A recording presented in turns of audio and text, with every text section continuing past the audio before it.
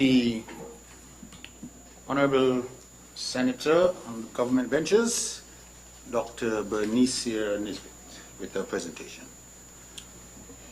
Mr. Speaker, I rise in this honorable House to lend my voice and my full support to this bill shortly entitled Appropriation Bill 2022, Bill 2021.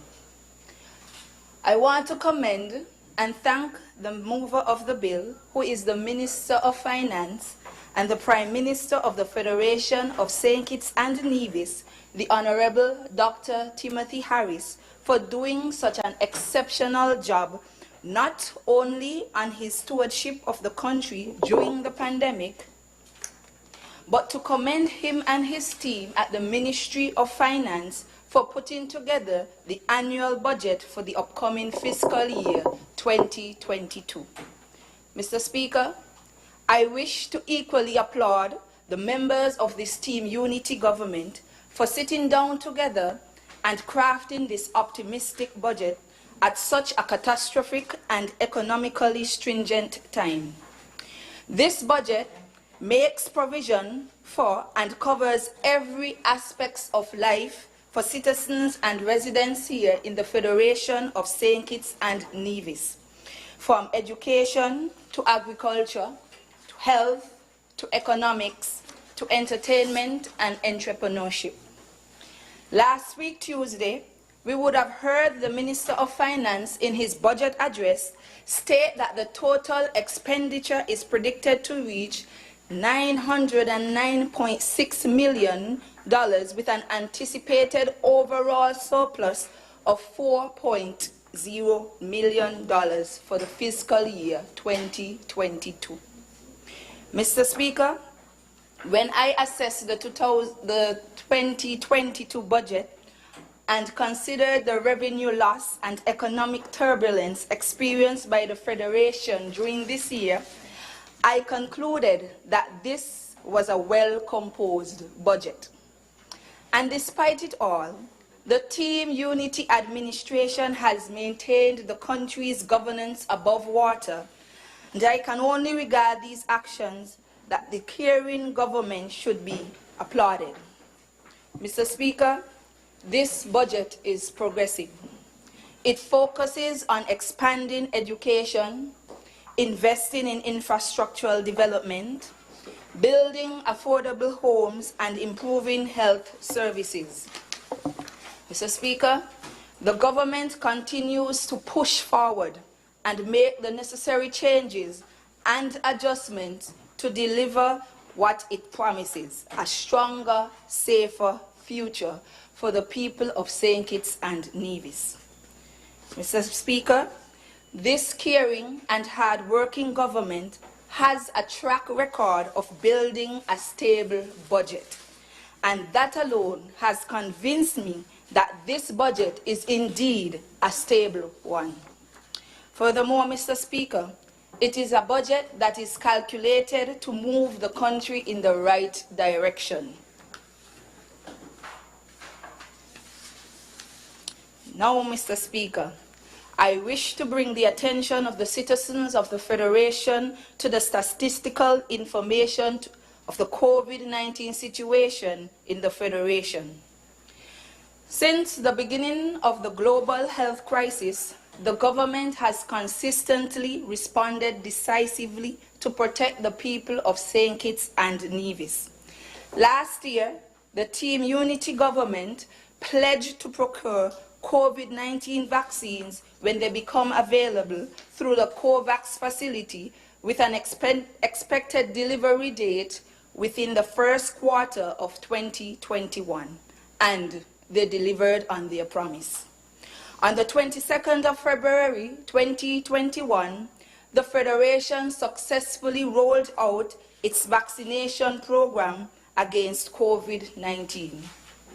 We would have recalled that Dr. Cameron Wilkinson, our medical chief of staff, was the first to receive the Oxford AstraZeneca vaccine, followed by our beloved Prime Minister and a few members of his cabinet. Additionally, some scores of health workers, including doctors and nurses, were among the first to receive the vaccine. Mr. Speaker, the government is not perfect, but it has done a relatively outstanding job thus far at managing the first and subsequent waves of this COVID-19 pandemic. As of Sunday, 17th December, our Federation has recorded 2,802 cases of COVID-19, 9 of which are active, 2,765 recovered cases, and 28 deaths. Mr. Speaker, there is still a lot of skepticism and myths about these vaccines, but the truth is, so far, and I stress so far, Mr. Speaker, the information and the facts about the vaccines suggest that they are highly safe and effective. Therefore, in my capacity as a medical practitioner, let me assure the people of the Federation of St. Kitts and Nevis that the benefits of getting the vaccines are far greater than the possible side effects. Please permit me to pause, Mr. Speaker, to commend the 81.1% and the 15.7% of our adult and children population aged 11 to 17 respectively, who have stepped forward to take the first dose of the COVID-19 vaccines. The Federation's effort in the first fight against COVID-19 have received worldwide recognition. As a matter of fact, Mr. Speaker, since September, St. Kitts and Nevis have achieved the World Health Organization's benchmark of having at least 40% of its population vaccinated against COVID-19 by the end of 2021.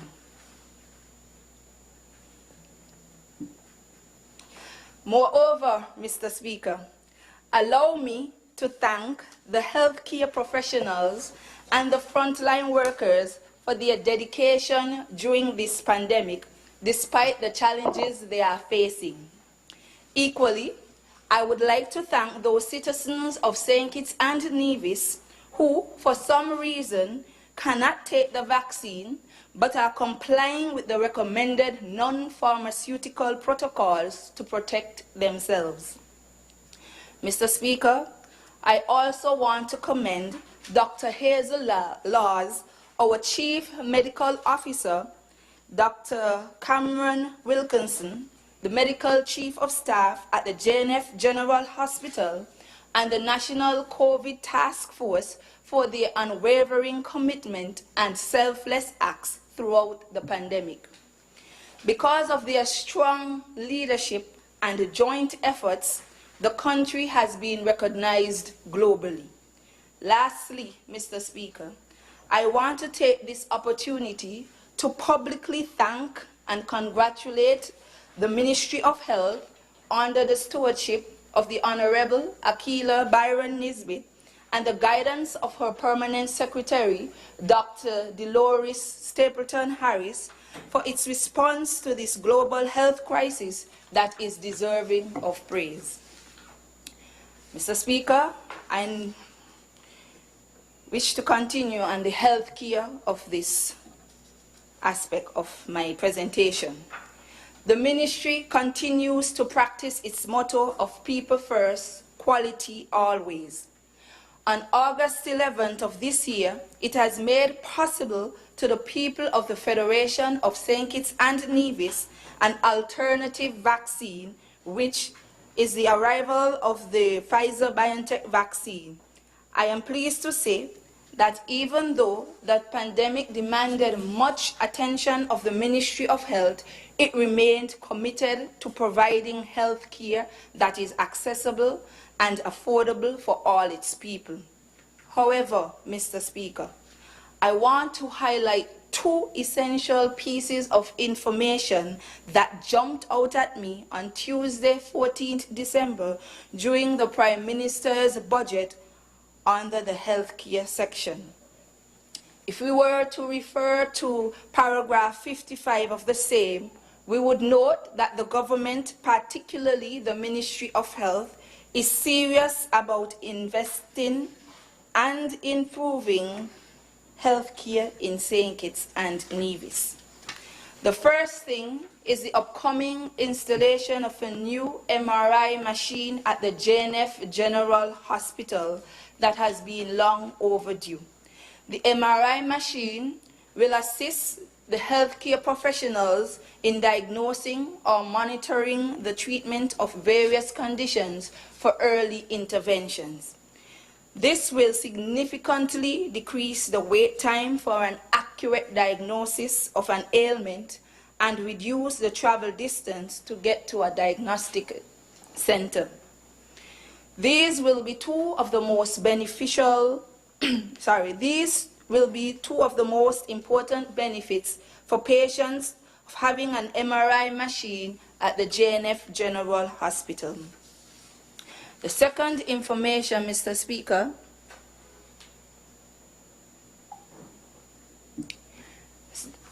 the government would expand the subsidies provided to persons receiving hemodialysis and oncology treatment at the JNF General Hospital. The cost of the hemodialysis is intended to be reduced by 50%.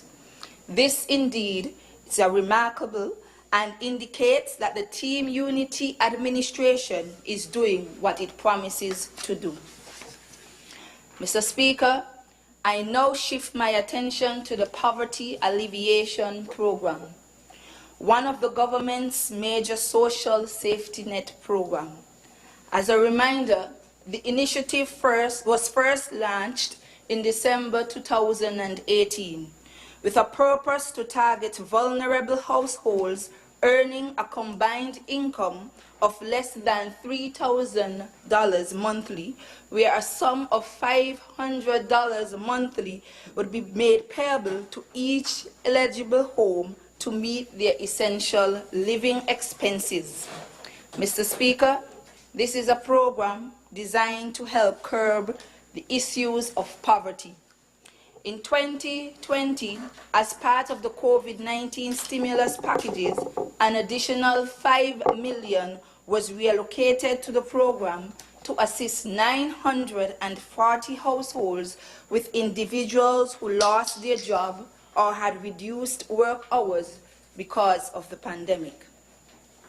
And now, Mr. Speaker, the Minister of Finance, during his budget address last Tuesday, had announced that a proposed sum of $32.3 million will be allocated to the same program to assure its continuity in assisting the people who need it. Mr. Speaker, I want to applaud the Team Unity government for its work in maintaining peace and security among the people of the Federation, despite the challenges posed by the COVID-19 pandemic. Mr. Speaker, I am saddened, sometimes I am heartbroken when I hear in the streets we are paying for peace. Can you truly pay for peace? Many point their fingers at the Peace Initiative program, trying to find all the mistakes and the loopholes instead of joining the consolidated effort to move this country forward. Mr. Speaker, if you may, I would like to remind the citizens and residents of St. Kitts and Nevis of the program's objectives. The Peace Initiative was created and designed to stop violent crimes among gang members by offering them employment opportunities. It provided at-risk individuals with a second chance to live an alternative lifestyle, and they welcomed it.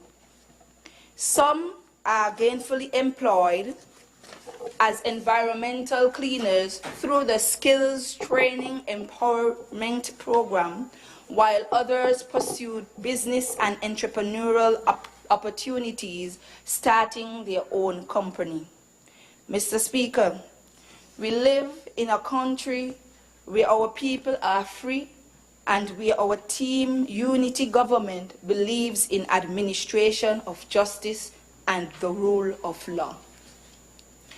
Even though we live in this period of the COVID-19 pandemic, our people can still access the courts to settle their disputes.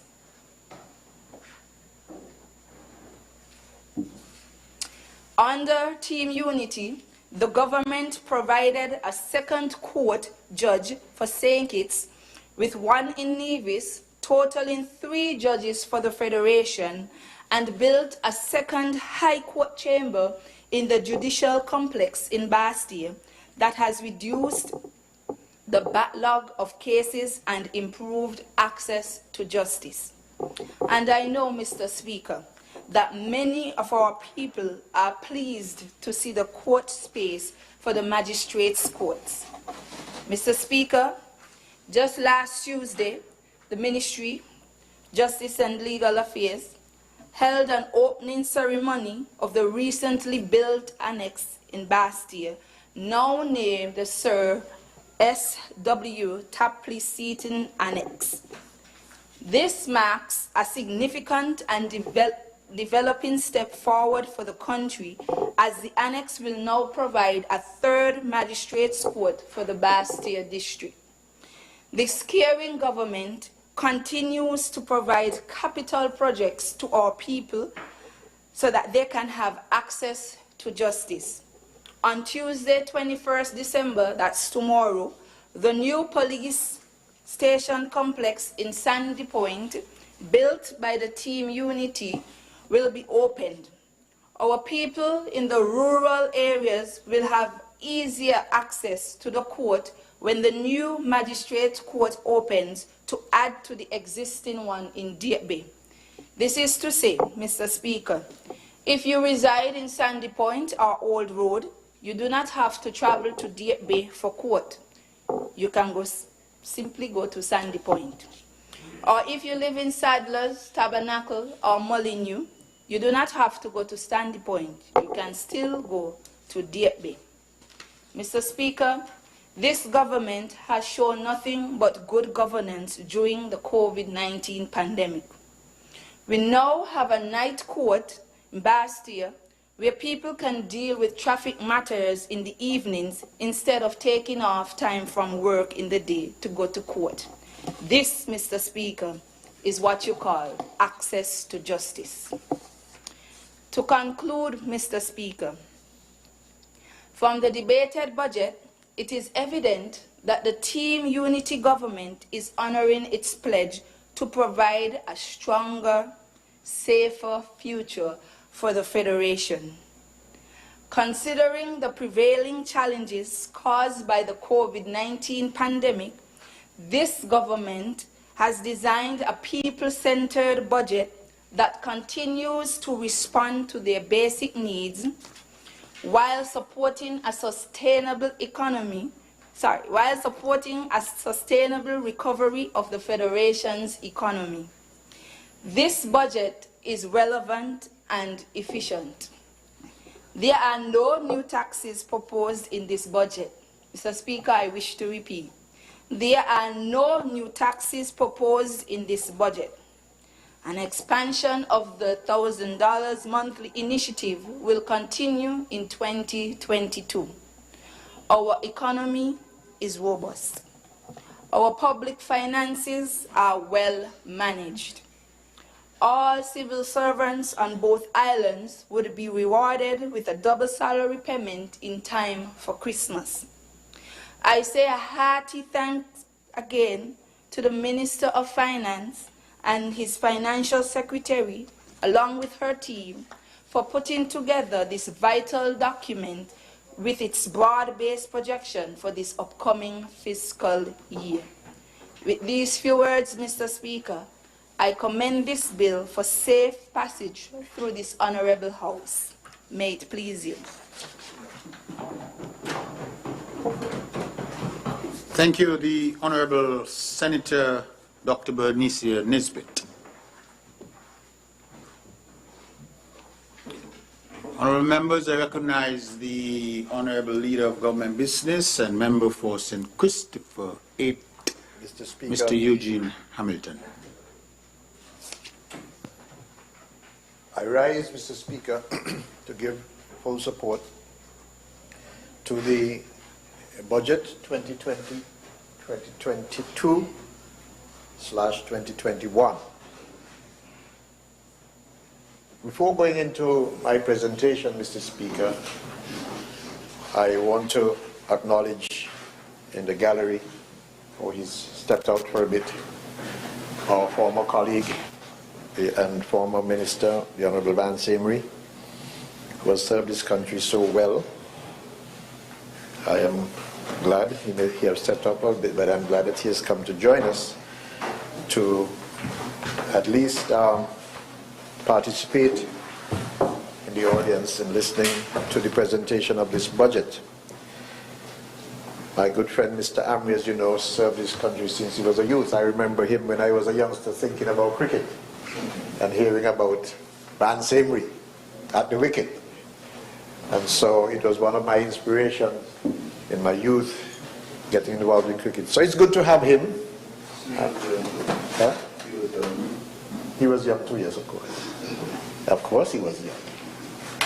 And, but the point I was making is that he has served this country so well in so many different capacities, including in the assembly in Nevis and here in this chamber, and as a minister. And while it is true that he may have retired from this role, he certainly has a lot to contribute. He's still very agile, very affable. I mean, everyone knows that, so I'm glad he's here. I want to refer, Mr. Speaker, first of all, to something said by a calypsonian in song some time ago.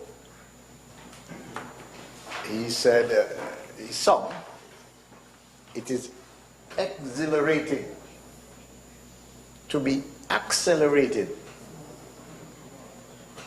And while he may have used it, no. And while he may have used it to focus on something which was happening tragically in the country at the time, I want to use it for a positive purpose today and to say, Mr. Speaker, that it is exhilarating to rise in support of the budget 2022-2021. And it is exhilarating to see my country accelerated, leading all of our nations in the region in terms of its economic growth and development. And that is very, very exhilarating, Mr. Speaker. It shows, Mr. Speaker, that our country has felt the generosity and compassion of my government with the announcement of a double salary. Here, Mr. Speaker, is an employer, I will say recognizing hard work, an employer feeling and understanding the pain of the last 20 months, an employer recognizing that given the economic surpluses generated despite COVID realities, those who have been burdened must be rewarded. I could put it in one word: compassionate.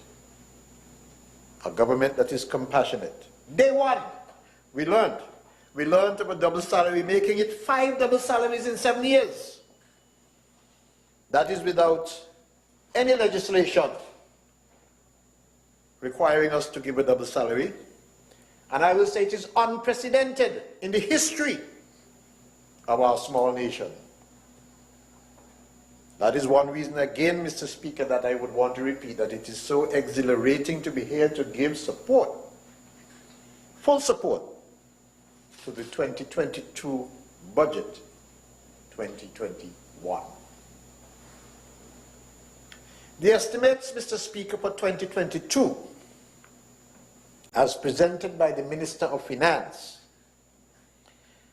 is expressed in the sum of 952 million $200,453, which is, Mr. Speaker, just 4.79% short of $1 billion.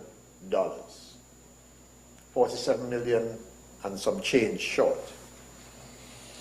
So, Mr. Speaker, in support of this near $1 billion budget, I intend to highlight the achievements from 2020 and 2021, and I want to forecast the work expected in 2022, covering the ministries that I superintend and the various subjects that I also superintend.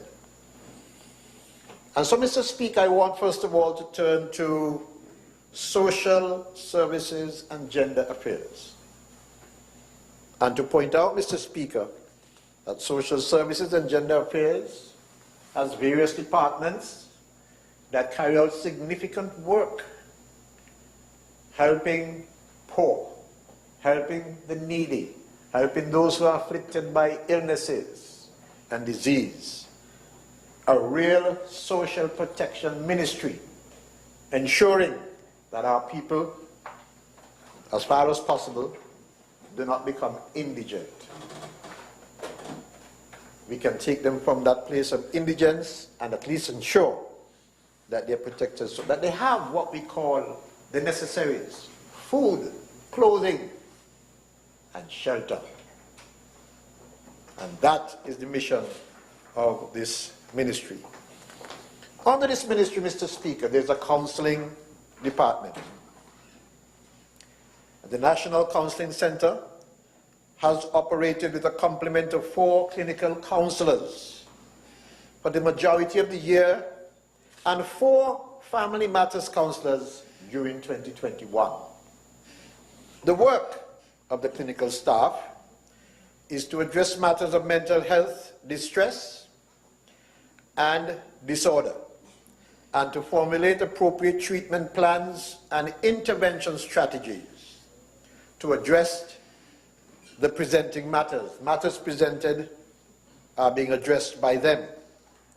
The family matters counseling work directly with families who are experiencing disruptions in their hierarchical structures, which then lead to chaos and disharmony on the household, is one of the matters that is addressed. Family Matters intervention in 2021. The department engaged 28 families, especially those affected by COVID disruptions. Apart from the work of the families, the Family Matters Counseling Unit continue to play roles like supporting reintegration of children in families where there have been separation, and they also do advocacy work for children and families in schools and communities. For the year 2021, the clinical staff of the center saw 128 individuals and families. Each one of these persons would have a contact time of 1 hour or more per week for several weeks and into months until there's a resolution of the issue. And Mr. Speaker, I will point out that for that period, there was at least one person who was seen by them under 10 years old. 12 persons between the age of 12 and 18 years old. 51 persons between the age of 19 and 30 years old. 49 persons between the age of 31 and 40 years old. 10 persons between the age of 41 and 50 years old. And over 50, there were 5 persons. And of those 128, 42 of them were males, 86 of them were females.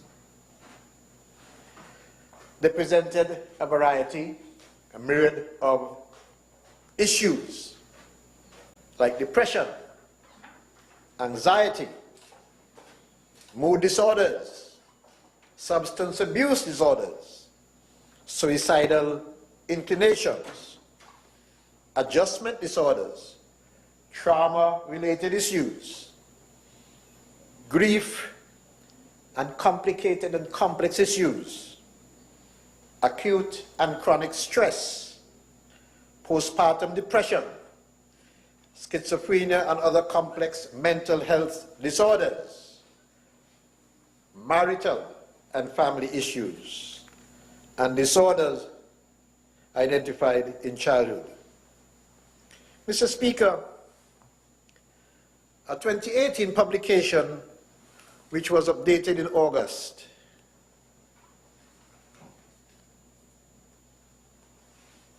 and written by Salome Datani, Hannah Ritchie, and Max Rusher, pointed out that something like about 10.7% of the world's population suffer from some sort of mental disorder. That's 1 in 10, Mr. Speaker. So how many persons are in this parliament today? Well, I hope it's less than 10. And so they could say the next person who is coming in might be that 10th or 11th person. But if that is a statistic is to be believed, then every time we're in a group of persons, a crowd, we have to think that among us there are persons with some disorder that requires intervention by those persons who provide counseling services. Mr. Speaker, during 2021, officers of the National Counseling Center were involved in various sort of training. Training with teachers, how to identify common signs of behavioral issues, and self-care for teachers on how to make appropriate referrals. Training for early childhood workers, how to motivate self and others in the era of COVID. In-service training for the new teachers recruits in association with the Ministry of Education. Training for community police officers, working with children and parents of the Explorers Club in St. Kitts. Training from the Family Matters counselors to help men and boys develop mentoring foundations and relationships. Training from the Family Matters Council to work with guidance counselors and parents in schools, supporting resilient families, strengthening home and relationship for students. Recognizing the need to support the mental health and wellness of the citizens and nationals and residents of our Federation, the Counseling Department, of course, will be doing some rebranding in 2022. With this rebranding, the Center will be able to increase its outreach and the network to introduce new services and fee structures to better serve the needs of the population.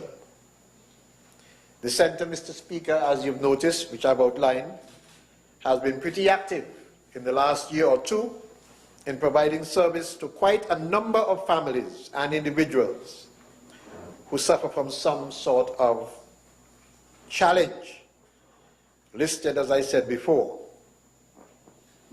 Mr. Speaker, I will now turn to the Seniors Empowerment Program. While the department, its efforts in the area were restricted due to COVID-19, there were a number of protocols and a number of successful activities that were followed and held. Focus groups, discussions with older persons to solicit feedback on future programming, a health walk for older persons, church to commemorate International Day of Older Persons, persons and vaccination sensitization session for older persons. And Mr. Speaker, in 2022, the Ministry will continue to work on our aging policy. Mr. Speaker, something was mentioned last week by a member, I think is number 1, and he was talking about the elderly abuse policy. And so I will point out, and I hope that he's listening, that in 2022, with funding being found, the source of funding for the development of the elderly abuse policy will be found, and we will consider this an area that we have to push very consistently in 2022. Discussions will be held in 2022 on further development of standards of care for older persons, registry of the caregivers, and the introduction of home help for older clients. The ministry is grateful for input provided by experts in the areas, including experts like Dr. Samir Sinha, I may be calling his name incorrectly. Sinha. Thanks, Senator. Dr. Samir Sinha from the National Institute of Aging in Canada, and the local entrepreneur Dr. Patricia Richards-Leader. This has been ongoing work supported by our own nationals, for which we are indeed grateful. So for the member for number 1, who somehow may have had some permanent secretary write his speech, let it be known that the ministry actively working on producing the aging policy, a subset of which is the elderly abuse policy. Mr. Speaker, I will now turn to some persons, the section to do with disabilities, persons with disabilities. In St. Kitts and Nevis, we ratified the United Nations Convention on the Rights of Persons with Disabilities in 2019. The ministry, as the lead agency in advancing the rights of persons with disabilities, is working assiduously to ensure that concrete steps are taken towards protecting and promoting the rights of persons with disabilities. I, Mr. Speaker, have had significant engagement with persons with disabilities, visiting them at their center in McKnight, working with them, walking with them a mile in my shoes with my blindfold on, advocating for them to get certain things done. That is one of the reasons, Mr. Speaker, why right down at government headquarters, right downstairs here, you have an elevator that can take persons from floor 1 to floor 3. We have been working with the persons with disabilities to ensure that they have access. That is why, Mr. Speaker, the Ministry of Public Works, if you look around last year, doing a lot of work on sidewalks. Some places I never knew could have sidewalks. And I'm so glad to see the Ministry of Public Infrastructure working to ensure that there is a place for people to walk, for them to roll their carts or their wheelchairs. That is because we understand that we have a responsibility to take care of those persons who are differently abled. In 2020, the ministry received approval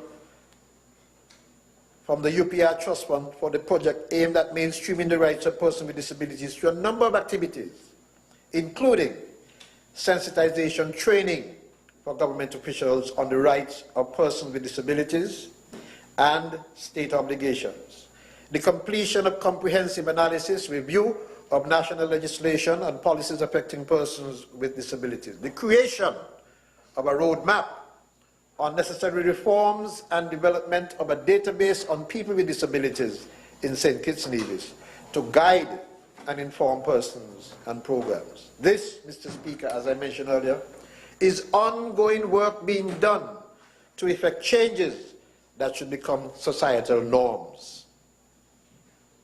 Earlier this year, Mr. Speaker, I participated in several events, including an event which PAHO assisted the ministry with a number of communication aids. The aids include, Mr. Speaker, medical word board in both English and Spanish,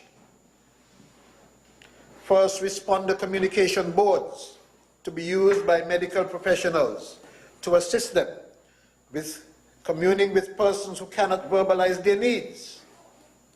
Of course, amplifiers, so that persons can hear, those who are hearing impaired, and participate in the public discourse and dialogue on national issues. Mr. Speaker, the ministry intends to establish a Disabled Empowerment Committee in 2022 with representatives from various sectors. It will be expected to monitor the inclusion and accessibility of persons with disabilities in our federation.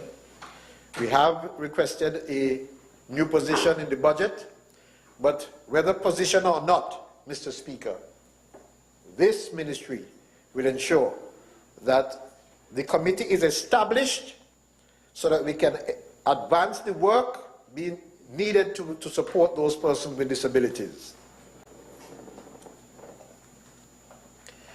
Mr. Speaker, the ministry continues to be such a vital part of the social protection program of our country. And in providing that vital role, in 2021, the number of persons who receive school uniforms, assistance, 1,040. That is a significant number, Mr. Speaker. 1,040 persons received school uniforms assistance. And so those who may be listening, because I know that there are persons who sometimes complain that they did not get some assistance. Sometimes they do arrive late, perhaps not hearing about the program in time. But the program is very open, assisting as many persons as the need arises. And 1,040 persons received assistance in 2021. Burial assistance. Mr. Speaker, when people die, Social Security does provide, especially for those who made a contribution, as long as you've contributed for 26 weeks, I think, in your lifetime, you get a check from Social Security in the sum right now of about $2,500. But $2,500, if you don't have any other resources, it's really not enough to provide to inter you. As you know, Mr. Speaker, and I don't know if you know because you probably haven't had anybody who died recently, but I can tell you, those costs for burial could be significant depending on all of the arrangements that are being made. And so, the Ministry of Social Services in 2021 assisted 29 persons with burial assistance, part of our social protection program, because we do not want to have a family that is bankrupt and cannot bury the dead. And so the ministry responds to those. The number of persons who receive food vouchers, 251 ordinarily receiving food vouchers. I'm not talking about the COVID vouchers. This is the ministry doing its usual work, providing 251 persons with food vouchers in 2021 so far. The number of persons receiving medical assistance, 164. Now, Mr. Speaker, I'm not sure if many persons are aware, but so many persons who find themselves from time to time in a position where they cannot pay for the surgery or the overseas attention needed, and they do come to the ministry, and the ministry has in 2021 given assistance to 164 persons. Mr. Speaker, the same ministry continues to provide home care, and as we speak, there are 99 persons who receive home care every week from the Ministry of Social Services.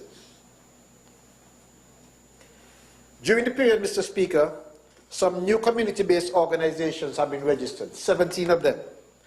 They have been registered, volunteering to provide social work or assist with social work in the communities in which they are based.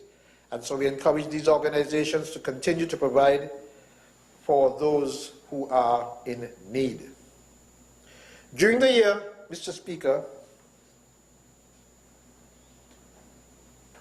there was a new community center opened in Lodge. Some describe it as a state-of-the-art community center, and I want to agree. In that center, the cable has provided, I will say outfitted, that community center and all community centers with Wi-Fi, with free Wi-Fi, to be used by our own ministry. We have satellite offices in some of these buildings because, as you know, in some of the community centers, there are members of staff who work there, providing immediate relief and response to persons in those communities. So the Wi-Fi supports that, but it also provides support for those persons who may not have Wi-Fi in their homes and want to do homework, or maybe just gather in communities doing community work. Free Wi-Fi is provided in those community centers. I expect, Mr. Speaker, that when reporting on 2023-2022 budget, I will inform of the success of the policy of drafting new regulations which are designed to help us conduct the work at those community centers. The ministry is cognizant of the needs of repair of some of the centers. Yes, we know that because, of course, they serve another role. They serve as a place for shelter, especially in time of disasters. And so we are currently engaged in discussion with USAID with the possibility of funding a project aimed at comprehensively rehabilitating all of our centers and shelters. This is ongoing, and we expect that by 2023, when we report, we will have more positive information on the repairs of all of our community centers. Mr. Speaker, under the leadership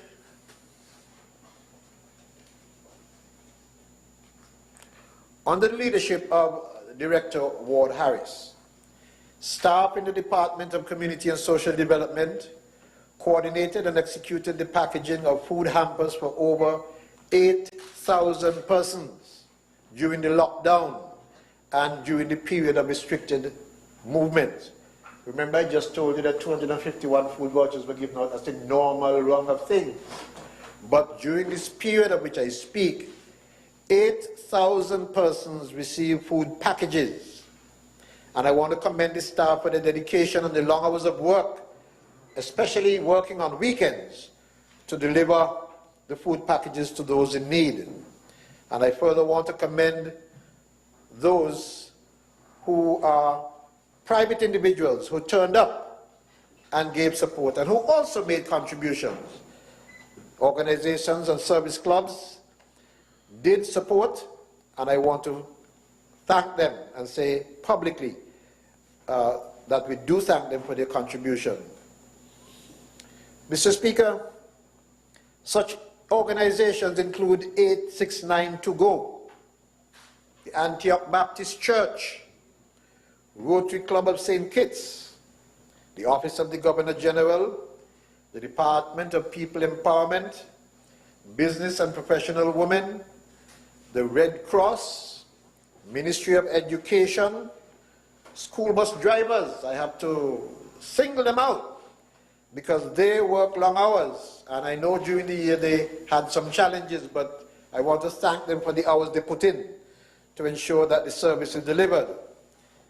Mr. E.K. Flanders, Uncle T's, Mickey's Hope, and I must pause at Mickey's Hope because Mickey's Hope is one of the foundations that does so much philanthropic work in St. Kitts and Nevis. At this time, Mickey himself is in the United States recovering from heart surgery. And of course, Food Center, OD Brisbane, Best Buy, Curry's Wholesale, and others, such as Social Security. Mr. Speaker, the move of the bill spoke to transition of the food voucher program. I do not want to tarry long on this matter except to say that the word cash is used in it. I believe you heard the member for number 1, well, he didn't raise it, he wanted to raise it. The program speaks about cash. And when we speak about cash, Mr. Speaker, it's not to say that we are transitioning the program to give people cash in their hand. It will be on a card. In other words, cash is used in its broadest sense. It is to provide access on a card that they can take to the point of service and receive benefits when using the card. So let's not mistake the word cash for meaning you walk up to the ministry and collect cash in your hand. This will be done by a card which will be managed by some institution which otherwise provides cash. We are cognizant of the need to have urgent repairs on our community centers, as I said before, and we'll be working also, apart from the USAID, working with the Public Works Department to develop a maintenance plan for those centers. To better equip our officers for the role of shelter managers for 2021, officers in the department received training recently as shelter managers. In addition to the training, the ministry staff, through NEMA and the Red Cross, continue to be exposed to various training methods that will strengthen and improve their skill sets in the area of disaster management. Mr. Speaker, in 2022, a national diversion, rehabilitation and reintegration strategy will be presented to the Cabinet. The document will guide efforts at reforming young people and provide them with second chances.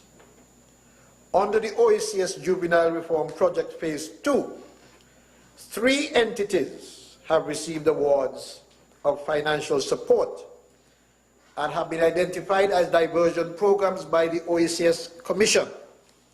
Those 3 organizations, ALCAS, the Youth Volunteer Corps, or Corps, the Youth Volunteer Corps, and the Explorers Club. These 3 programs will be invited to register in the first quarter in 2022. In addition, Mr. Speaker, the Probation and Child Welfare Board has appointed the Adoption Committee, and they worked along with the Attorney General's chambers to draft and produce regulations for the Child Justice Act and the Children Care and Adoption Act. They have also worked on the Operation Manual, which has been drafted for the Probation and Child Protection Department and will be presented to Cabinet again in 2022, along with the revised Operation Manual for the New Horizon Rehabilitation Center. Mr. Speaker, let me turn to gender affairs for a bit.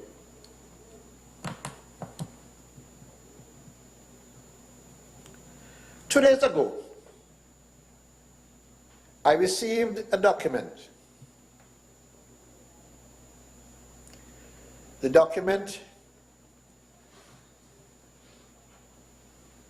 was presented by the department, having been working on it, I understand, since 2002, and then lost the funding for it, and then regained the funding when the community came back.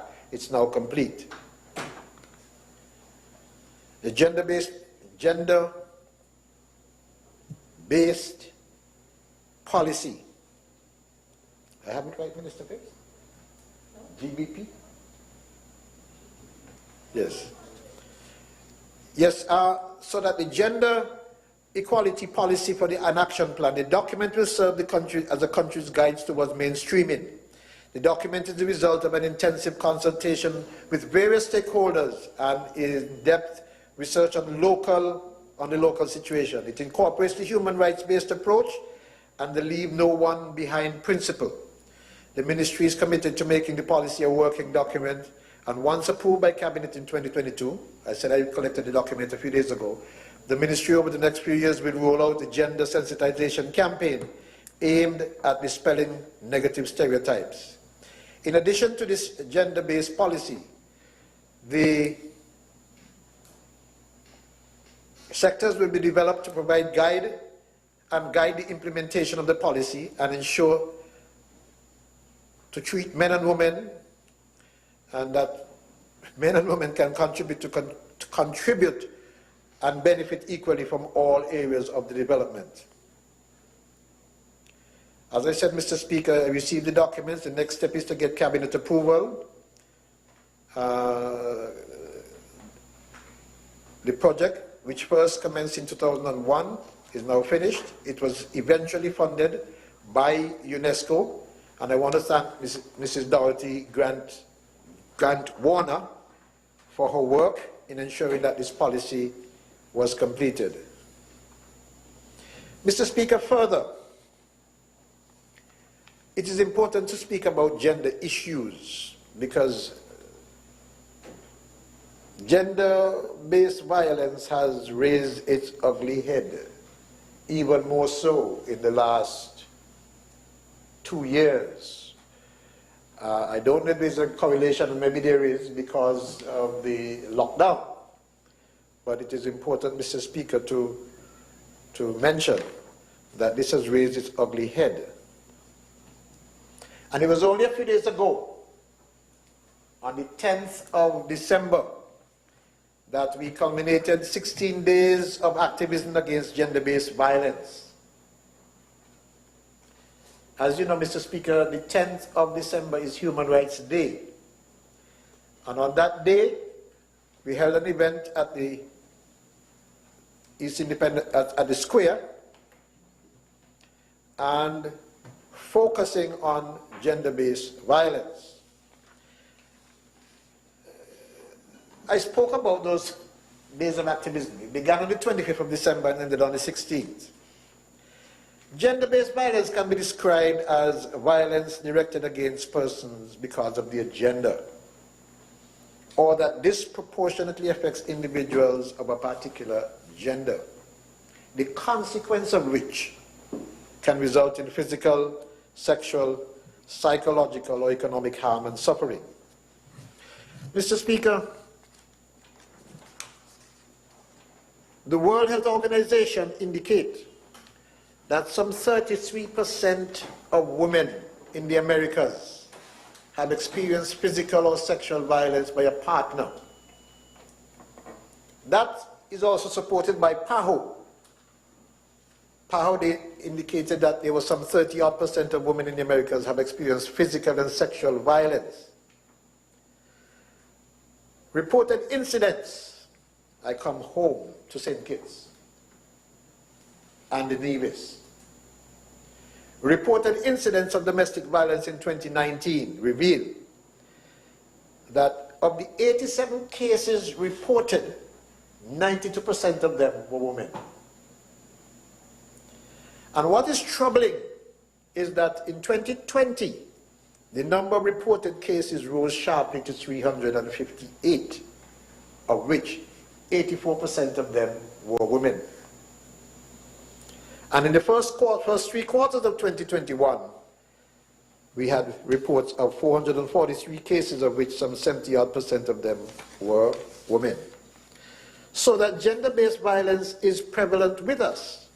And it is important, Mr. Speaker, that we speak about it and try to root this out. I will only say, Mr. Speaker, that in his book, The Division of Labor, when speaking about morality, the father of sociology, Emile Durkheim, said, it is impossible for offenses against the most fundamental principles to be accepted without the disintegration of society. And it is necessary to eradicate it, to combat it, with the aid of a particularly energetic reaction which attaches to moral rules. He was speaking about morality. And the point is that if we have gender-based violence, which is something really immoral, it's not only immoral, it's also criminal. If we have gender-based violence, whether it is associated with the lockdowns in the 2020-21 or not, then it means that as a society, we cannot accept it as a social norm. We must be careful to eradicate it. We must make every energetic attempt to eradicate it using moral rules. And I suggest that we follow Durkheim, because really and truly, if you see violence of any sort, especially against women in your neighborhood, call it out. Stand up against it. After all, some of these women are our mothers and even our fathers, because the mothers have these single family homes and provide both services to that home. Mr. Speaker, I will turn to the Boys Mentorship Program and very briefly point out that the Department of Gender Affairs launched the Boys Mentorship Program all the way back in 2016. The mentorship program was piloted at the Charles E. Mills School in 2016, expanded to the Bastia High School in 2018, and to the Care High School in 2021. Of course, there is also further expansion anticipated in 2022. During the last year or so, 9 mentees successfully completed and graduated from secondary school. 4 out of the 9 opted to seek employment after graduating, while 5 decided to further their education at CFBC. Since the inception of the mentorship program, 2 of the mentees would have decided to discontinue their education.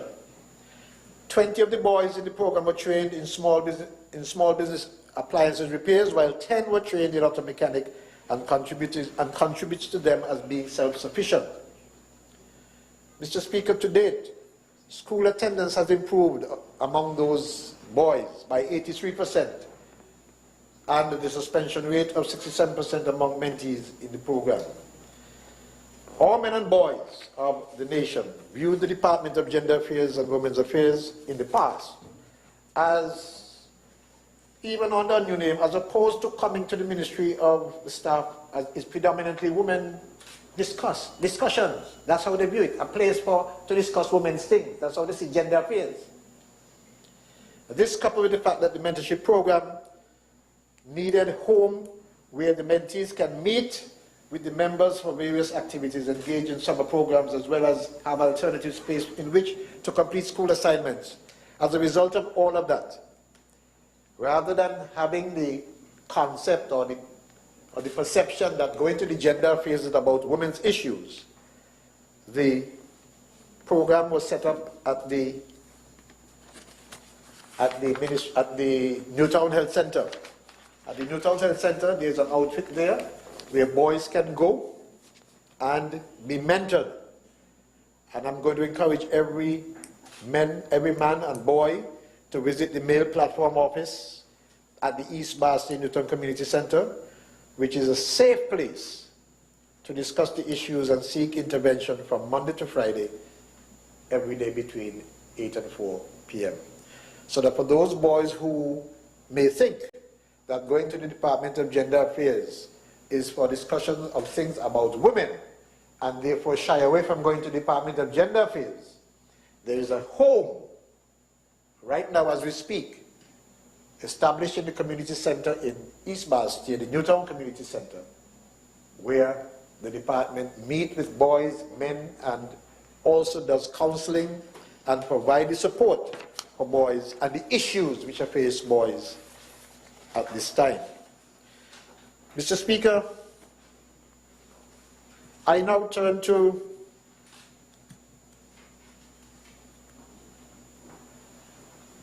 the Social Security. I think I've spoken for near 45 minutes or so on social services. And while there's much more to speak about, there are other aspects of my ministry. Mr. Speaker, Based on general observations, and according to the various Social Security Board's audited financial statements, including the actuarial reviews, the general public should be pleased to know that the reserves of the Social Security have grown since the Team Unity administration is in office from $1,324,000,000 in 2014 to $1,722,000,000 in 2020. Thank you, Mr. Attorney General. That's $398 million of growth during the Team Unity administration in the reserves alone. Remember, and during remember, I'm not talking here, and during a pandemic. Remember, I'm not talking here about the total assets. That's a different matter. I'm talking about the reserves, because that is where, you know, the rubber meets the road. How much reserves you have? And the reserves stand $1.722 billion as at the end of 2020, which was the last actuarial review which was done. We look forward to 2023. And I should add, Mr. Speaker, that the board, the management has been able to stabilize the administrative costs, so that administrative costs is not a bother for the organization. It was a bother at one point and commented upon by the actuary over many years, but that administrative cost has remained under control under this new administration. The 13th actuarial review of the Social Security Fund was successfully completed and laid in this Parliament in accordance with Section 39 of the St. Christopher Nevis Social Security Act only a few months ago. In that report, it states that the effectiveness of the Social Security operation, it appears that the Social Security Board performs reasonably well at collecting, contributing, and adjudicating claims and paying benefits in a timely manner. That is a very creditable statement by the actuary. Further, Mr. Speaker, according to the 13th actuarial review of the Social Security Fund, the fund has gained 2 years. 2 years have been added to ensure that the suitable balance between benefit and adequacy is achieved, and of course suggests greater financial sustainability. Put another way, the 12th actual report suggested that the fund could be depleted, at the pessimistic view was by 2036, and the optimistic view was 2041. Pessimistically, at the actual review of 2017, the fund would have been depleted by 2036. Optimistically, the fund will be depleted by 2041. Now that we have had the 13th actual review, the pessimistic view has gone to 2038 and the optimistic view to 2043. So that Social Security is trending in the right direction. Because we have to do what we can to build the lifespan, the longevity of that organization. If people like Mr. Grant who expect a pension, who is to get his pension, we have to make sure that this institution lasts for as long as you become pensionable. He says he's a long way off. So that is the whole point, is that we are trending in the right direction, gaining another 2 years, and I am looking forward to the next actuarial review to see that we can add another 2 or 3 years or even more, because many reforms are being undertaken at the moment. We are currently engaged in undertaking a series of far-reaching transformational projects, some of which are being tackled simultaneously. Those include an organizational and human resource audit. This audit is being implemented by KPMG out of Barbados. That is how important we treat this exercise, and getting a professional organization to conduct it.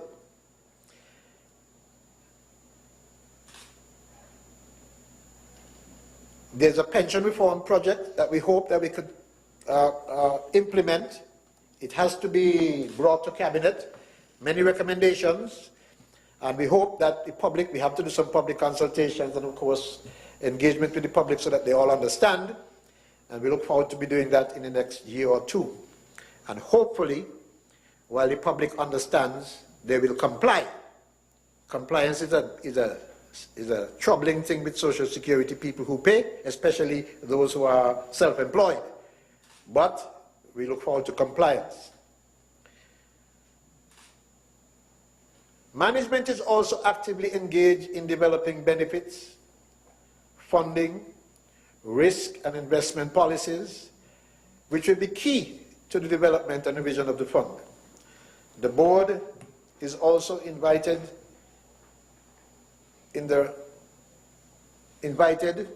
to build partnership with the World Bank. There's a ramp policy which the World Bank operates to strengthen the Social Security Investment Management Program that is now in full gear and already bearing fruits. The aim is to strengthen the Social Security Board's investment management functions and build capacity in creating areas of Social Security administration such as risk management, internal audit, investment management, governance of ITC, and so on. I say that because, Mr. Speaker, the Social Security is a Social Security Board institution. But the resources of the Social Security are such that the time maybe is past, but it is still present. We have to do it now to get involved in strengthening the investment ability, the capacity of those who work in institutions. Find ways to make sure that our investment returns are greater than we currently receive. At one point, Social Security used to earn an average of 7% on its investment. That has fallen down to about 4%. No fault of Social Security. It is just what's happening in the financial markets, at least locally. But if you listen to what happened with the National Bank, boasting about its profits in 2020, then it means, and if you look at the accounts of the National Bank, most of it has come from its investments, especially those investments overseas.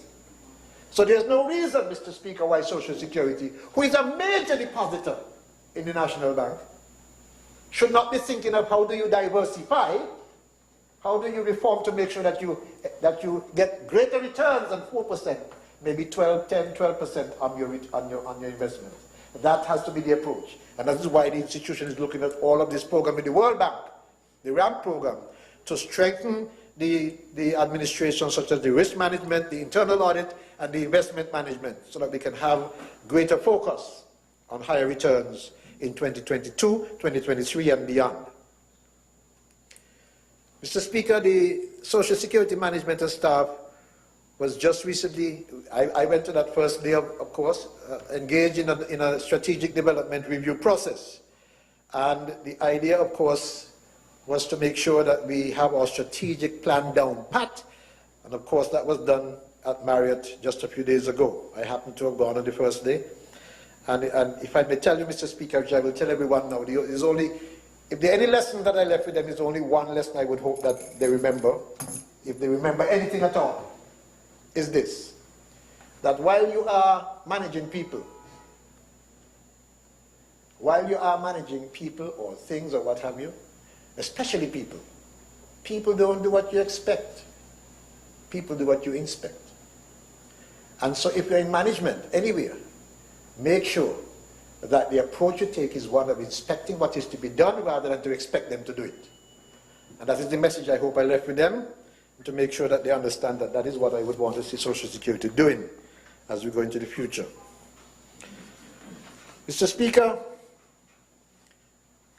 Social Security got involved with COVID battles, you know. It played a vital role during the period of lockdown. And it is important to note that the Social Security Board introduced and approved a proposal for a special food voucher initiative during the period of lockdown. The project was developed as a corporate social responsibility response to the recent COVID challenges. And of course, by September of this year, a total of 2,900 food vouchers had been given out to more than 1,500 persons. It means some people got twice. Let me repeat those figures. Social Security got involved in responding to the challenges faced by persons who were affected by COVID. And during that period, up to September of this year, they had given out 2,900 food vouchers to more than 1,500 persons.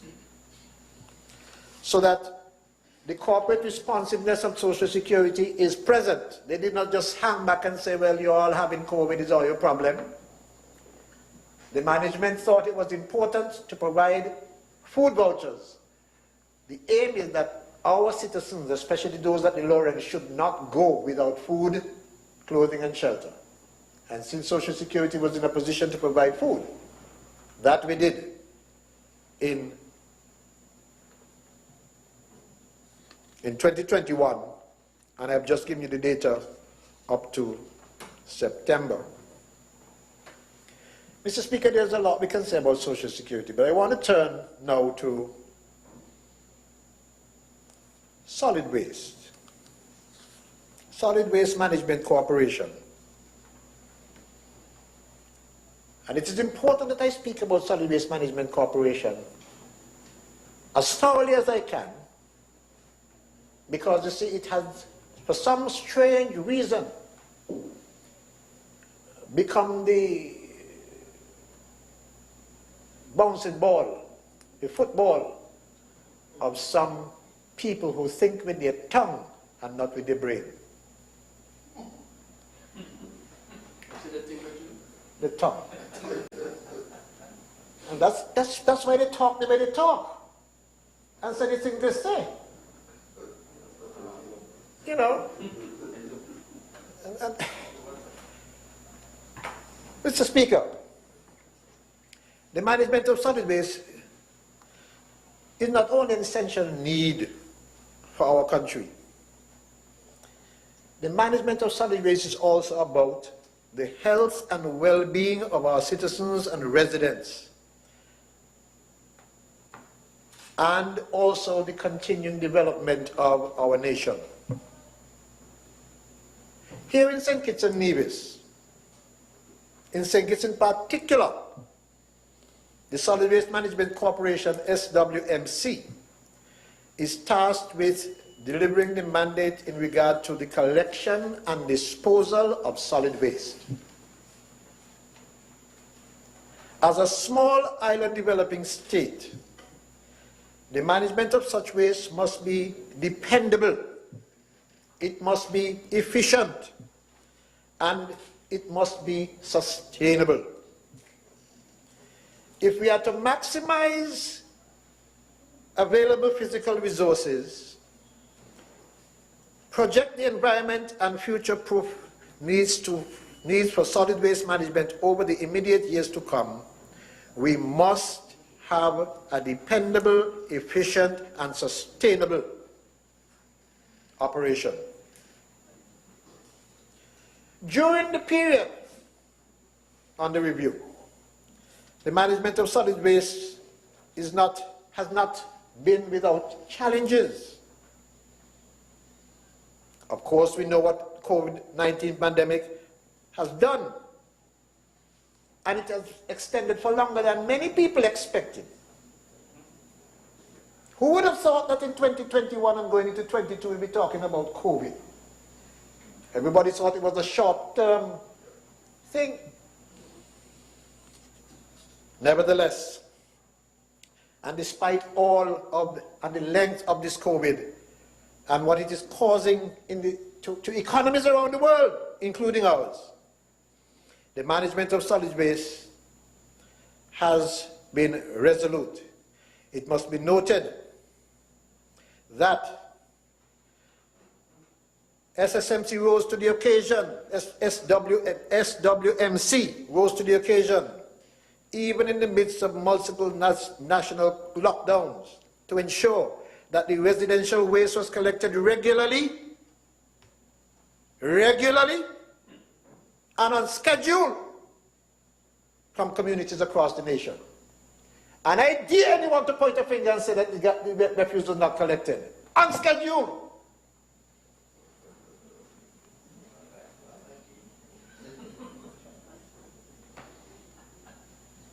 It must be noted, Mr. Speaker, that throughout all of this, we didn't lay off a soul. Not one person was laid off during that period. I hear plenty of people went home from plenty of institutions in this country. But at solid waste, not one soul went home. Not a soul.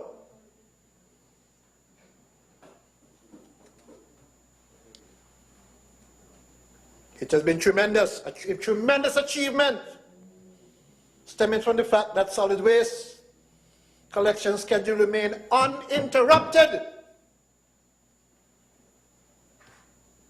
And I want to express thanks and appreciation to the staff, the people who do all the work.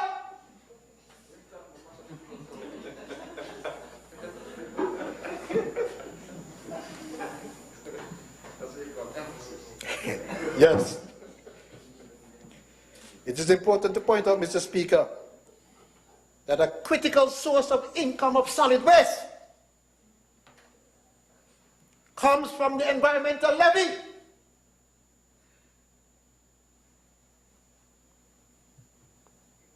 It comes because of the cruise ships coming, because of the people coming at the airport, and we know it was disrupted. The disruption of the airport and the seaport caused the revenue of solid waste to disappear.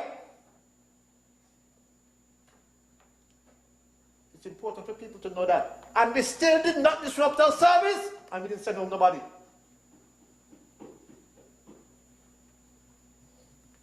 And Mr. Speaker, as a result of that COVID and these lockdowns, almost $5.6 million of the revenue of the organization disappeared.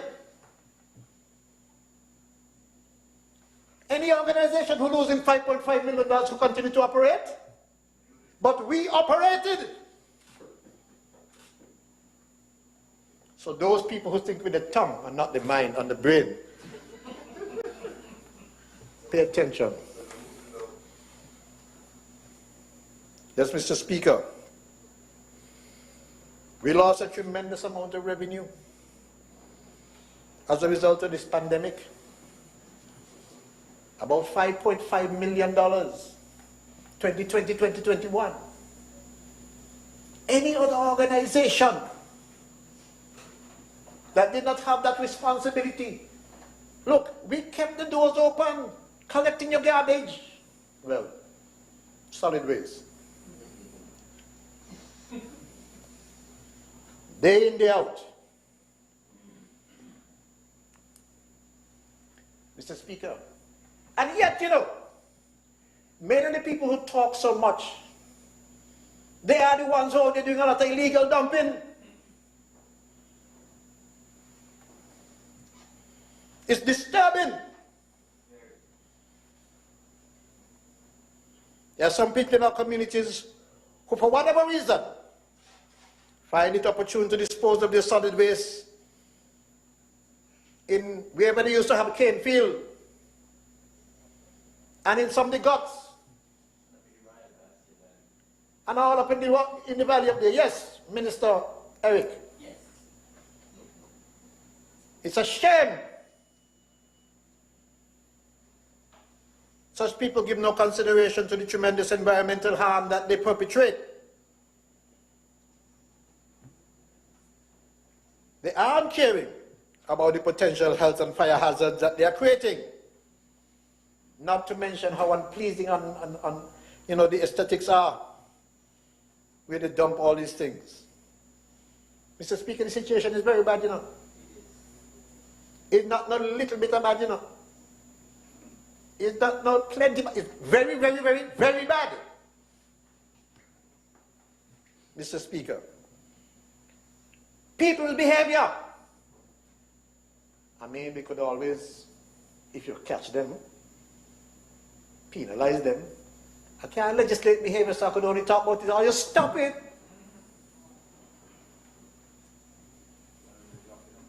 Stop it. Look here, Mr. Speaker.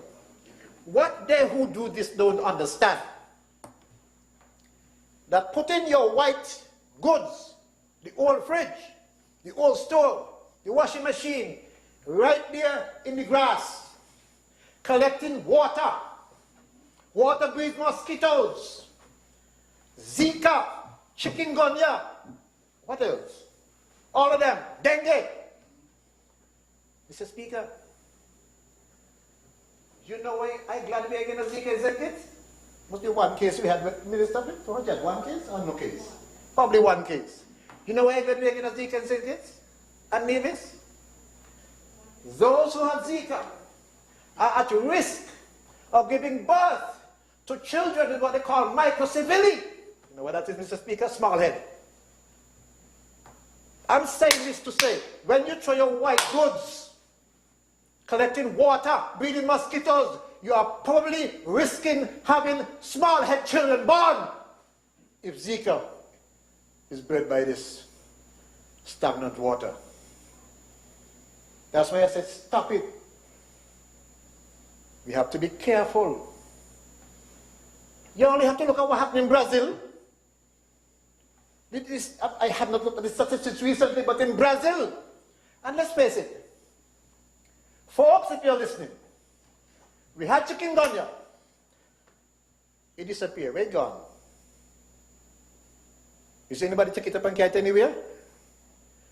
Where it gone? It means that probably lurking somewhere to come again. You understand? And the same is true for Zika. That's why I say I want to talk about this as solidly as I can, you know. Because you see, Mr. Speaker, people who sit around and lie and think with their tongue and forget they have a brain, I hope they're listening. Because some of them are the biggest perpetrators of this, I will call it, crime. Mr. Speaker, you know what is painful? To carry things at the landfill is less than a halfpenny per pound. A halfpenny. You see, people don't even know what a halfpenny is. To take refuse to the landfill costs you less than one halfpenny per pound. No reason why you should not take your things to the landfill. And any reason for you to throw that your garbage there to create all these kind of hazards for humans, human health? Mr. Speaker, several persons have been caught by the cameras, you know. Recorded on cameras carrying out illegal dumping in guts.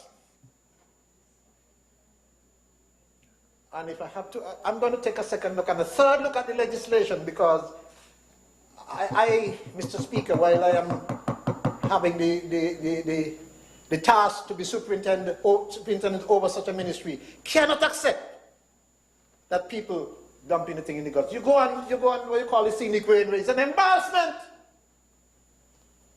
Driving on the scenic railway, not embarrassment for the scenic railway, but embarrassment for the country. And that is even worse, because they end up in the sea, in the food chain, especially plastic. Do you know they say plastics having over 10,000 chemicals? A plastic bottle? I read something the other day which said that. Bisphenol is one of the chemicals. Bisphenol. Dangerous. Look it up. If you're out there and you think you're just making up name, bisphenol, dangerous. In the plastics that we throw down in the street carelessly and end up in the sea. And perhaps in the food chain, because I don't know if fish can eat plastic, but it could end up in the food chain. I mean, it's coming back to your stomach. That is the point. So I'm talking about dumping, illegal dumping, and that we have the landfill and we must use it. In 2019, Mr. Speaker, the landfill experienced a large fire that impacted the quality of air for some of the communities, and after a significant amount of effort, it was brought under control. Since that incident, Solid Waste took measures to identify fire hazards, and we no longer have, that risk has been significantly reduced. A series of berms were constructed and now help to prevent ignition by starving the areas of oxygen needed to achieve to fuel's combustion. Mr. Speaker, eliminating grass fires and fires through the introduction of landfill gas mining in new cells, while moving to integrate alternative energy technology strategies will be down to more efficient management of the landfill. Derelict vehicles. I talk about white goods, I didn't talk about derelict vehicles, it's a little different still. Derelict vehicles which people have. You might be aware, Mr. Speaker, that Solid Waste has been involved in a program aimed at removing derelict vehicles from across the streets and all through abandoned areas. So far, I can inform the nation that to date, we have collected, and we started at 2018, I think it was, 18, 19, 20, yeah, 2018. Or perhaps a year, 2018. 9,000 vehicles we don't collect. 9,000 abandoned vehicles. Since that, Mr. Speaker. And there's still a lot more out there. And some people who have the abandoned vehicle, when we take it up, they want to come talk about this sue. I tell them, sue. Sue if you can. You got your abandoned vehicle on the street, creating all kind of health hazards, and you don't want nobody to it. A fellow comes to you know, you want $5,000 for your vehicle, say, yes, you go sue. Go ahead. Huh? Well, he's suing. Mr. Speaker, let's look a bit forward, see? I hope I made the point clear enough for people to understand. This is unacceptable. A people in a nation that is accelerating, like I said when I started, economically and otherwise. We're here and creating havoc with our health by the way we deal with our refuse and our garbage. If you know better, do better. If you don't know better, come to school, go learn better. Because it should not happen, Mr. Speaker. Shortly, Mr. Speaker, Solid Waste will begin working on the introduction of a waste-to-energy gasification power plant. I think the Minister of Public Infrastructure did mention earlier in his presentation about waste-to-energy production. And I believe there's collaboration between all of the institutions. So maybe I shouldn't spend a lot of time on it. But just to tell you that the process will be to convert biomass, can convert biomass and other forms of energy sources into other forms of energy without having to burn the waste. Put another way, Mr. Speaker, gasification involves converting solid and liquid waste material into gas through a chemical process. This will be, Mr. Speaker, a significant advancement in the way waste is handled at the landfill, bringing usable byproducts out of the process. I happened to be looking at television last night, and I saw something which I got interested in. The guy who was a partner with Elon Musk, his name escapes me right now, but he's been with Elon Musk for about 15 years, growing this empire that they have there. And he, because of this, what you call it, making cars, making cars with battery and so on, yeah, that creates a problem. Now, they're trying to solve one problem with gas, the petrol, and the emissions. And by doing the battery, the guys solve another problem. Because the question is, how do you dispose of all these batteries? Because those things are dangerous. And so he has come out to start a new business to decide how to deal with batteries. And when I looked at that, I said, my goodness, I never thought of that. The millions of batteries. He could turn into a big empire. It is being sold as $1 billion industry alone just to get rid of batteries, to turn with what you call recycling batteries. And I saw that last night and I thought, wow. Even though you have changes in the world and some people think, well, you take away that job, it creates more jobs. You know? So yes, gasification. Such technology will enable thinkers to create and integrate waste management policy aimed at eliminating significant portions of industrial waste, things like tires and other types of solid waste, through the use of the gasification energy process. Because that's another problem we have, you know, Mr. Speaker, with tires, you know. People that try the tires in the bush too. I mean, you know, take off the tires and try it in the bush. I tell you, it's less than a halfpenny per pound. Carry the thing to the landfill. I'm sure you will be able to find some halfpenny on the road. Just when you come in, you know, pick up a halfpenny and go. You know what's a halfpenny? Mr. Speaker, I thought you know what is a halfpenny. No, the younger generation is... Oh, the younger generation may not know. Oh, less than a penny. Half of a penny. 1 cent. Halfpenny. You know what a halfpenny? One time they used to say farthing for certain things. We didn't know farthing, but there was some of these small things. But this one is it. I know what a halfpenny is. I saw that. I used to have that in my pocket. When you're going to you got a halfpenny.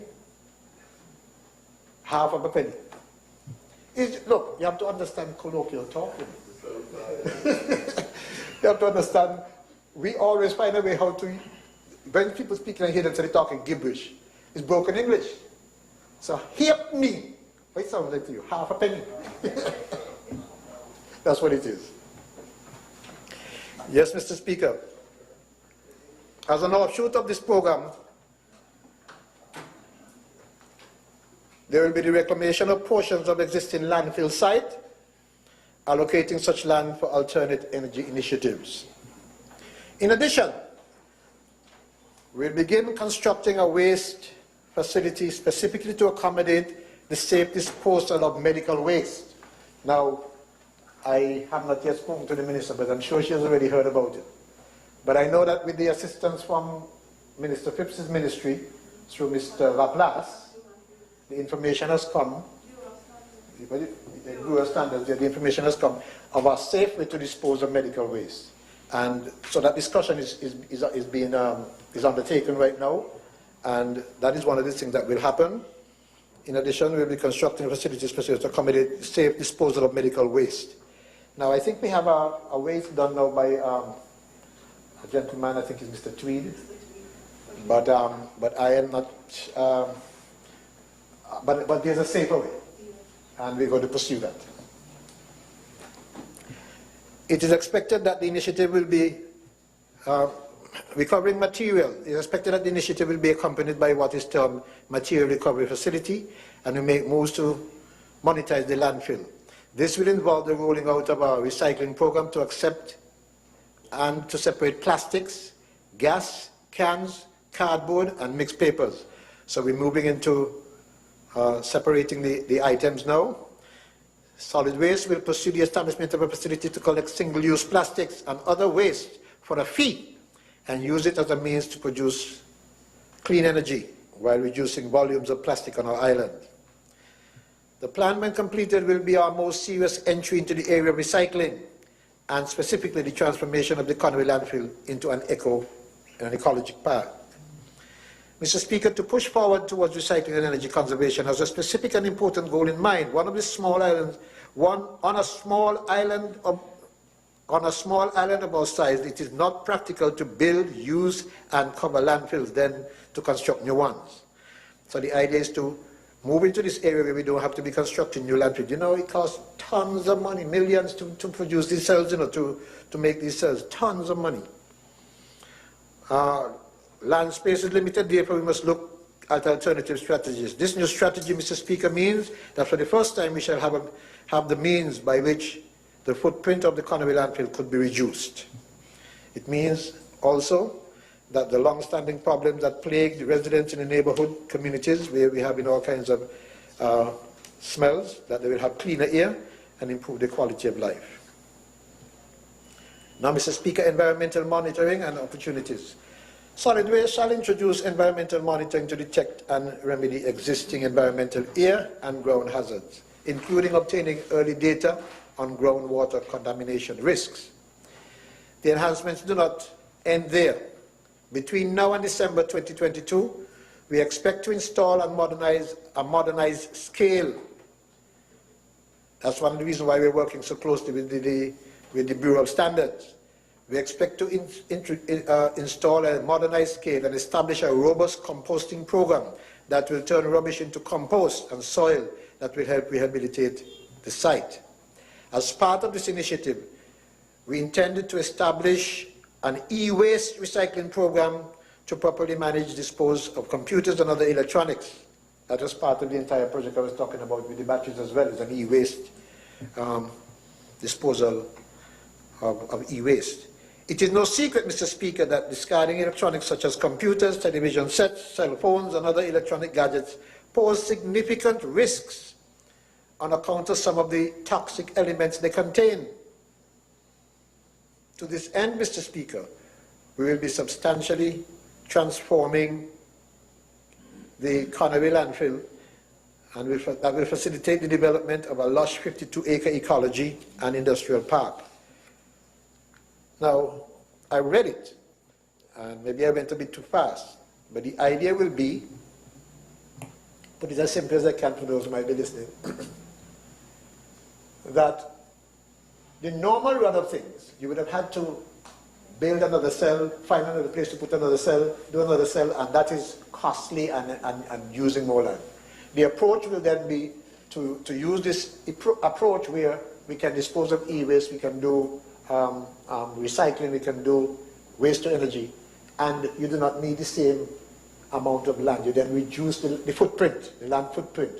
Ultimately, what you will have is an ecologically sound and a safe place for persons, which will reduce, of course, which will improve the quality of air that flows all the way up to Connery, because the way the trade winds, as I understand it, come across, they go straight across there and come all the way up to the footpath of Connery.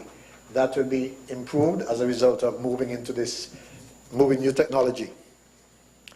Mr. Speaker, let me conclude about solid waste. 2022 is expected to be an exciting year at solid waste. It should be clear now, Mr. Speaker, that solid waste intends to pursue a pathway leading to diversity in our revenue streams. Now, remember I said earlier that that huge sum was coming from environment levy. All of this approach is to improve the ways of diversifying our revenue streams, so that in the unlikely event of another pandemic or something similar, at least there'll be some sustainable way of keeping solid waste going without having to rely too much on mother government. Mind you, because let's say that, don't think that government just taking out money and giving to solid waste, you know. Solid waste collect all of the gaps at all the schools, all over the place, basically for free. Basically for free. If we have to put a cost on it, if we have to put a cost on it, government would have to pay some serious money. But we do not charge for those. Those are done for free. You have events somewhere, carnival, you know, solid waste comes up, shows up, moves. Because our intention is to keep the place clean and safe and healthy. Mr. Speaker, importantly in 2022, we will see the long-standing environmental hazards at the landfill removed. Again in 2022, the work plan for solid waste is absolutely essential and is going to require necessary budgetary support. Well, if the solid waste brings me the work plan and it requires any government support, bring it, and I will beat on my colleague's head to get the support. I'll beat on the Attorney General's head to get the support. The amount of household waste is increasing, and it is important to begin assessing the situation at the landfill after all these years of operation. In 2022, Mr. Speaker, Solid Waste will be taking proactive measures to facilitate all of the above-mentioned programs that I mentioned before, that are environmentally oriented and would provide clean energy, provide the corporation with a means of diversifying, a diversified way of getting revenue, and to create the policy and environment that will facilitate further exploration, sustainable green energy generation in the context of the solid waste Conway landfill. Mr. Speaker, I don't know if there's anything that I need to say about the Conway landfill. All I will say is that I think it's the one thing that we could take away is people must stop chat foolishness. Fake news. That thing has become a big thing nowadays, fake news. How fake news gets so popular? Fake news. Anyway, I'll leave that, Mr. Speaker. Mr. Speaker, I want to turn to another section of my ministry, and I won't be long on this one, I think, on the human settlement. The record, I just want to point out that the record of economic activity in the Federation of St. Kitts and Nevis for the period 2020 to 2021 shows that the construction industry contributed an average of about 15% to the gross domestic product. 15%. And we in human settlement, we have already begun discussions with a number of solicited and unsolicited investors. We're having those discussions to provide affordable housing for our people in St. Kitts. I won't give away any secrets about anybody we're discussing specifically that have not yet been approved. But I will just say, I have something before my cabinet, and if that is approved, that will be a major plus for those persons seeking homes in St. Kitts and Nevis. But in the meantime, TDC group of companies has answered the clarion call to facilitate the housing demand and is now poised to construct a total of 30 homes at Dover's Estate on St. Kitts. The infrastructure is already installed. That includes roadways, water distribution, and so on, the fiber optics and telephone, all those are in cable television and so internet. This project is estimated to cost approximately 16 million East Caribbean dollars over the life of the project. And that is expected, Mr. Speaker, to have tremendous impact, not only on constituency 3, but in the entire country. Tremendous impact.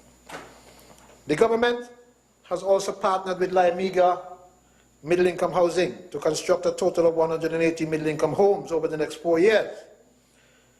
Such areas as Keon, Tabernacle, Sandy Point, and West Farm have been included for now.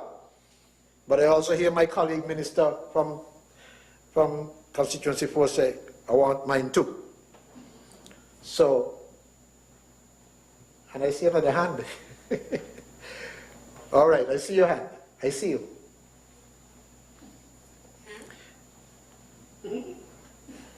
I don't understand that one. Yes, Mr. Speaker. The investment will be a significant investment and is estimated to cost something like $166 million. Jobs will be created for many workers in the construction industry and further adding to the explosion of growth in the housing sector and in our economy. But at the other private person, like I said, wouldn't reveal a secret until things are approved, because we're encouraging persons, local in particular, to get engaged in construction of homes for the use of persons in St. Kitts and Nevis. But NHC, Mr. Speaker, will continue to construct homes for low-income families through this housing program. NHC has been a major contributor to the housing stock of the country, serving, I will say, indigent, poor, and some middle income, and some middle income persons, because the demand by the middle income persons has been so persistent that some have obtained housing from NHC. Now, Mr. Speaker, you have to understand that there are a number of persons who come home after study, for example. They have their school loan to attend with. That may take them another 10 years, maybe. Meanwhile, this young person, young handsome person, sees a girl he likes and marries. And he starts a family. And so a lot of his attention and commitment goes towards looking after that child. And if he's not careful, by the time he is 40, or maybe 45, and looking close to getting to be retired, he has not yet put down a footprint, especially investing in perhaps the most significant investment he might want to make in his life. And so, that is why housing programs are important. Because most of the time, Mr. Speaker, they cannot move the bank for a loan because of their commitment for the university education. Honourable Member, your initial 90-minute time period has elapsed.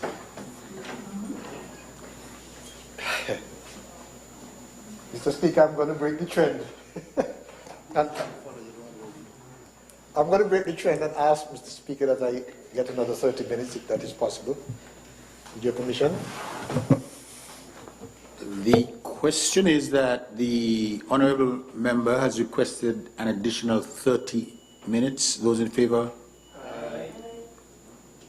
Thank you, Mr. Speaker. Thank Approved. you, colleagues. So, I go back to the NHC, and while we have been doing a great job building bigger, better homes and communities, and while we have satisfied a significant portion, a significant demand that is there is still a great demand, significant demand. As a matter of fact, Mr. Speaker, the Attorney General will tell you, when we were looking at land distribution across the country, there was over 70 places where land had been distributed. And persons have land, some of them moving slowly, some of us moving fast, and the reason they say is because of the lack of infrastructure. So we want to get those things accelerated a bit more to build in those areas. And what I will tell you is that we have done a lot of homes, building on land which government owns, what we call clusters. And we've also built on individual person's land where they have their land, and sometimes some of them cannot move the bank. They're not, I don't want to use they're not bankable, but they've not been able to get the bank to approve a loan in their favor to be able to satisfy that. We have done that. And we are going to do more of that. We are going to be building, for example, there are areas like Shadwell, Buckley's, Taylor's, Sandy Point, Keon, Molyneux, Halfway Tree, Sadler's, Central Bastia, West Bastia, Connery, St. Peter's, White House. Minister Grant, I don't want to see Halfway Tree for you, but that's still good. It is no secret that the COVID-19 pandemic has created extensive challenges for us. And in 2021, I must tell you, Mr. Speaker, because of the challenge we had from 2020, we did not obtain funding in 2021 to really escalate our construction of homes. But I am pleased, Mr. Speaker, that in the budget for 2022, I see $10 million. So I want to thank my colleagues who voted for $10 million for housing. It's there. And it's from revenue, so I don't have to wait on anybody to provide a loan. So in 2022, Mr. Speaker, you can bet that you will see some activity from National Housing Corporation that will satisfy the needs of quite a number of persons in St. Kitts. And so I want to thank again the Ministry of Finance, my colleagues, for supporting that inclusion. Mr. Speaker, we have just given out 24 units at Wellington Road. 24 units at Wellington Road was built in collaboration with PWD, the ministry, the government of Venezuela, PWD. And from all that I'm hearing, the persons who occupy them are satisfied with the quality of the homes. If anyone has complained, not yet to me. So I understand that they're quite happy. But nearby, to the back of what we call the East Bus Terminal in Ponds, there are at least 2 units. Both of them with 12 studio-type apartments. One of them have been occupied for more than a year, and the other one has just been completed. I think it was in November, I am advised. And I must confess that I've gotten so tied up I have not gone to see it myself, but I will this week certainly pay a visit before Christmas, because we want to get ready to have 12 persons occupy those while we prepare for the demolition of West Street and other areas, hoping as we try to transform the East Bastia Ponds extension section of Bastia, because some of the homes there are a bit dilapidated, and we need to modernize them a bit. So yes, Mr. Speaker, as we speak, there is a project which I invite you, before you go back to Nevis, to go and see. Mr. Speaker, you next because of St. Nevis? Of course not. Oh. Well, I invite you to go to a place called St. Peter's. In fact, I better ask my driver to take my Minister Amri there. St. Peter's, Stapleton. We have built 3 townhouses there, each of them having 6 units. And for the first time in the history of St. Kitts, these units on the end are not 2-bedroom but 3. The concept, Mr. Speaker, was that in the home where you have the older folks, we should not have them traipsing up the step and down the step 2 and 3 times a day. Mind you, it's good exercise. But you could build a bedroom on the ground floor, master bedroom, that can accommodate the person who has a little difficulty getting up the stairs. And Mr. Speaker, if I play you a voice note I have here from somebody who went to see them, sorry I can't play it in Parliament. But by the time you listen to that voice note, you want to get one yourself. Very good quality. And I was pushing Mr. Speaker to get it finished by the 16th of December.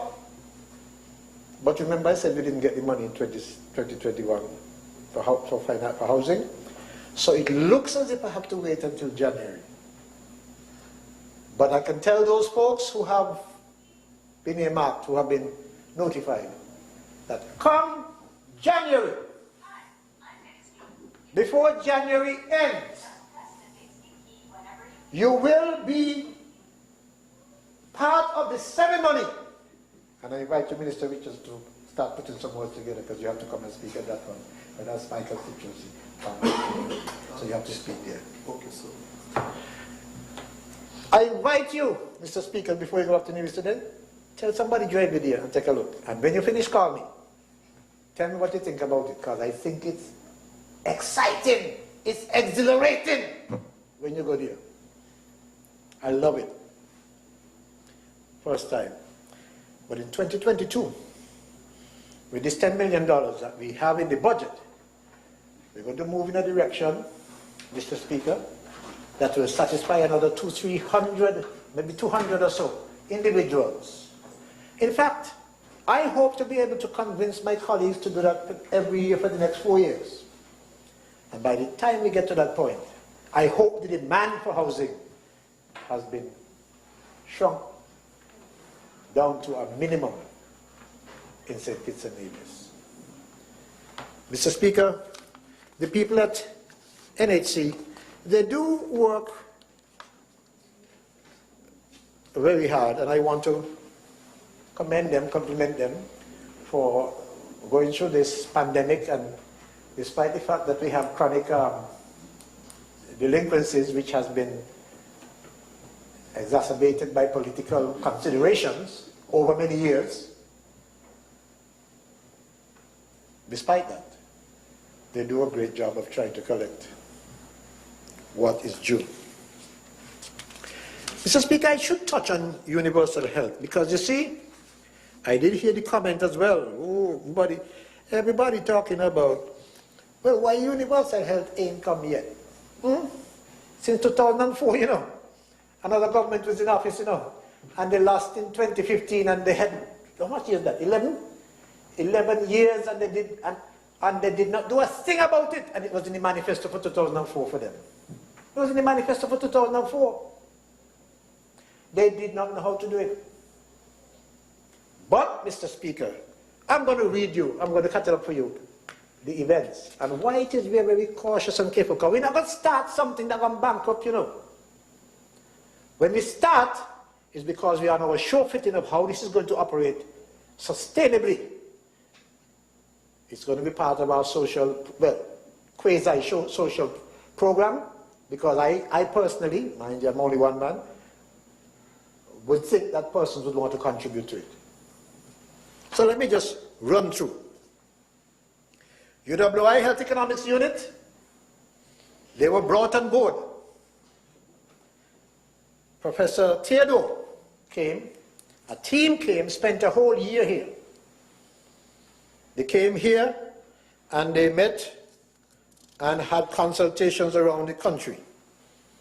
A national commission was established in March 2018, and it was made up of people from the government ministries, Chamber of Industry and Commerce, Bar Association, insurance companies across the nation. Then they produced a green paper which pointed out all of the programs and all of the issues that are related to putting universal health in place. And then, of course,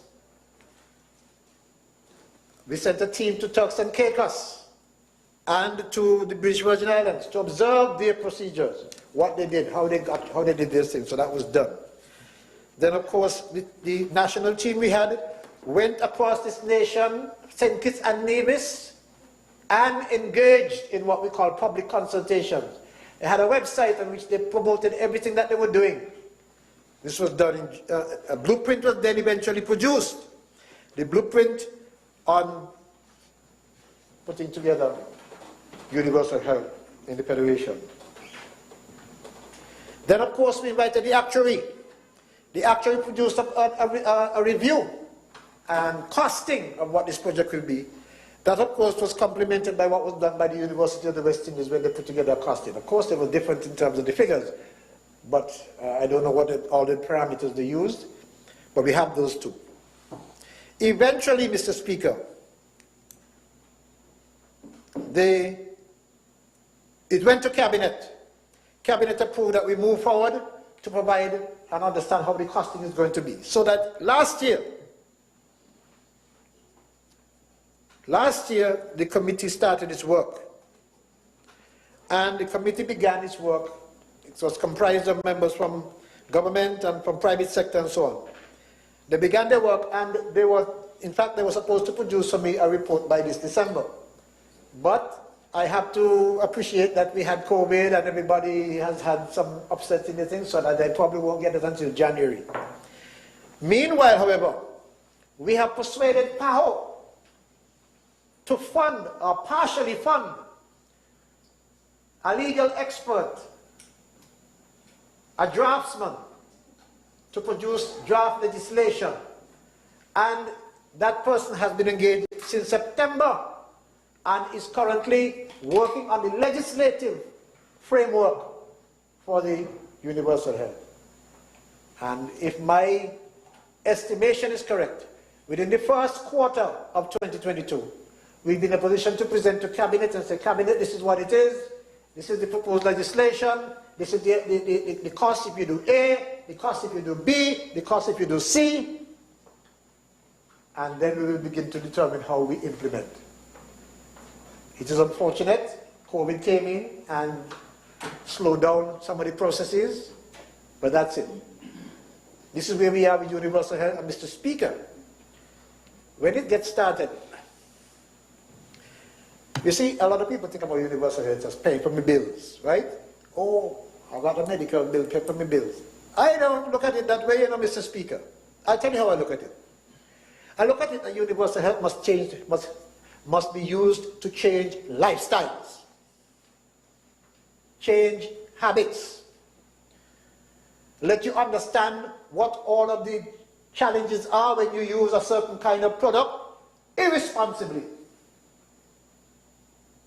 I want you to be able to recognize that you have to pay attention to diet and nutrition and exercise.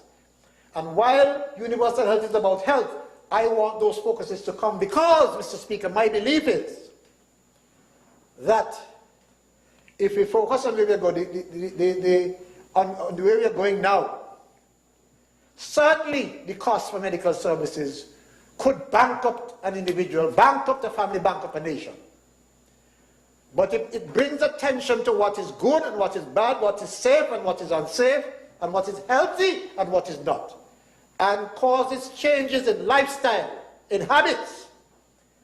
We could easily have a system where people live longer, healthier, and the cost of the services will taper down. Not that the cost for doing a procedure might end, but less procedure, resulting in cost coming down, the overall cost to the country, overall cost to the individual. So, Mr. Speaker, when I speak of universal health, it's not so much about I want to get my bill paid. That is in it, yes. It's about lifestyles. It's about recognizing, and that is why, Mr. Speaker, 2 years ago, Wendy and I were ministers in health. 2 or 3 years ago, we got the Taiwanese to put a program in place for renal disease health. It was chronic kidney disease, CDK, chronic kidney disease program, to identify at the point of service at the health centers persons at risk. A lot of our people don't like to go to health centers, men especially, yeah? We guilty it. Identify persons at risk, and so you could design a program of care that helps them to avoid becoming chronically ill or even recover from the disease that has been identified. The whole aim is to change lifestyles, because if the persons know at the point of service that this is what you're facing, but if you change your lifestyle, change your habits, you may not get it anymore. That is what I hope will come out of this whole program, because of identifying those risks early and changing habits to be able to have healthier living for longer and also save money in the long run. We may start with the front-end cost, but certainly the back-end cost will eventually be reduced. And that's what I would want to see from a universal health program, Mr. Speaker. But just to say that certainly we are at the point, and I'm not afraid of anybody who come and say, oh, it ain't in place yet. Because since 2004, others were supposed to put it in place and did not do it. Others were supposed to do it and did not do it. And I'm saying that this team unity government has a track record of delivering. If you look around at the track record of team unity, we deliver every time. And we'll deliver again on this promise to the people of St. Kitts and Nevis. Mr. Speaker, I was going to touch on a few of the things which were said from my colleagues, but I leave them. I will leave those, and I would hope, Mr. Speaker, that I've said enough today to convince you and to convince the public that this budget presented by the Minister of Finance, this budget is supported by the members of the Team Unity Administration. This budget is even supported by the opposition too, you know. And, Mr. Speaker, before I sit, I want to take the opportunity to say that I fully support the budget. I am exhilarated because my country continues to accelerate its growth and development. I look forward, Mr. Speaker, to the opportunity to support the estimates when they're ready, and it has my full support and the support of the people in my constituency. May it please you, Mr. Speaker.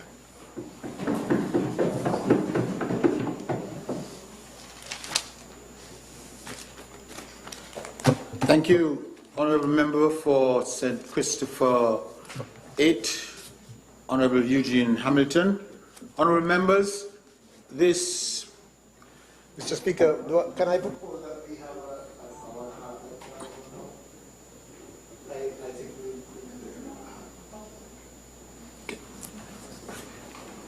The question is that this Honourable House stands adjourned until 2:30 this afternoon. Those in favour? There is none to oppose, so motion approved. The Honourable House stands adjourned until 2:30 this afternoon.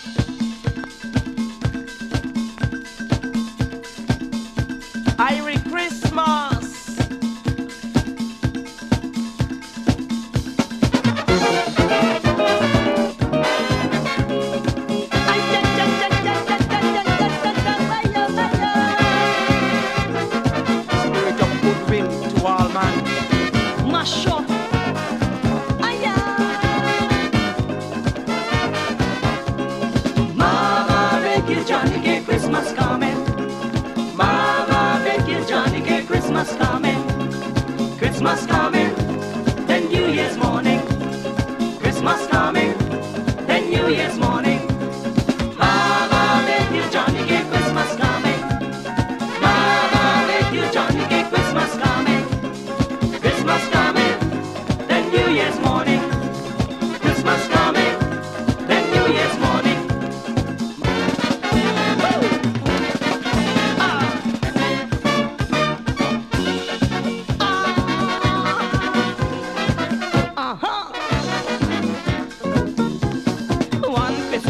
Casually I was walking down the street.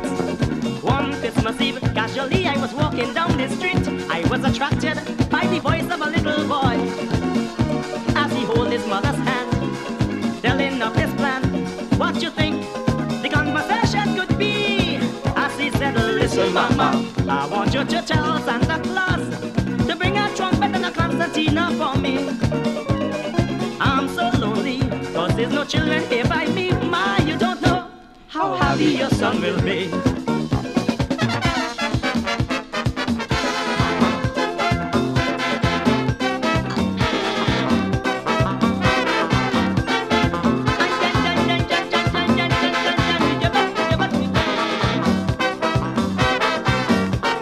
Merry Christmas, neighbors, Merry Christmas, strangers. We are happy to share and show the world that we care. Merry Christmas, neighbors, Merry Christmas, strangers. We are happy to share and show the world that we care.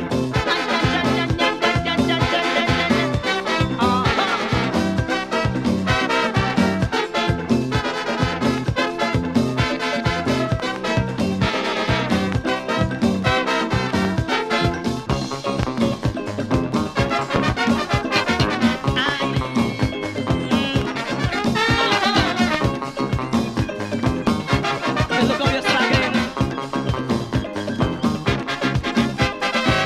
Mama, mama, would you like to join your son?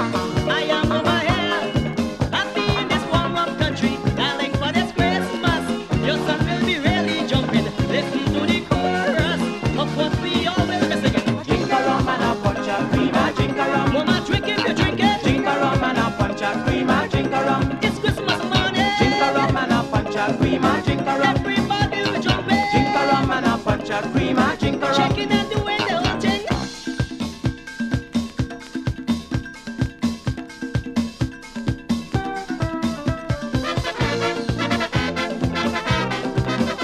I'm gonna bust Santa belly with a tap. Christmas time is a time for giving. We all know from since we small, but from year to year it's the same old thing. Santa coming to call, we always forget it or ignore it, and that ain't nice at all. We always stingy, so don't be off guard when Santa come to call. Just get an oil drum and 3 big stone, get some cow heat or the job home, cook some yam, can you breathe big. Let Santa eat cause belly big.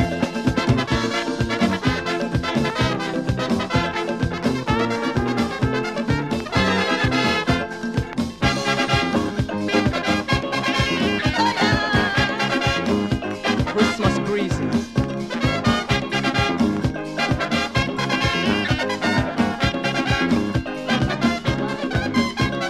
Why did the breeze blow colder? Almost too cold to bear.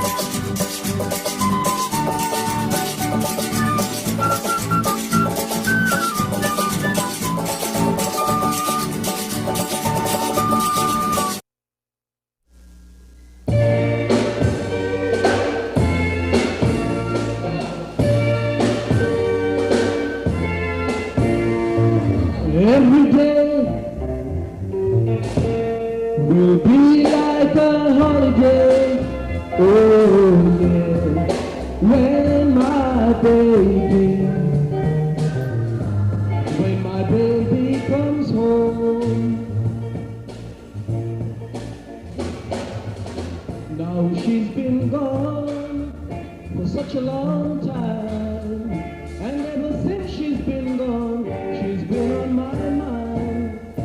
I got a letter today, just about noon. It said, don't worry darling, cause I'll be home soon. And every day will be like a holiday. Oh yeah, when my baby comes home. She said you'd never have to worry about sitting by the phone, because as long as I get here, you'll never be alone. She says she gets here sometime today, and I know that when she gets here, she'll never go away. And every day will be like a holiday. Oh yeah, when my baby comes home.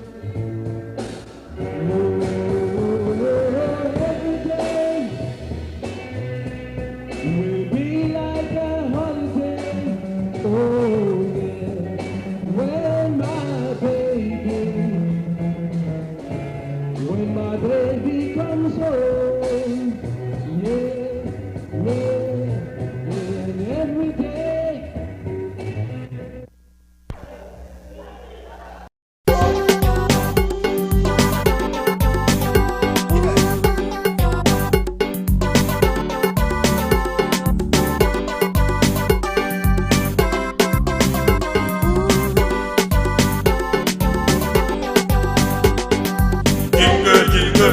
Ah, baby, not greater. Hurry, hurry, Mary had a baby. My eyes to the rising sun. Your life for me begun. Jesus, Jesus, the hope of man.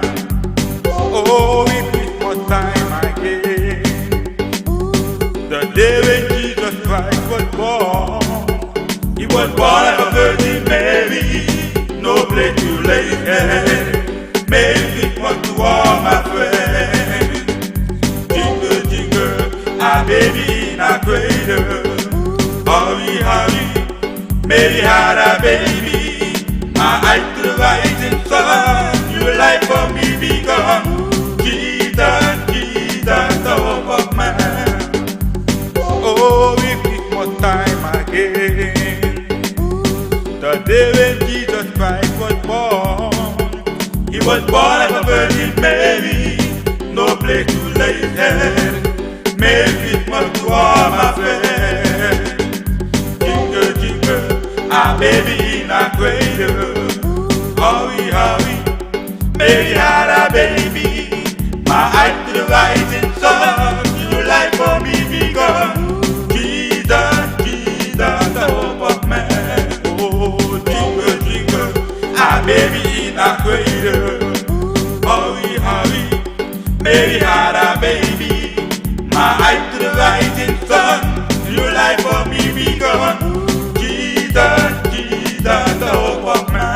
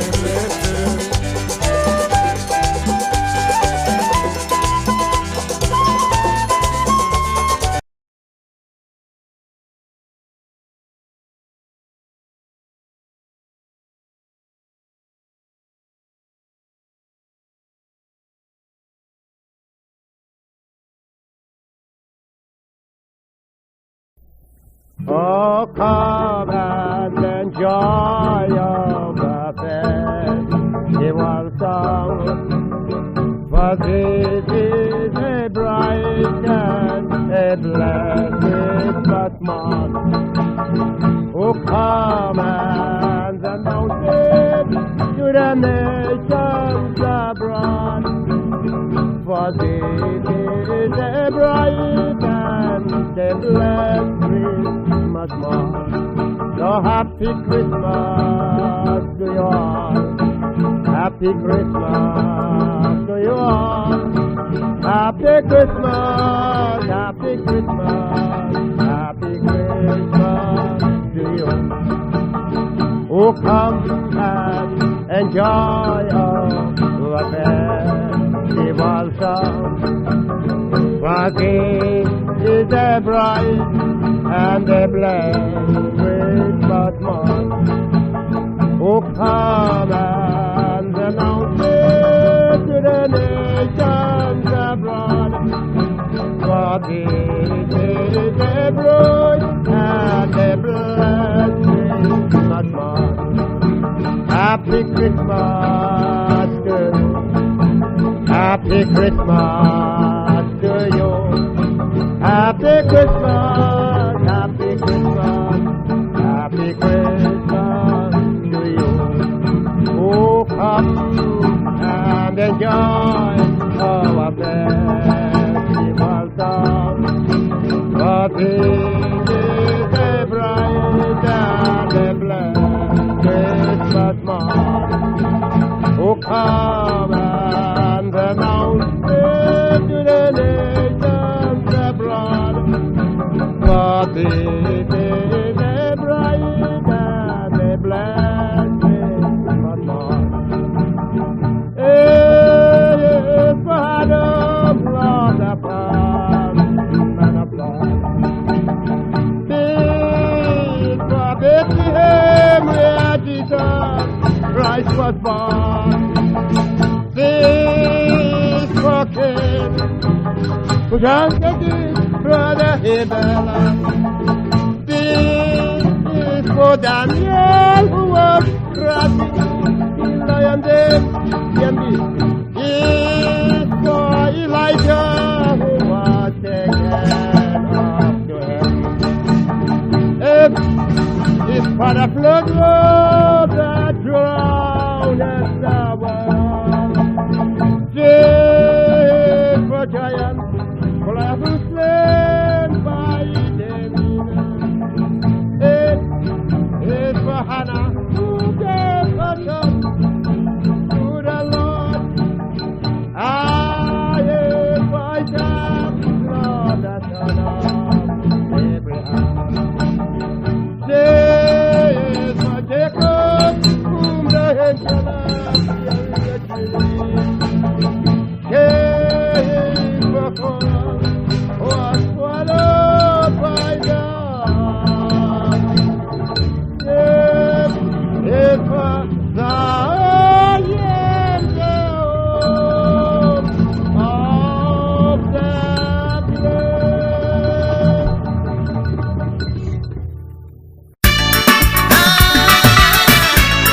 Wanna be to a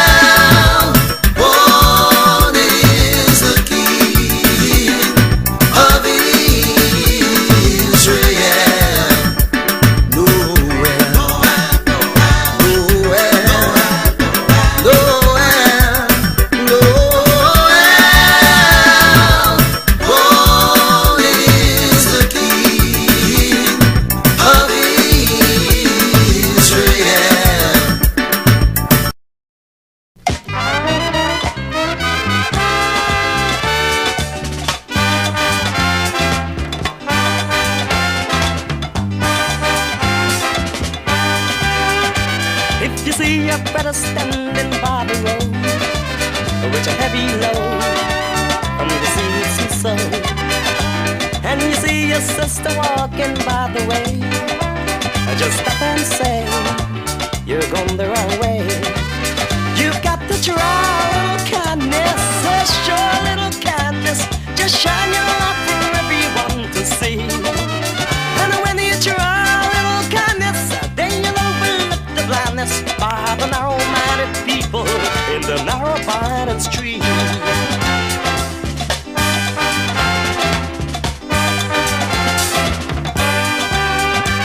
I just don't walk around the town and out, lend a helping hand instead of doubt.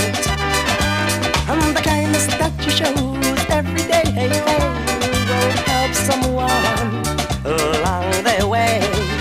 You've got to try a little kindness, show a little kindness, just shine your light for everyone to see. And when you try a little kindness, then you'll overlook the blindness by the narrow-minded people in the narrow-minded street.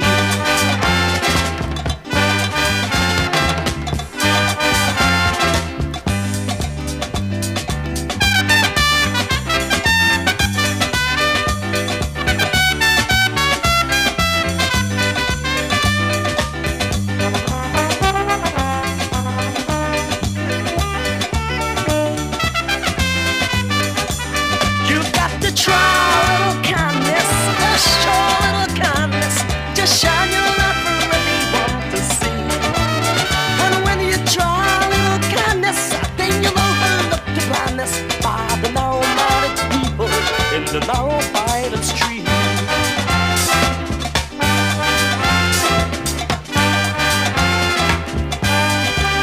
You got to try a little kindness, show a little kindness, just shine your light for everyone to see. And when you try a little kindness, then you overlook the blindness by the narrow-minded people in the narrow-minded street.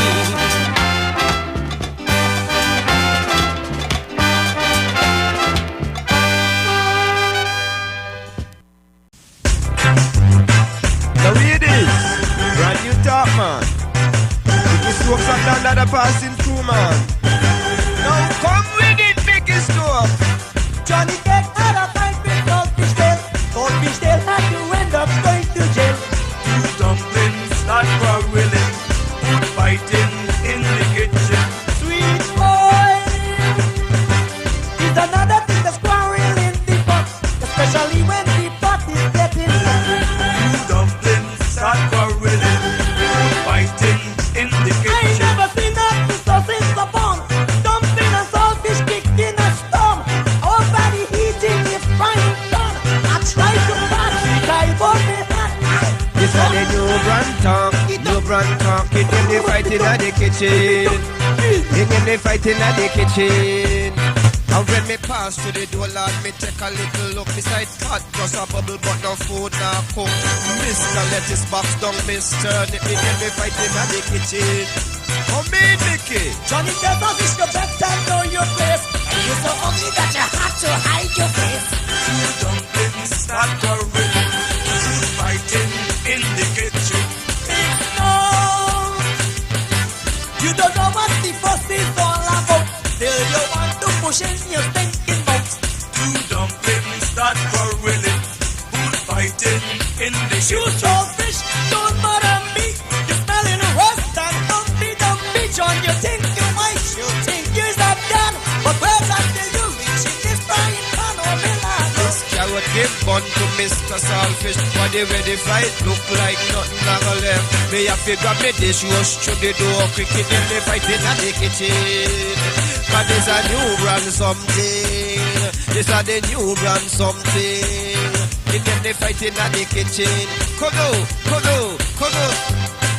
Hang on, Bo Banton. In the morning when the cock begins to crow, hold your belly then before you go.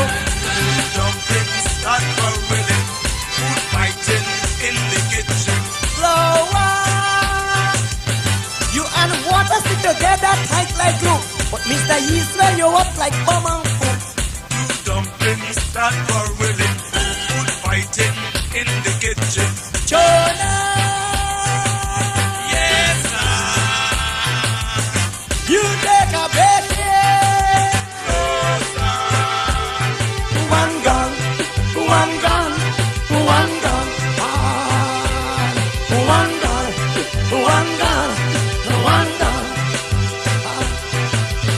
take another look. Tell me where me see me sight, Mr. Dumpling in I'm Minnesota white. Come in at the kitchen, come cool on the fight. To him no land, him cause the strife. In there with cocoa dumpling and still coconut. The two of them a fight, Lord, the two of them a fuss. The man have to run cause the fight get hot. Cause he silly dumpling from out of the pot. In them they fighting at the kitchen, fella. In them they fighting at the kitchen. In them. Two dumpling was quarreling. Come in at the dance when you listen to something. Me and make it smoke on the mic.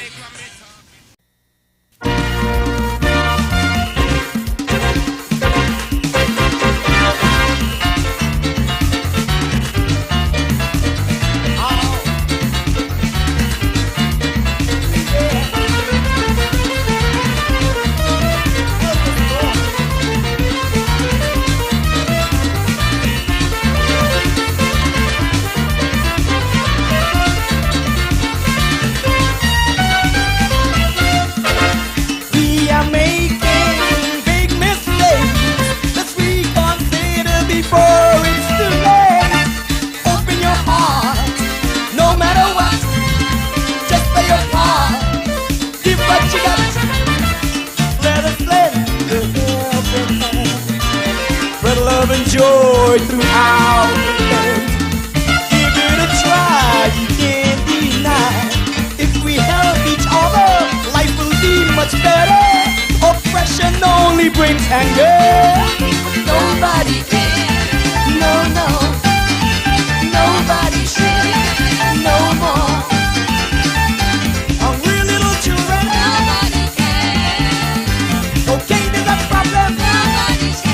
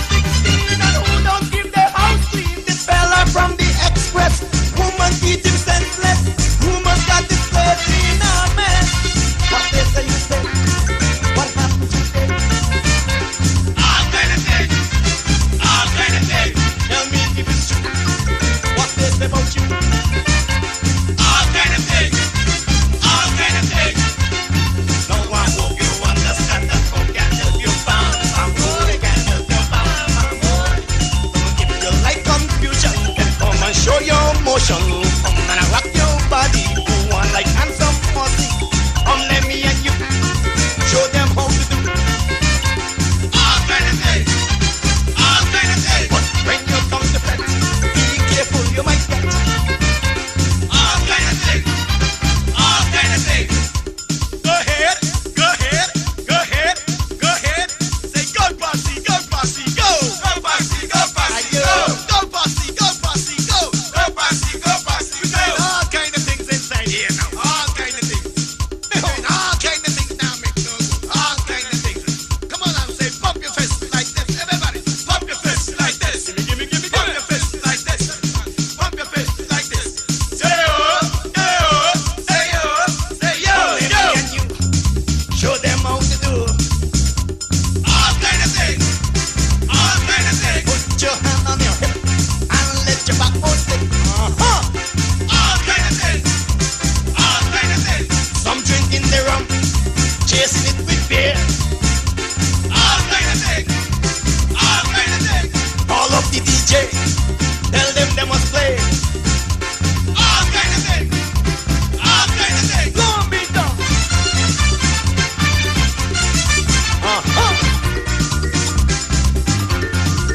Give me.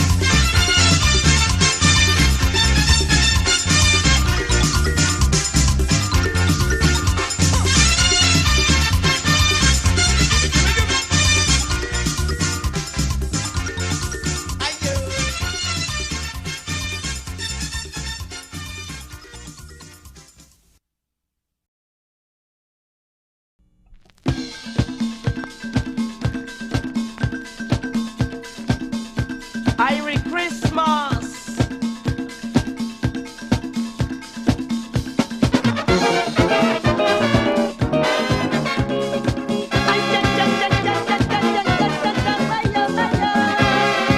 Spirit of goodwill to all man. Mash up.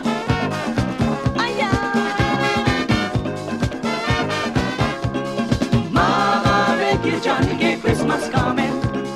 Mama, make you Johnny K Christmas coming. Christmas coming, then New Year's morning. Christmas coming, then New Year's morning. Mama, make you Johnny K Christmas coming. Mama, make you Johnny K Christmas coming. Christmas coming, then New Year's morning. Christmas coming, then New Year's morning.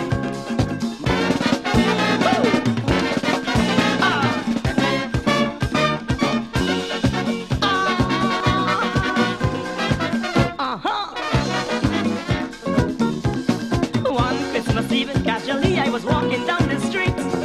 One Christmas Eve, casually I was walking down the street. I was attracted by the voice of a little boy as he held his mother's hand, telling of his plan. What you think the conversation could be? As he said, listen, Mama, I want you to tell Santa Claus to bring a trumpet and a concertina for me. I'm so lonely, cause there's no children here by me. My, you don't know how happy your son will be.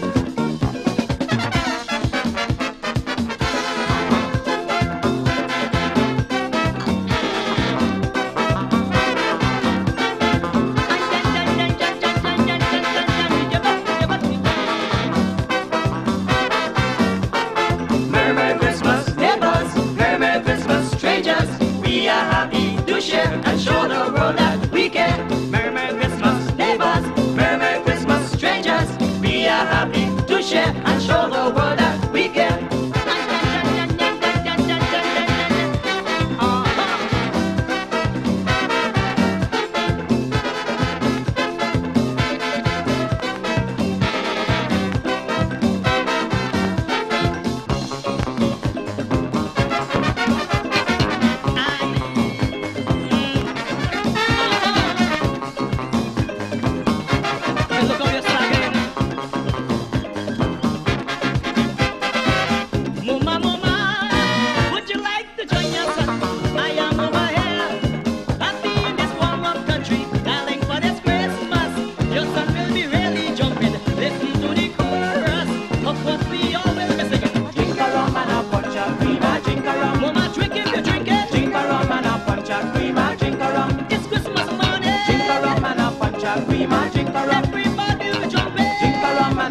that cream and drink a rum. Shaking and doing the whole thing.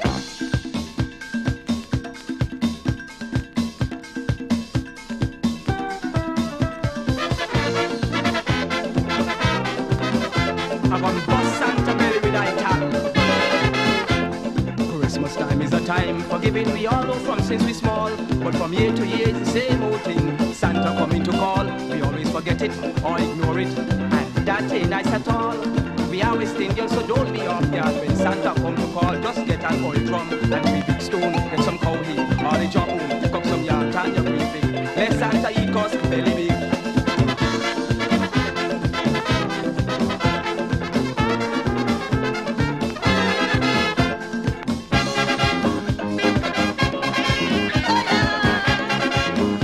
Christmas breezes.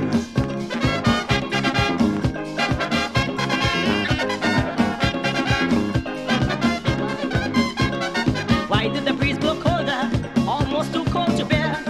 Why did the days get shorter around this time of year? Why did the stars shine brighter? These changes seem so fair. Because not yet but I know that we all could know Christmas time is here. Mother Nature provided so that we could all know that Christmas time is near.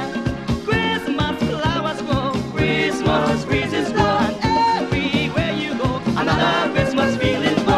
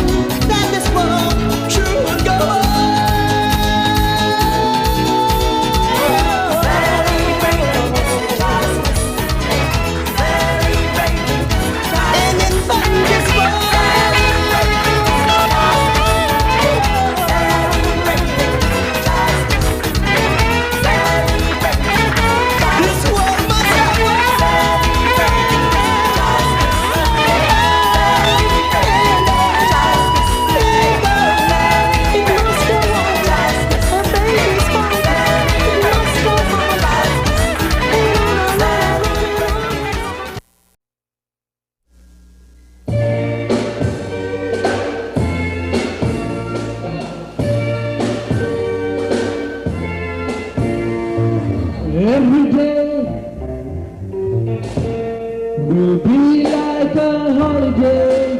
Oh yeah, when my baby comes home. Now she's been gone for such a long time, and ever since she's been gone, she's been on my mind. I got a letter today, just about noon. It said, don't worry darling, 'cause I'll be home soon. And every day will be like a holiday. Oh yeah, when my baby comes home. She said you'd never have to worry about sitting by the phone, because as long as I get here, you'll never be alone. She says she gets here sometime today, and I know that when she gets here, she'll never go away. And every day will be like a holiday. Oh yeah, when my baby comes home.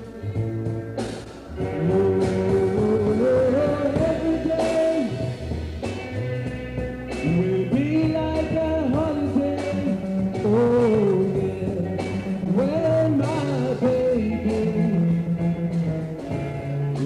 baby comes home. Yeah, every day.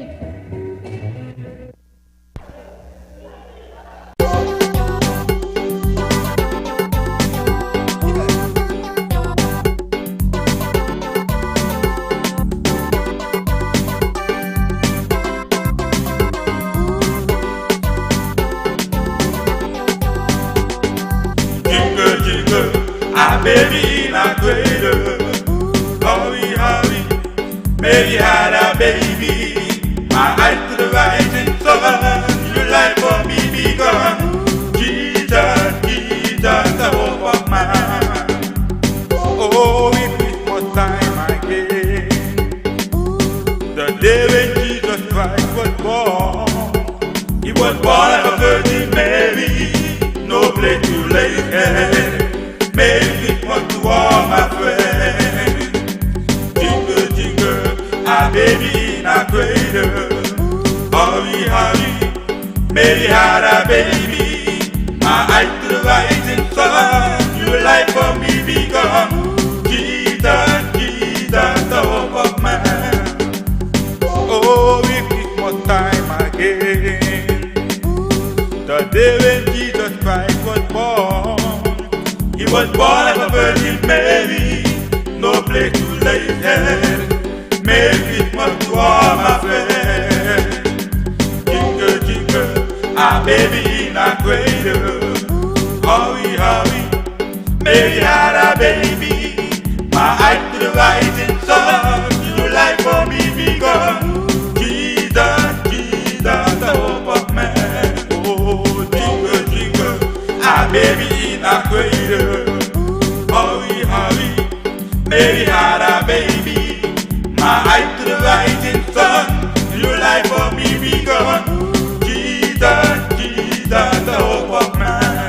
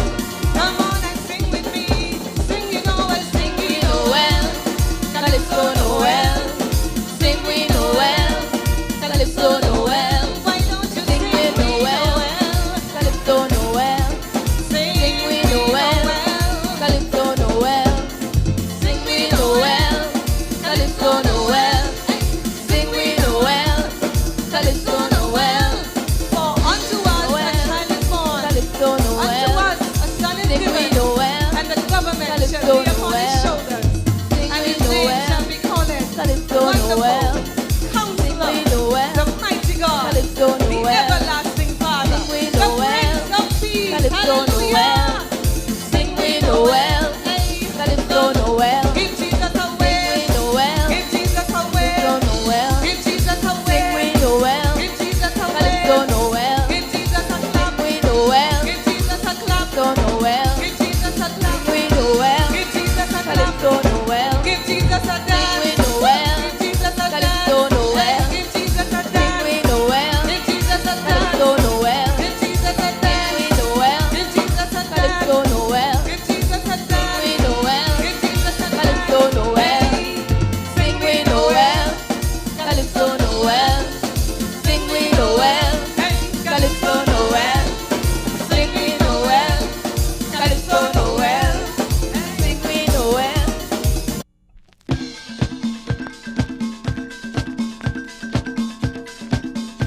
Irie Christmas.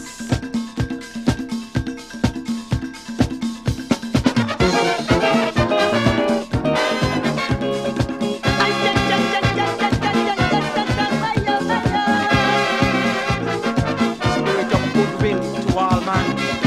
Mash up.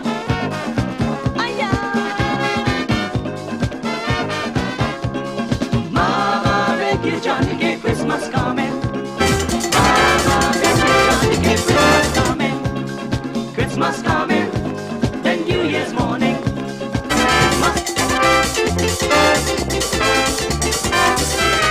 Stronger than ever, stronger than ever, stronger than ever, stronger than ever, stronger than ever, stronger than ever, stronger than ever, stronger than ever, stronger than ever. A long time ago in Bethlehem, so the One Christmas Eve, casually I was walking down the street. One Christmas Eve, casually I was walking down the street. I was attracted by the voice of a little boy as he held his mother's hand, telling of his plan. What you think the conversation could be? As he said, listen, Mama, I want you to tell Santa Claus to bring a trumpet and a concertina for me. I'm so lonely, cause there's no children here by me. My, you don't know how happy your son will be.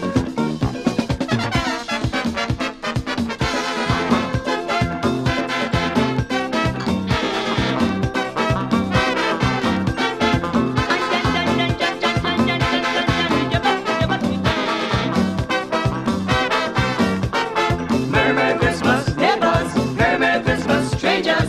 We are happy to share and show the world that we care. Merry Christmas, neighbors, Merry Christmas, strangers. We are happy to share and show the world that we care.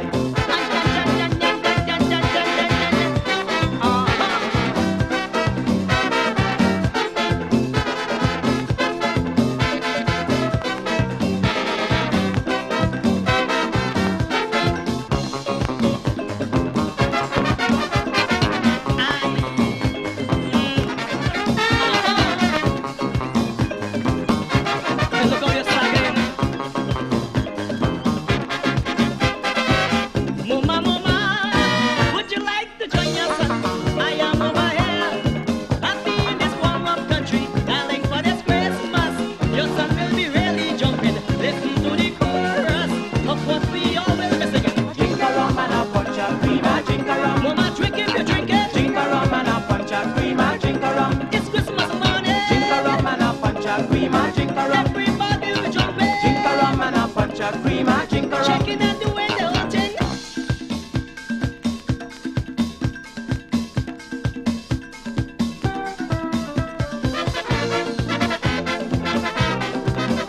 I'm on bus Santa Mary with I tap.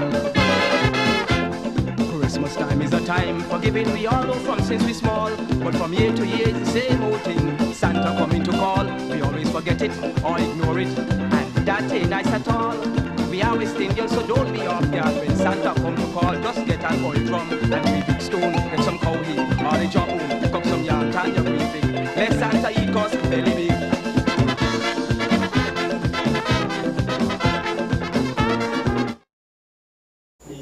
seated. House resumes.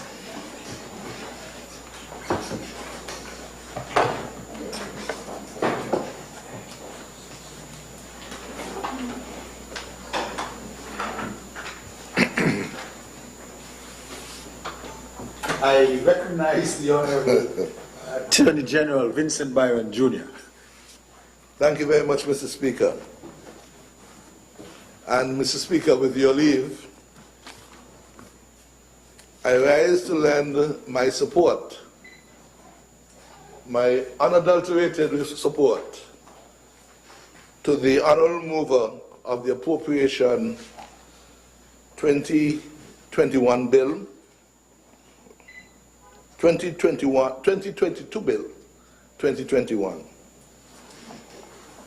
Prime Minister and Minister of Finance, Dr. the Honorable Timothy Harris, the parliamentary representative for Constitution number 7, would have addressed this Parliament on the estimated revenue and expenditure that this government expects to realize in 2022.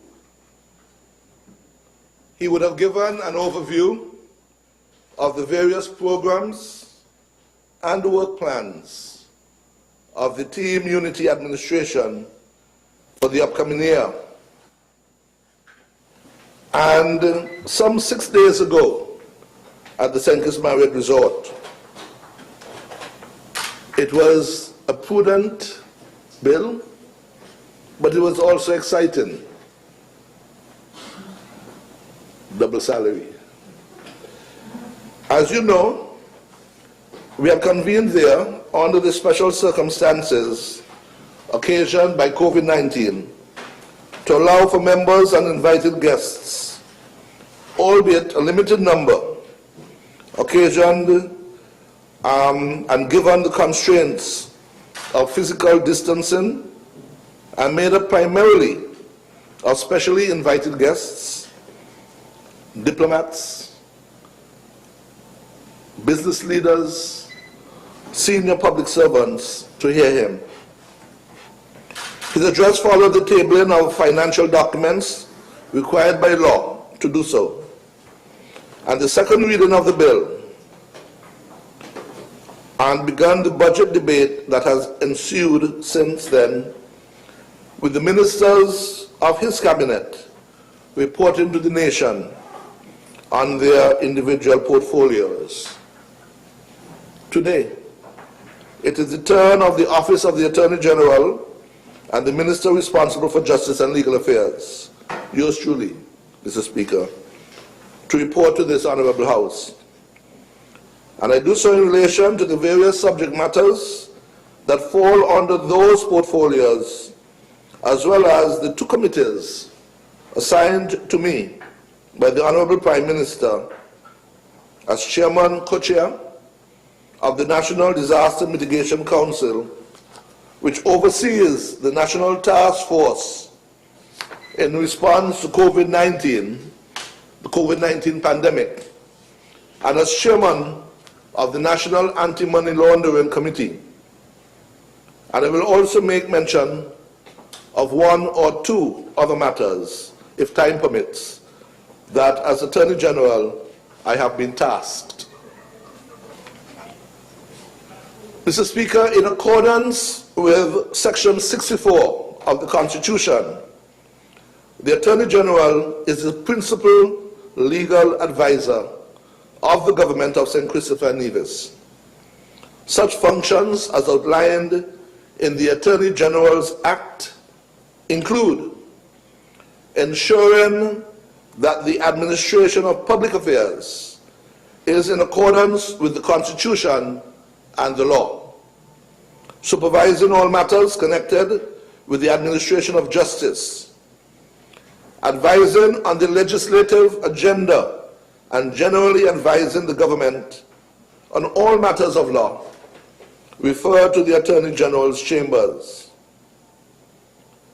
advising the government on all matters of a legislative nature and superintending all government measures, advising the permanent secretaries departmental heads, and directors of the ministries on all matters of law affecting such ministries, departments, and government as a whole, conducting and regulating all litigation for and against the Crown and any government ministry and department, and performing such other functions as assigned by the Governor General, acting in accordance with the advice of the Prime Minister.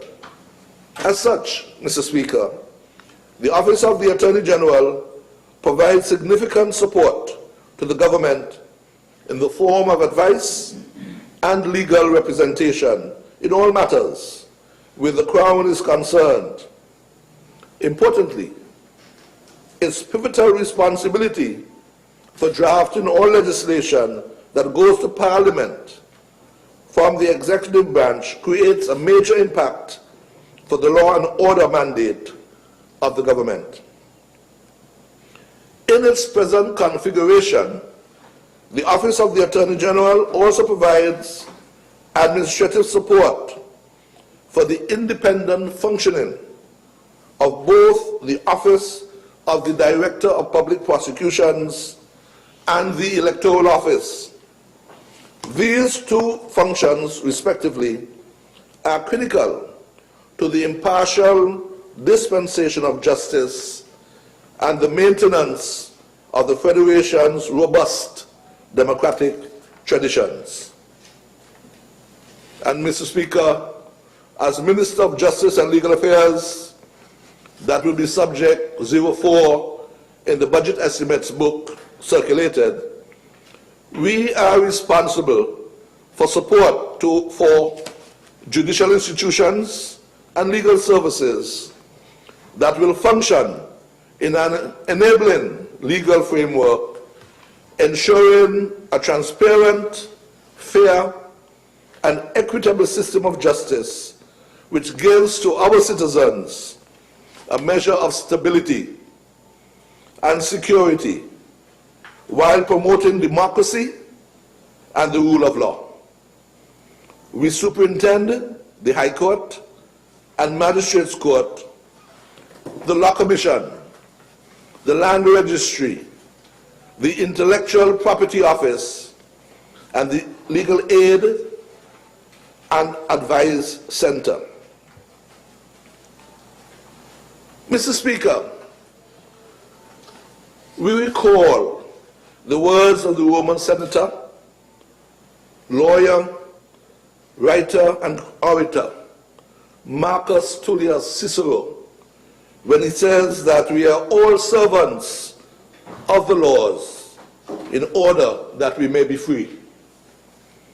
I believe that I speak for all when I say that we believe in the rule of law and uphold the universal principles that the government and its officials and agents are accountable under the law, that the laws should be clear, publicized, stable, fair, and protect fundamental rights, including the security of persons and property, that the process by which the laws are enacted, administered, and enforced should be accessible, fair, and efficient, and that access to justice should be facilitated by competent, independent, and ethical adjudicators, attorneys or representatives, and judicial officers who are of sufficient number,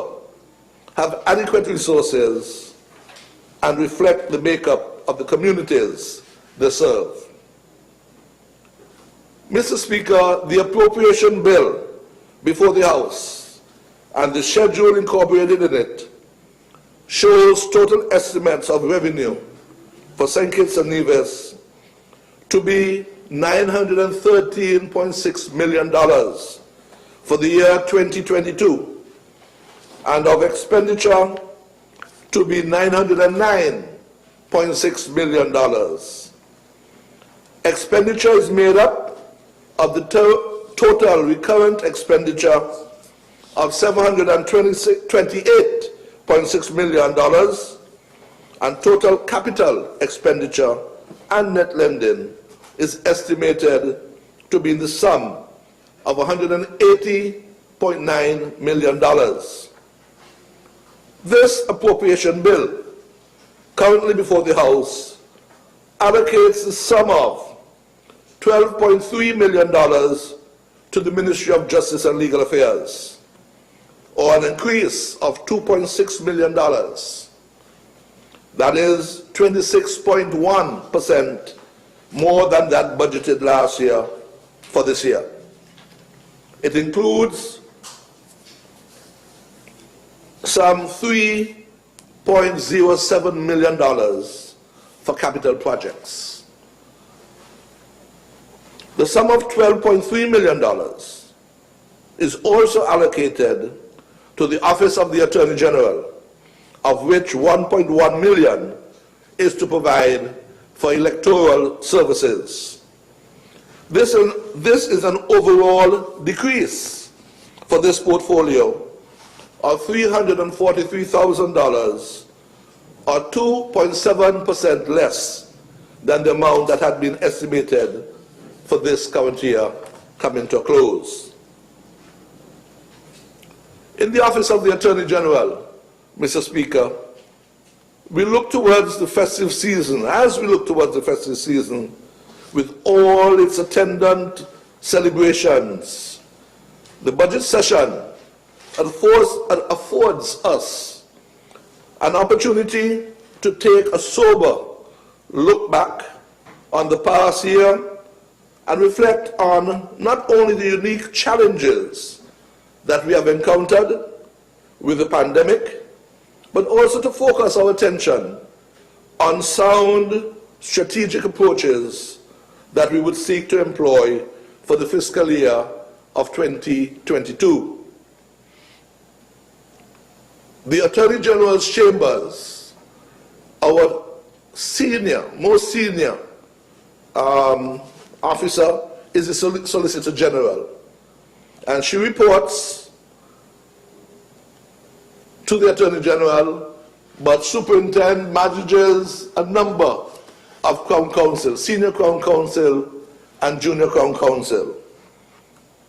She reports that at this point in time, there are two matters that are pending before the Court of Appeal, and that during the year in the High Court, we had approximately 42 new High Court matters.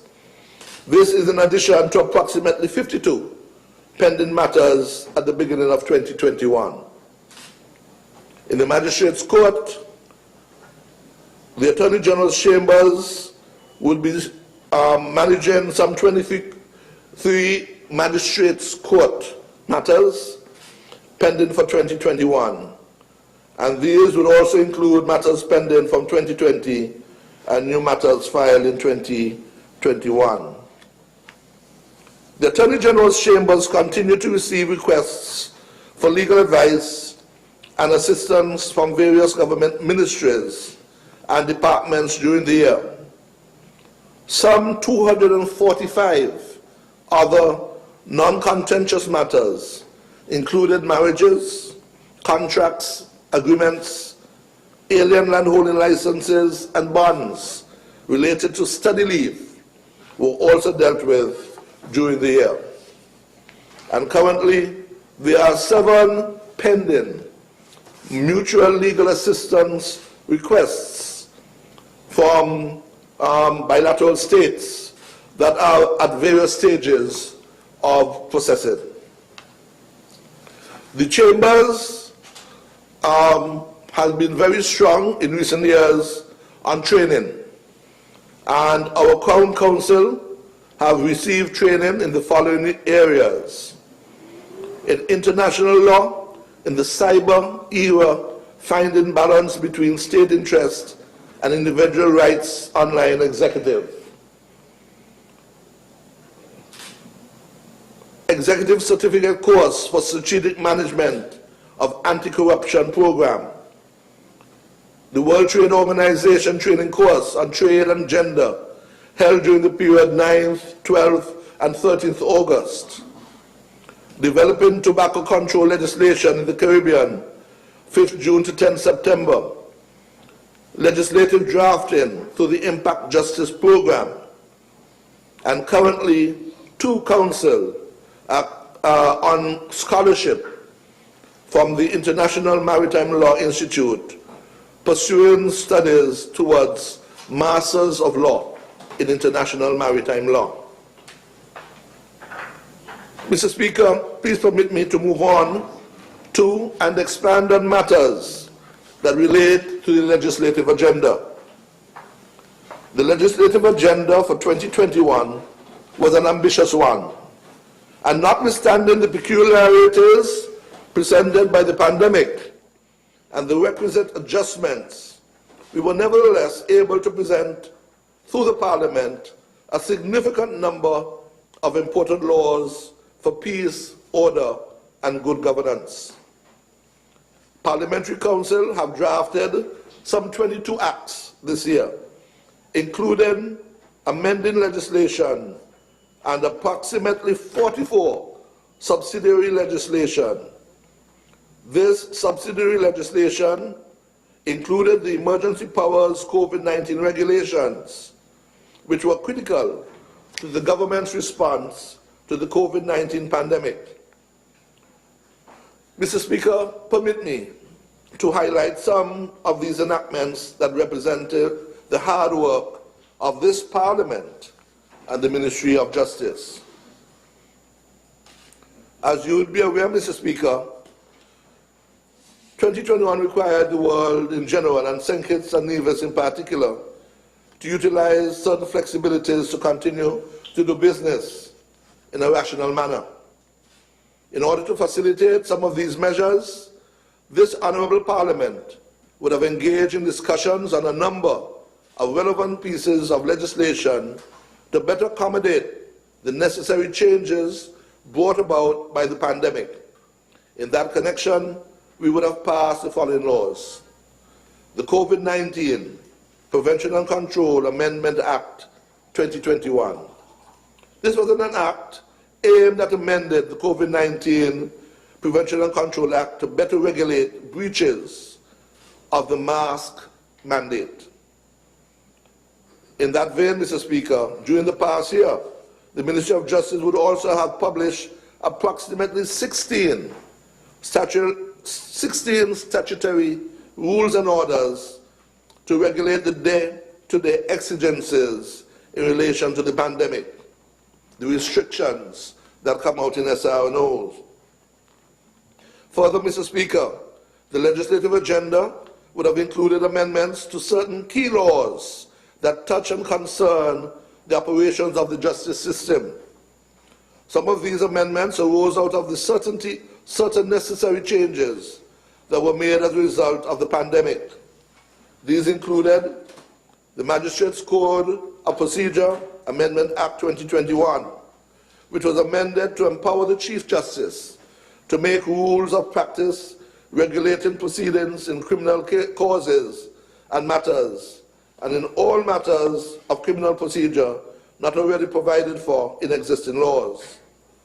The Criminal Procedure Amendment Act 2021, which was a consequential amendment to the Magistrates' Code of Procedure Act.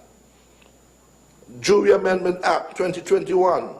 This amendment facilitates the use of alternate jurors in the selection of an array of jurors. These pieces of legislation sought to bolster the revolutionary changes within the court system that were accelerated by the difficulties brought about by the pandemic. Mr. Speaker, you will be cognizant of the fact that we have been engaged for some time in preparing for the mutual evaluation process of the Caribbean Financial Action Task Force, CFATF. As you will recall, the Financial Action Task Force, FATF, performs the role of a global watchdog, tasked with safeguarding and ensuring the integrity of countries against money laundering, terrorist financing, and the financing of the proliferation of weapons of mass destruction. The mandate of the FATF is carried out largely within the English-speaking Caribbean by the CFATF. Mr. Speaker, the mutual evaluation process is a rigorous system of inquiry and accountability that is required of a jurisdiction at approximately 10-year intervals. This year was St. Kitts and Nevis' turn. The Federation of St. Kitts and Nevis remains committed to collaborating with the international community in the fight against money laundering, terrorist financing, and proliferation of weapons of mass destruction. This country has taken a number of important steps to establish policies, strategies, and mechanisms in accordance with the FATF standards to combat financial crime. We have worked assiduously in rising to the challenge of conducting a hybrid mutual evaluation, that is, in-person and virtual evaluation, against the backdrop of the global pandemic. And we were the first jurisdiction anywhere to do so. This meant that timelines and strategies had to be adjusted to facilitate the necessary paradigm shift in working with the assessors. As a consequence of the unusual circumstances brought about by the pandemic, St. Kitts and Nevis would have had this hybrid on-site visit that was partly virtual and partly face-to-face.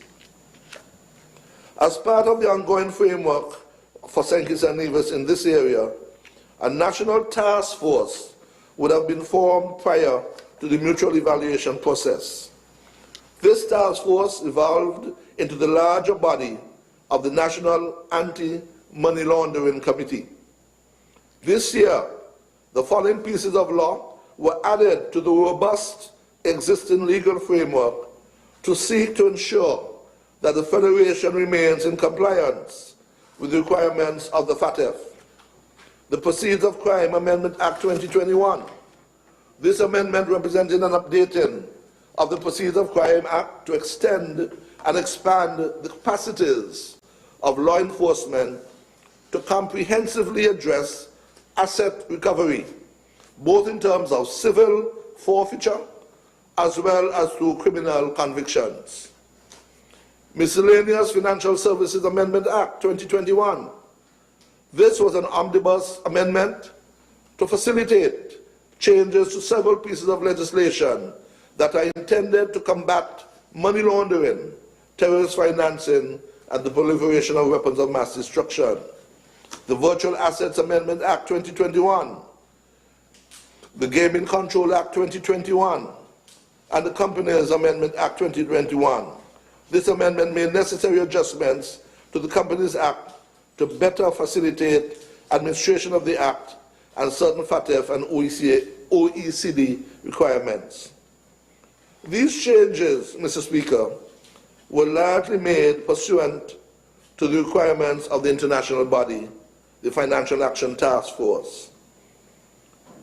In 2022, Mr. Speaker, we anticipate that the work of the Ministry of the Attorney General, Justice and Legal Affairs to serve the people of this Federation, whilst at the same time upholding the principles of natural justice and the rule of law, will continue as we move towards a greater level of normalcy. And now I will turn to the Office of the Director of Public Prosecutions. And I start by mentioning paper committals. The introduction of the Magistrate Code of Procedure Amendment Act number 4 of 2018 repealed preliminary inquiry as the method by which cases are transferred from the Magistrates Court to the High Court. In its first year of full operation, a total of 58 paper committals have been filed before the 3 Magistrates Court. This represents the highest number of matters ever transferred to the High Court in a single calendar year. And in terms of High Court trials, during the year 2021, the Office of the Director of Public Prosecutors completed 24 cases before the High Courts of St. Kitts and Nevis. And these can be broken down as follows. There were some 16 convictions, there were 5 acquittals, and there were 3 discontinuances. And I should warn just to mention that during 2021, the complement of the Office of the Director of Public Prosecutions saw the following staff changes. For the first time, there was an appointment of a senior Crown Counsel in that office, and there is now an appointment of an additional Crown Counsel and the appointment of a legal research officer now joins the Office of the Director of Public Prosecutions.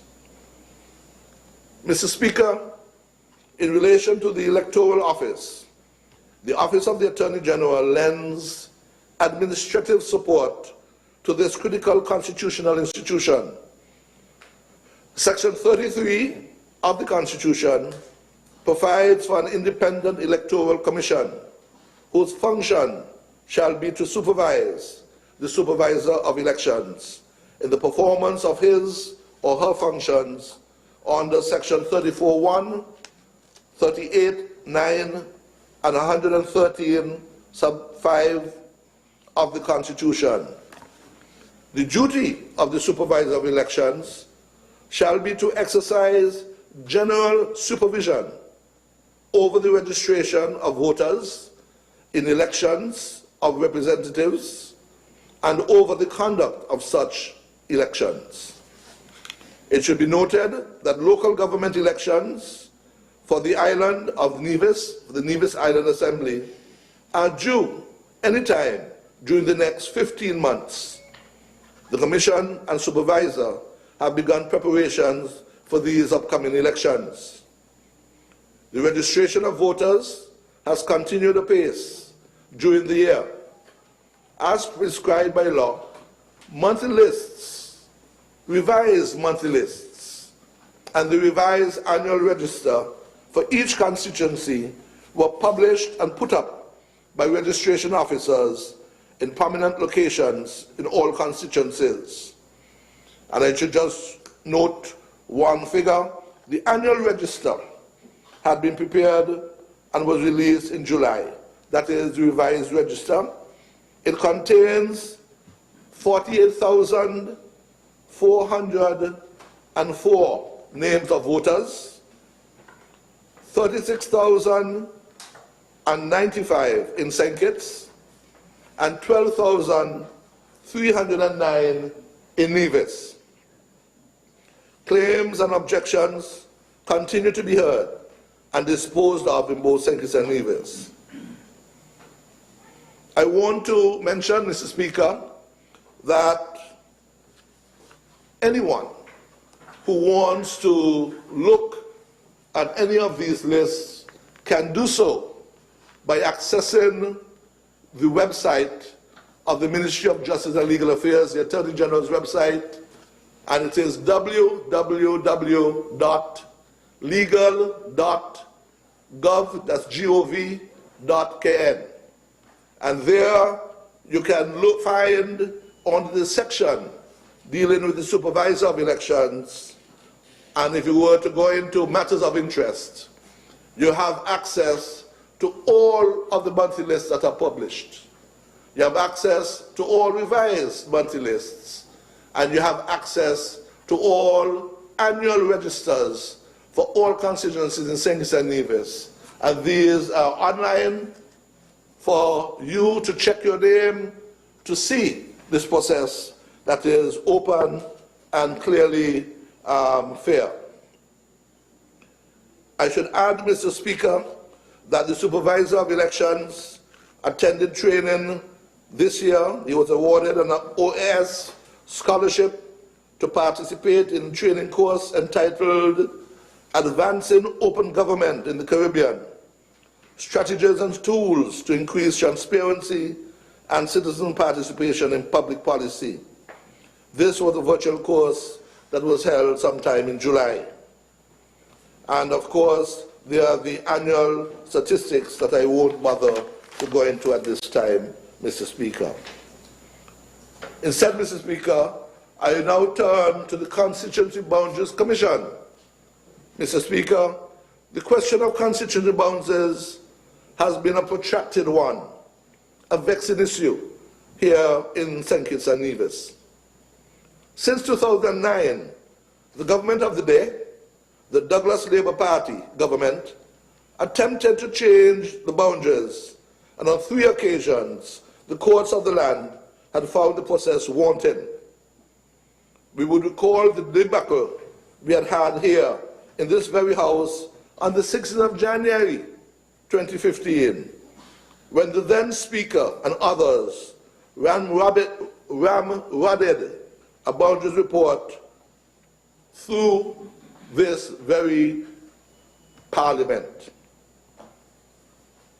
The process of the boundary meeting ended at 3:45, a quarter to 4, one Friday afternoon, 16th of January, Friday afternoon.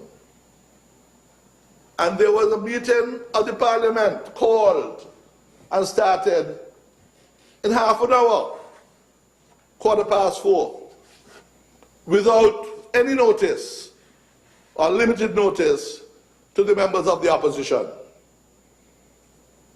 It is a matter of history that there was an injunction issued that very evening, and the boundaries report that had been issued by the Commission of the day became impugned.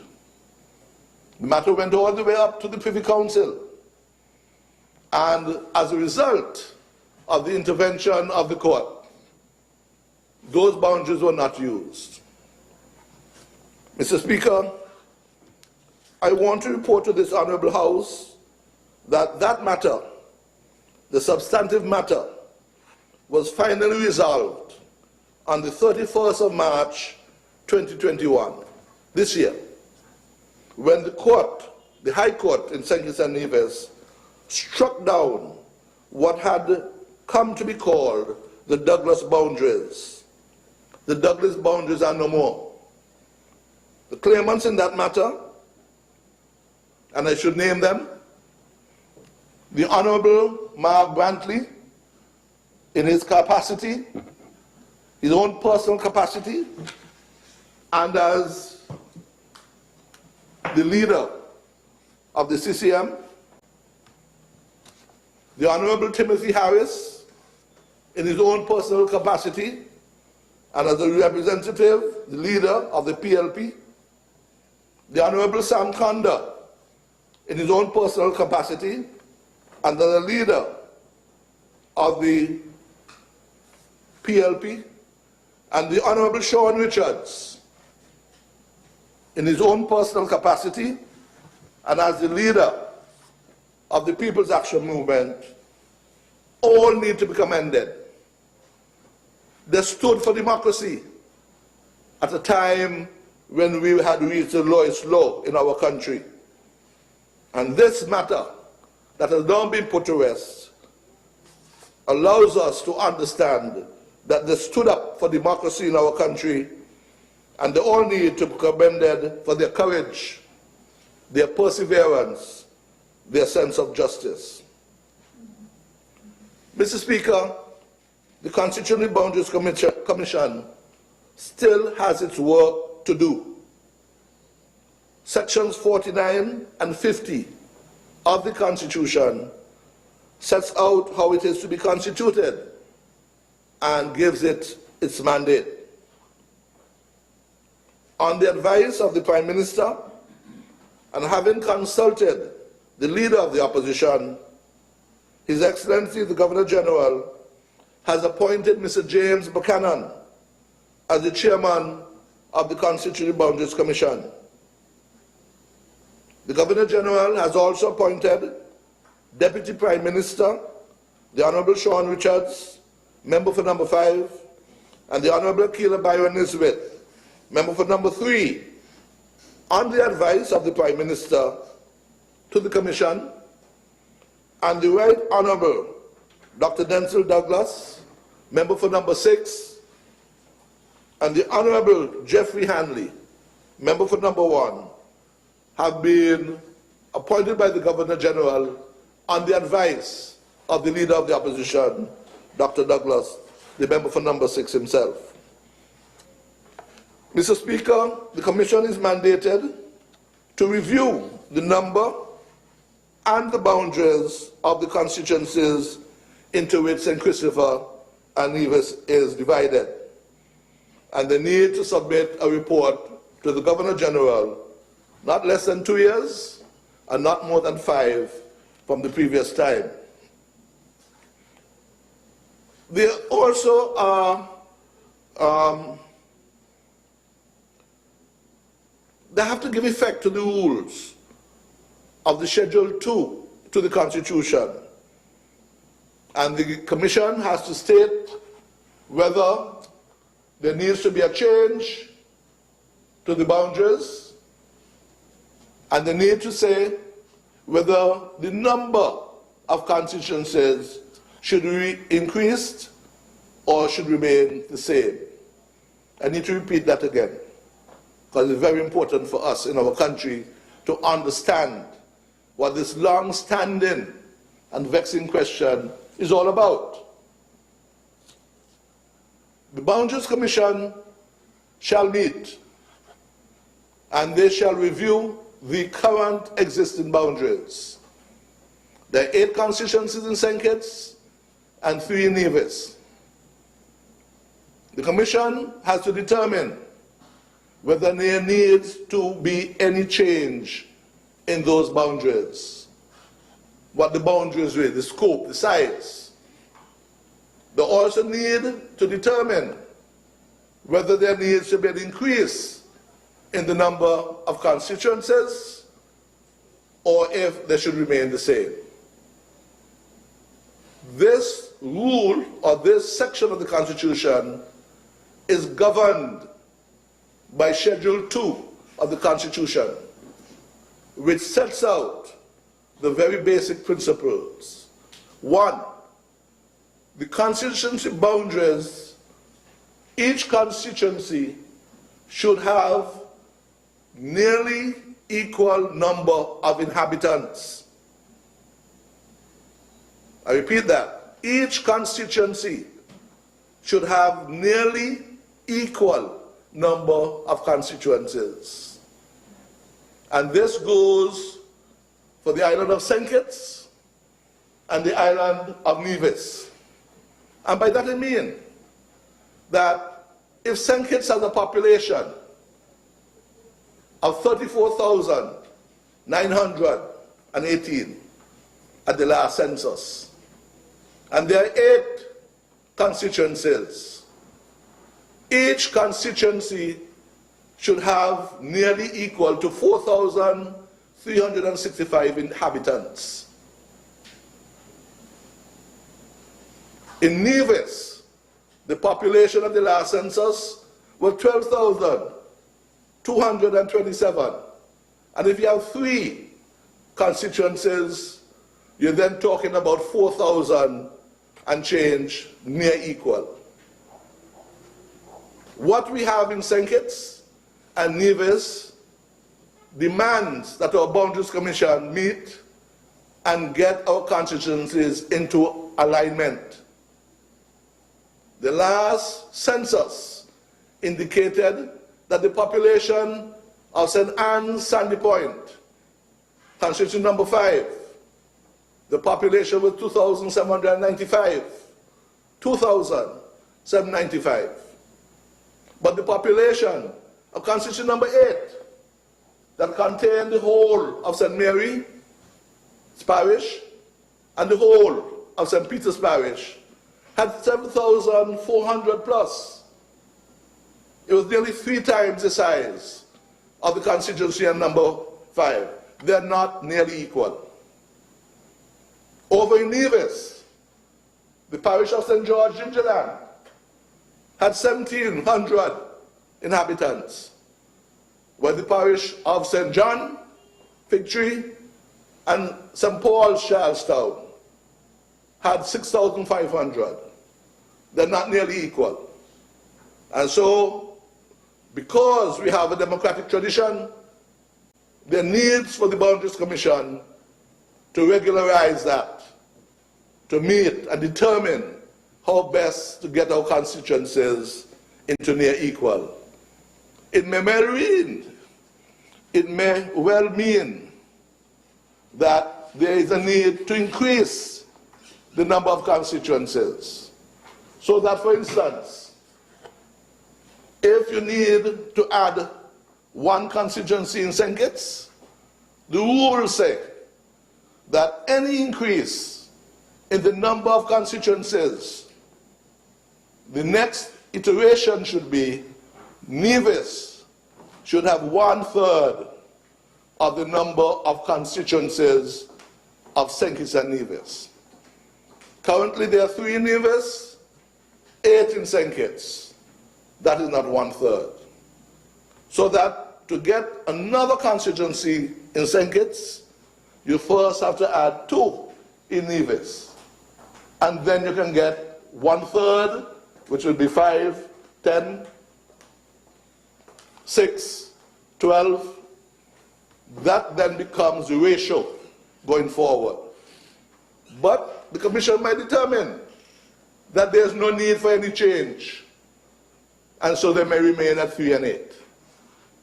Mr. Speaker, I thought it was important to make that case, to understand where we are in terms of the boundaries. And so we look forward to the work of the Boundaries Commission, and we hope that we'll be having that work done shortly, and that a report will be produced and submitted to His Excellency the Governor General. Mr. Speaker, I want to say at this point that one of the questions that the Office of the Attorney General has had to look at over the last year and a half, is the question of the Constitution.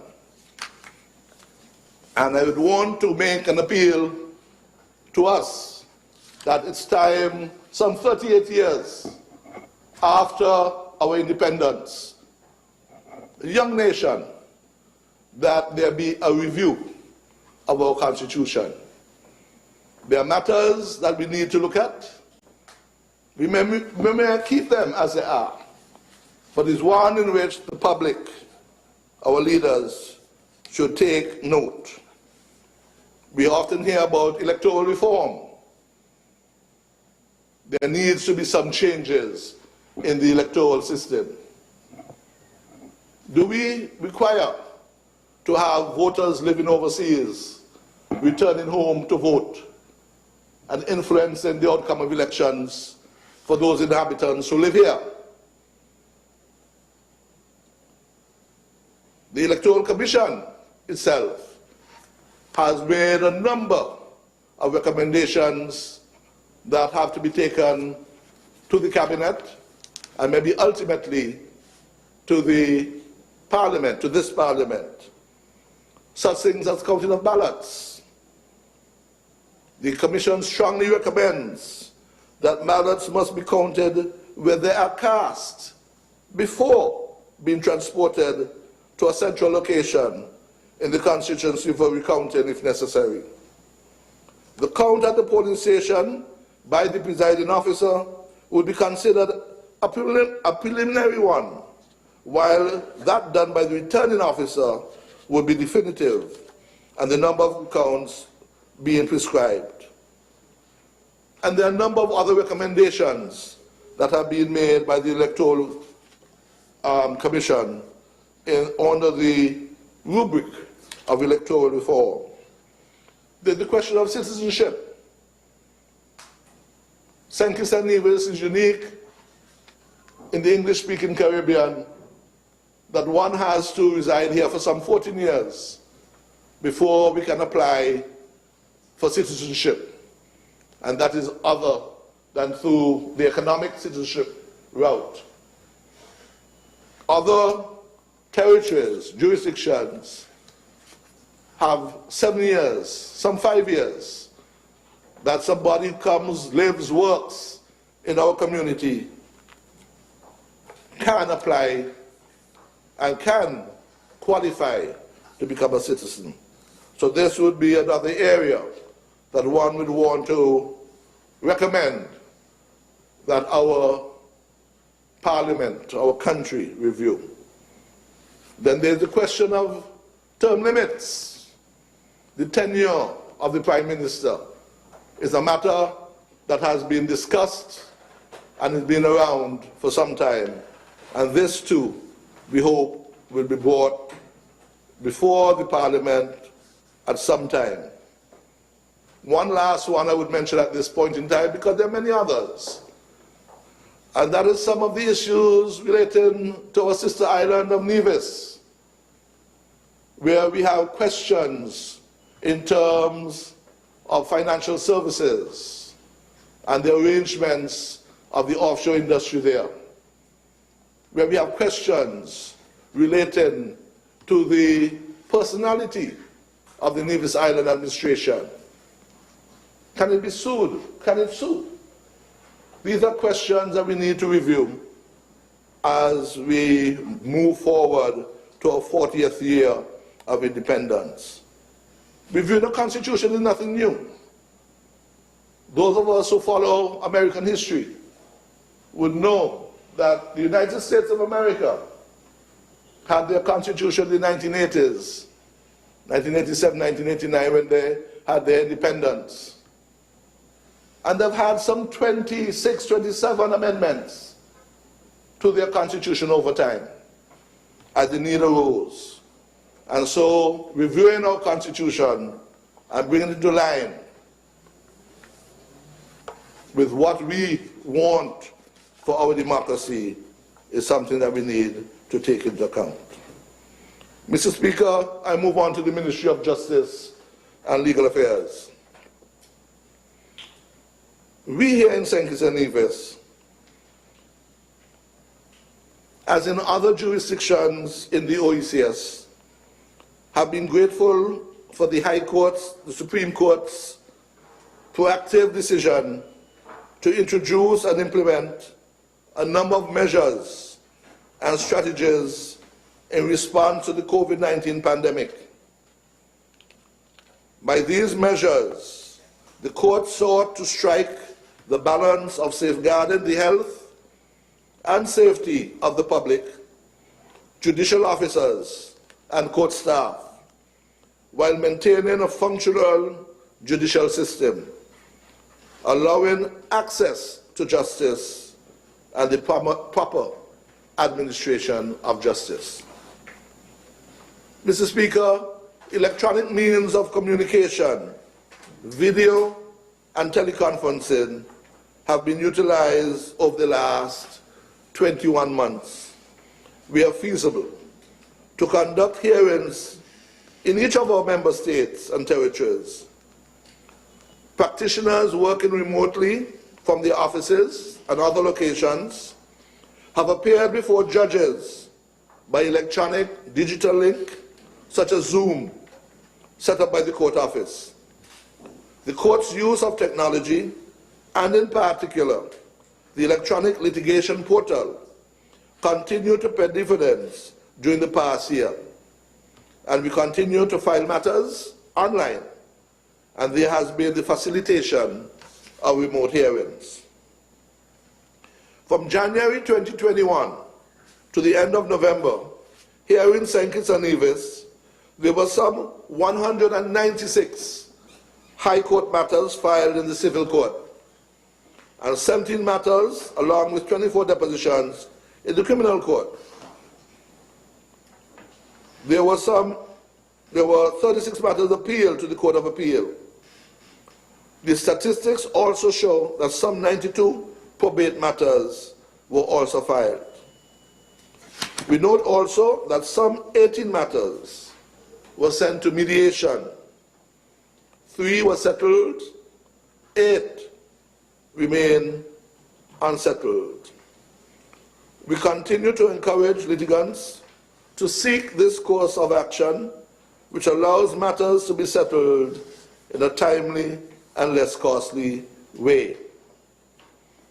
In the Supreme Court, all criminal matters are jury trials, and the court cannot sit without the physical appearance of jurors. The lockdowns mandated to combat the spread of COVID-19 reduce the ability of the court to maintain its disposition rate, which consequently is lower than it would have been in normal times. The Ministry of Justice anticipates that the vaccination rate in our country, resulting in minimizing the incidence of lockdowns, will permit the rate of jury hearings to increase during the new law year. In March 2021, Mr. Justice Morley, QC, was appointed to serve in our jurisdiction. He has been assigned to the Senkis Circuit, replacing Mr. Justice Ventos, who demitted office at the end of 2020. Justice Morley, QC, joins Mr. Justice Ward, QC, in Senkits, and Mr. Justice Moise in the Nevis Circuit.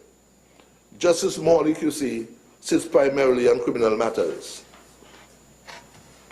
Mr. Speaker, the Summary Court has functioned well, for the most part, during the pandemic. And when I speak of Summary Court, I mean the Magistrates' Court. You will recall that due to the COVID-19 pandemic, the country was on lockdown for a period of 14th June to 11th July this year. And during that time, of course, no cases were filed, there were no trials conducted. Earlier, in order to cope with the challenges of COVID-19, Zoom hearings were introduced in the Magistrates' Court since January, as a matter of fact. Unfortunately, or however, only one courtroom is fully equipped to have these Zoom hearings. That's court number 1 in District A. There is no similar equipment in courtroom number 2.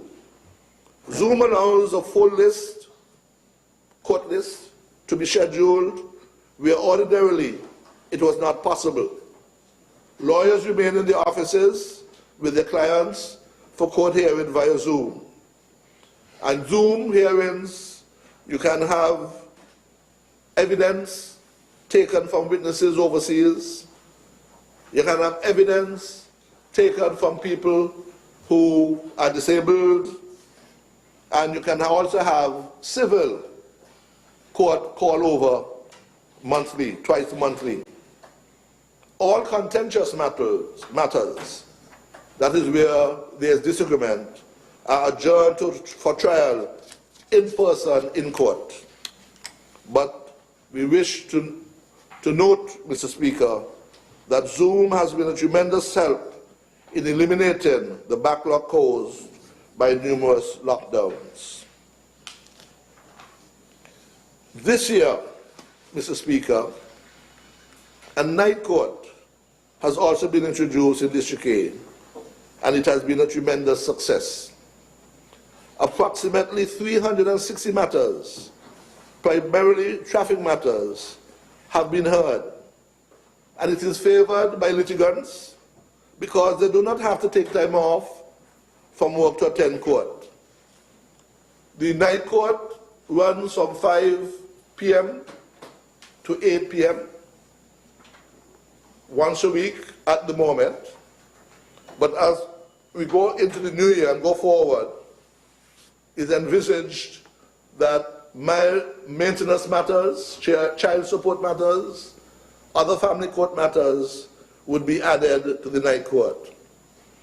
I should also point out, Mr. Speaker, that as with the electoral lists that I mentioned earlier, magistrates' court lists are published on the website of the Ministry of Justice and Legal Affairs, and any day you can go there and see the various matters to be called up in each of the magistrates' courts in District A and District B.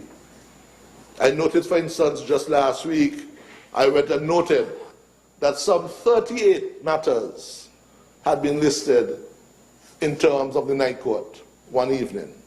So there were 2 trials, and matters were disposed of in a timely manner. It's important to emphasize, Mr. Speaker, that in our country, our citizens need to have access to justice. The night court allows that. Zoom hearings allows that.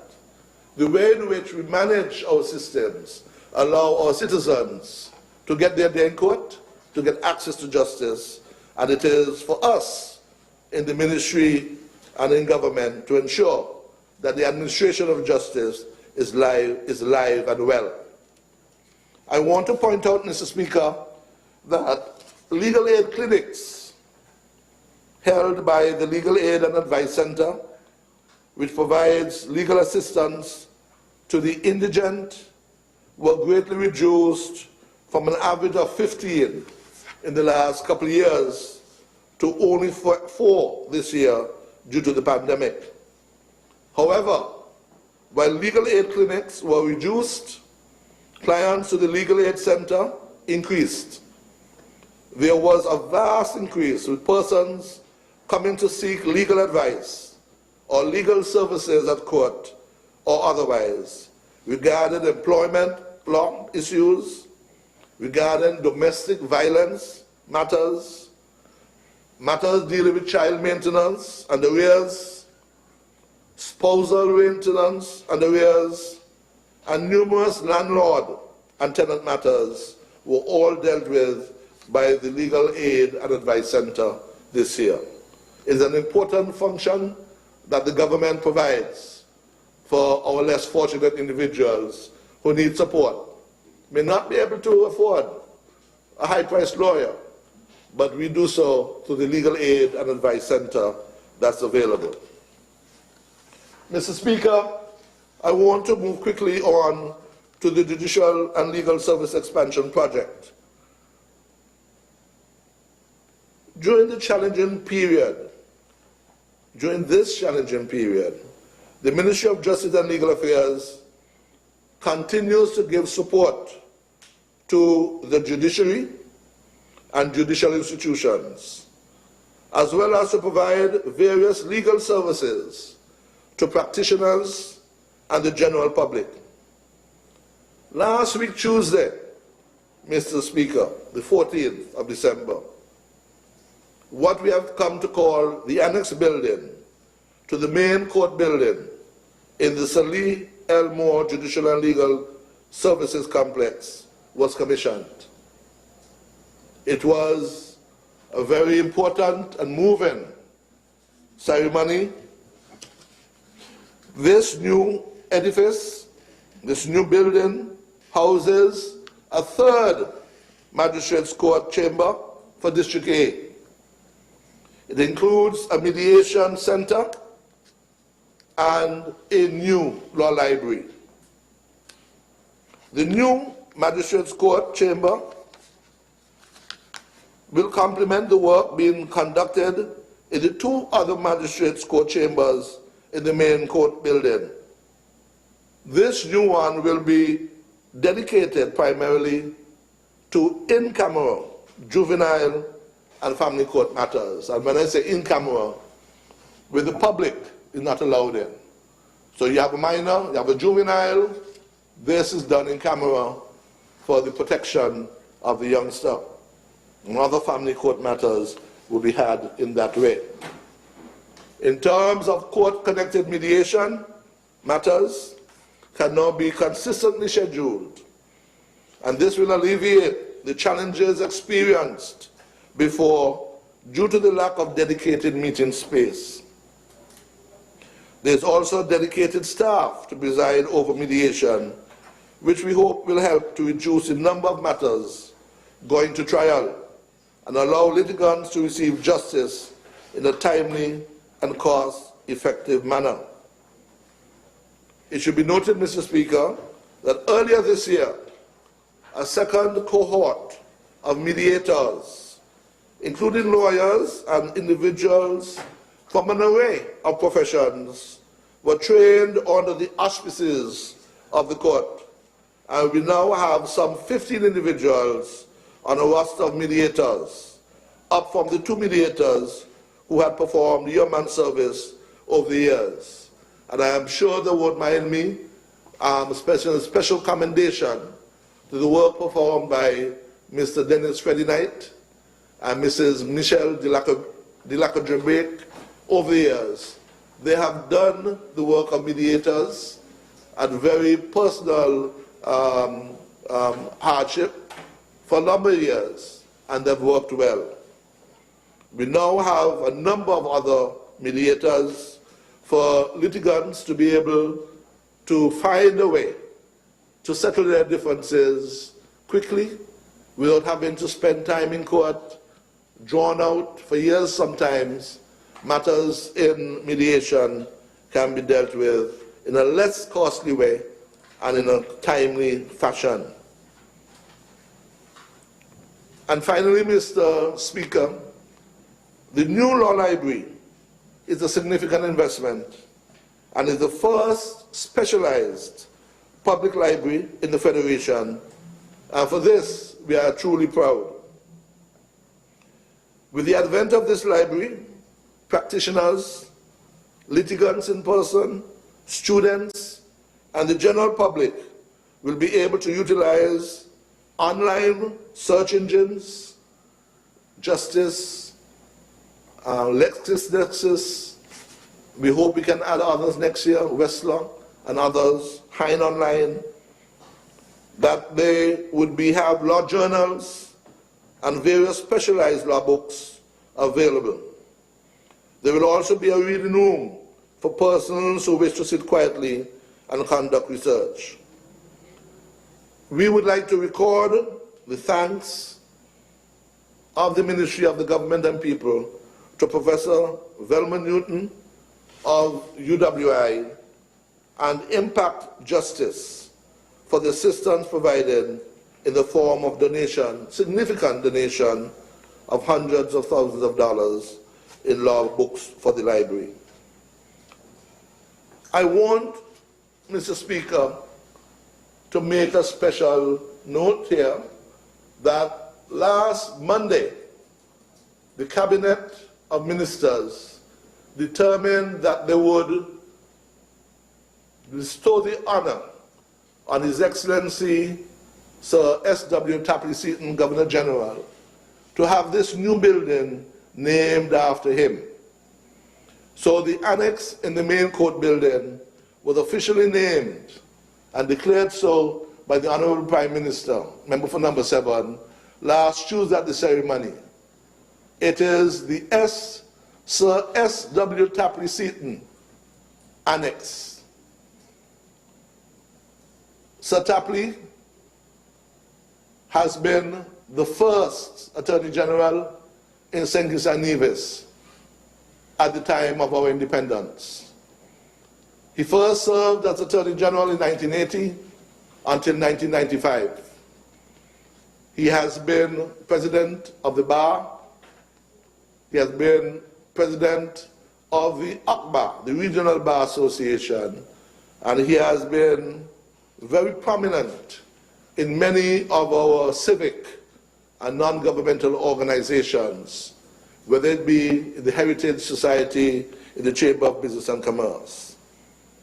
When in 1982, 1st of September 1982, the courthouse building that was then, the traditional courthouse building that had stood for nearly 200 years, was burnt down, burnt to the ground, it would have been Sir Tapley who would have headed the committee to rebuild the complex at that site.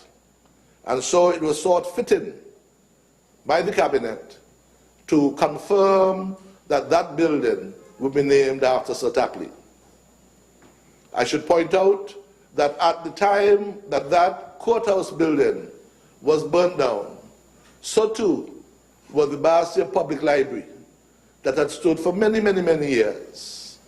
And the long-serving librarian at the time, Miss Eulalie Byron, who had been there for some 30 years, had to come and work out of retirement to rebuild that library.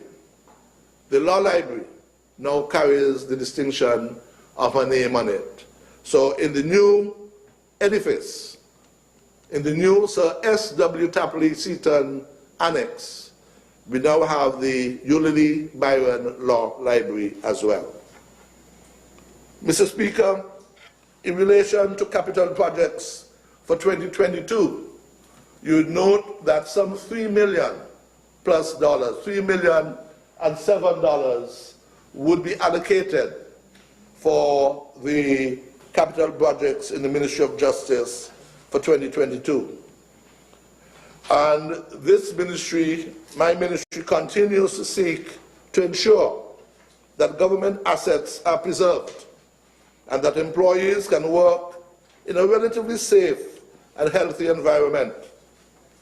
The Sir Lee Elmore Judicial Complex was built over 20 years ago, close to 25 years ago, and is slated to receive some much needed renovations over the next year. In that vein, a capital project in the sum of over $1 million to assist in the complete overhaul and renovation of the building has been submitted. The Public Works Department has already conducted the bidding process and is currently reviewing tenders. I should point out that what is intended is that the air conditioning system is to be replaced, there is to be a major overhaul of the sewage system, and the roof that has begun leaking would be repaired, and there will be general renovations to overall building. And we hope that that can be done quickly, properly supervised by the Public Works Department in the upcoming year. I want to turn now, Mr. Speaker, to the Law Commission. During the early part of 2021, the Law Commission has been involved in preparing files for the publication of the 2020 revised edition of the laws of the Federation. This publication will have in all amendments made to our laws in this Parliament for the period 2018 to 2020. I should point out, Mr. Speaker, that our law publications have been few and far between. We would recall that there would have been a revision, a revised edition in 1961, and since 61, the next edition of the law publications would have been the 2000 edition.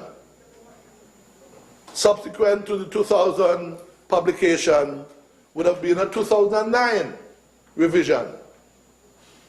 And then we would have had a 2017 revision. We have now entered into an agreement with the Law Revision Center in Anguilla to have revisions, revised editions every 2 years. And so the next edition, the next new revised edition, will be available for the public by May 2022. At this time, all the files have been completed by the Law Commission in St. Kitts and have been forwarded to the Revision Center in Anguilla. At this time, Revision Center has produced the typewritten versions of all files, and all files have been vetted by the Law Commission. Under the contract with the Law Revision Center of Anguilla, they are to produce the bound versions and pen drives by May 2022 and update the website with this new revised edition by the set date. The Law Commission website has been maintained throughout 2021, with all new laws enacted being uploaded to the website within 3 days of publication in the official gazette, in spite of COVID-19 lockdowns. Thanks to the help of electronic measures, the latest COVID-19 regulations were uploaded to the website in a timely manner, thereby giving practitioners and the public easy access to the laws. I should point out that this website, www.lawcommission.gov.kn, allows anyone, anywhere in this world, to have access to the laws of St. Kitts and Nevis at any time. All of us can have access to the laws of St. Kitts and Nevis by accessing the Law Commission website to be able to see what our laws are. No longer can we speak of ignorance of the law, because the laws are available to us. I should point out, Mr. Speaker, that the Law Commission is also in the process of preparing a report for the introduction of legislation to provide for smoke-free work environments. At this time, one member of the Law Commission is undergoing free training from the PAHO WHO virtual campus on the topic, developing tobacco control legislation.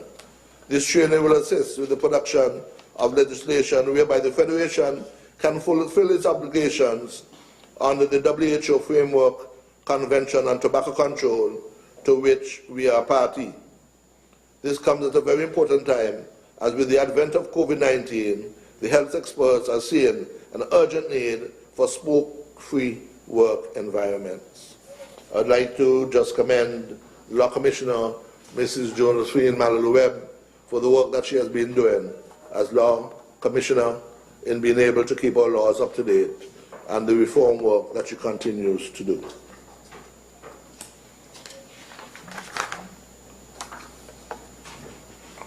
Mr. Speaker, I now turn to intellectual property. During the period October and the first week of November, the Land Registry and the Intellectual Property Office have relocated to new premises situated in the vicinity of the Sir Lee Elmore Judicial and Legal Services Complex. They are open for business and serving the public despite the various challenges that have been encountered over the past year. The Law Commission is also expected to join them shortly in that building, the old CNC building. And I should point out, Mr. Speaker, that tomorrow morning at 10 o'clock, there shall be a ceremony at the building to launch, as it was, to officially open and recognize the work of the Land Registry and of the Intellectual Property Office and also of the Law Commission. But for the Intellectual Property Office, if I can continue, under the Patents Act, the Intellectual Property Office has an overarching obligation to encourage innovation and creativity among citizens and residents of St. Kitts and Nevis.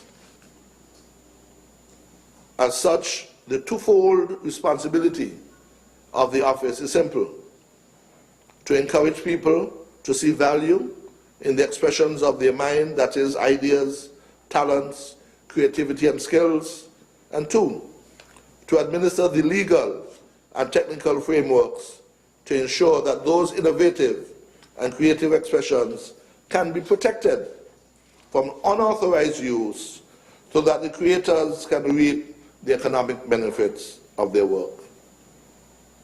Very simply, the Intellectual Property Office is an office that allows us to protect works, songwriters, artists that are properly registered.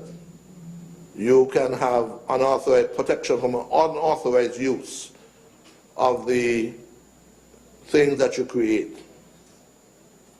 In 2021, Mr. Speaker, pursuant to the government's thrust to promote entrepreneurship, alternative streams of personal income, and increase professionalism for the people of St. Kitts and Nevis, the Intellectual Property Office hosted or participated in a number of initiatives, such as webinar on IP and small and medium-sized enterprises, the presentation on IP in business marketing, the collaboration with the Small Business Development Center, presentations on branding and IP at the Women's Employment, Entrepreneurship and Financial Inclusion Project.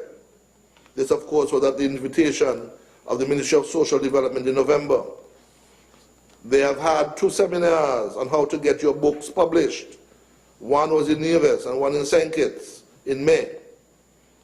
Following local spotlights on sports in August from CPL, the Olympics, and Kim Collins Day, there was a 2-day webinar in August on IP and sports, hosted with the sponsorship of WIPO, with international, regional, and local facilitators who explore topics such as country branding and sports tourism, branding for national teams and athletes, sports marketing and sponsorship.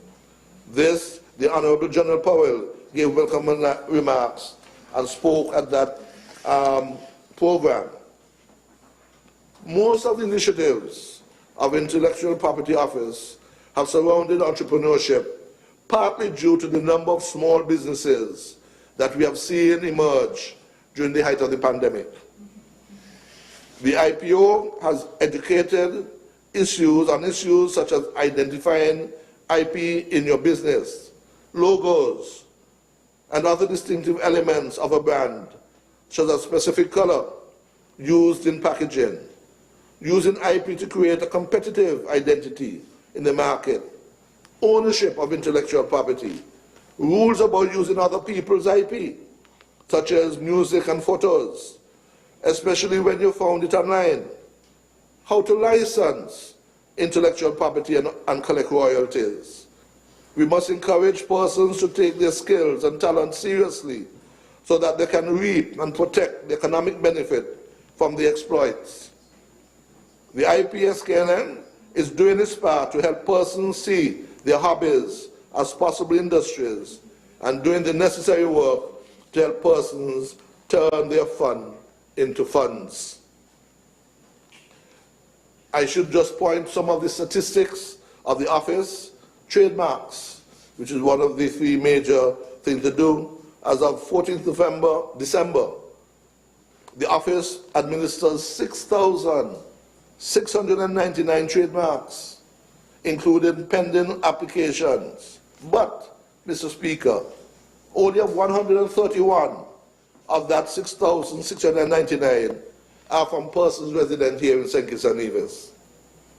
Some local marks that are registered are Nana's garlic butter, usually sold in Value Mart, Dcash, that is used by ECCB, Big People Party by Funtime Events, and Bob's Super Wings.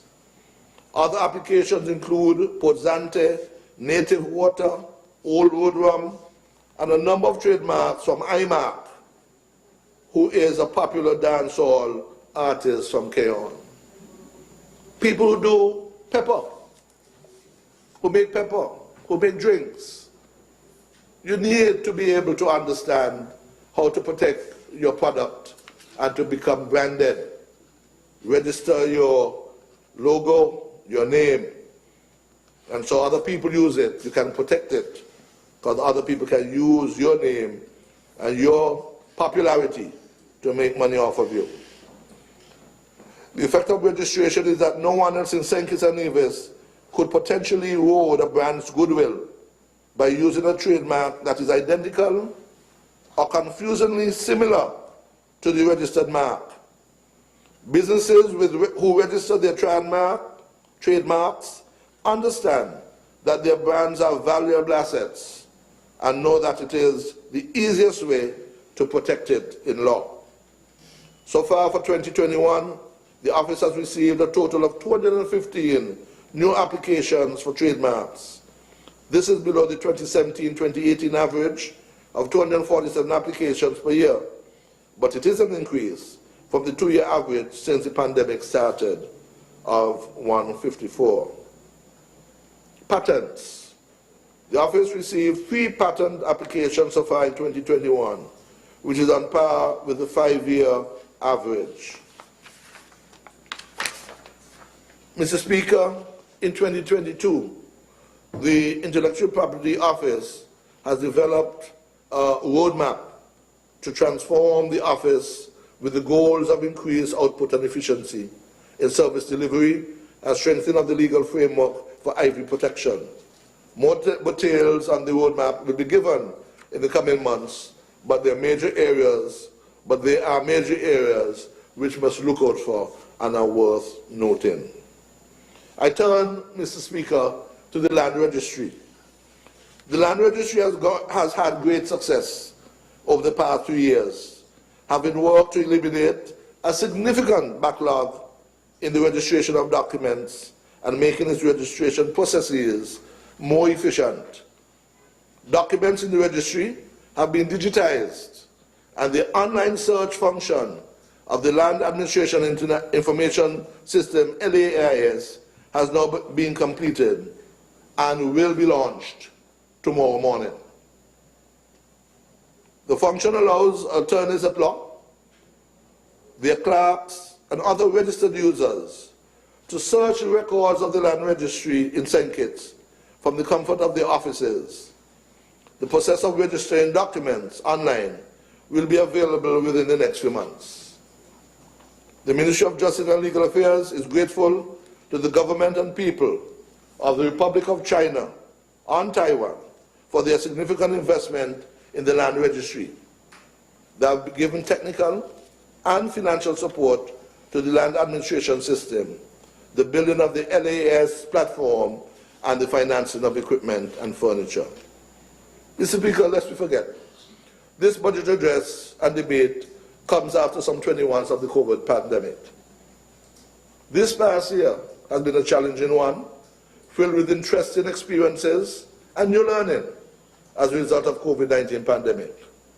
COVID-19 has affected every part of this world, and indeed the Federation of St. Nevis is no exception. Mr. Speaker, as the government seeks to revitalize the economy and all sectors and industries in the country, we will continue to promote transparency, accountability, equity, good governance, and compliance with the rule of law. Mr. Speaker, our response to the pandemic has and will continue to be based on the rule of law and the advancement of peace, order, and justice in the Federation. I cannot tire, Mr. Speaker, in commending the members of the COVID task force, which I have had the honor to oversee along with Senator Phipps, and the exemplary manner in which they have conducted their onerous duties. The COVID-19 task force, Mr. Speaker, has given St. Kitts and Nevis the enviable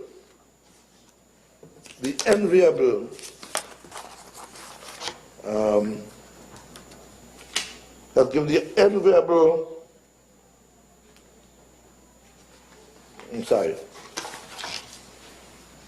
us the enviable position where we have done exceptionally well. Until May the 19th this year, we had contained this pandemic, this virus that had affected the entire world. We recall that when it first came, we closed our borders. From March last year until the end of November last year. There was a lot of uncertainty. We had lockdowns. And in all of this, a band of dedicated public servants would meet every week, sometimes 2, sometimes 3 times a week, and devote hours of trying to plan, to work, to help our people to adjust to this pandemic that was affecting us. The government of the day, our government, took the position that we would have a policy of lives first. Lives. We have later adjusted it to try to balance the issue of livelihoods. And Mr. Speaker, we in St. Kitts and Nevis have done exceptionally well. We have been very lucky because we have had a second wave of this COVID after the first one earlier.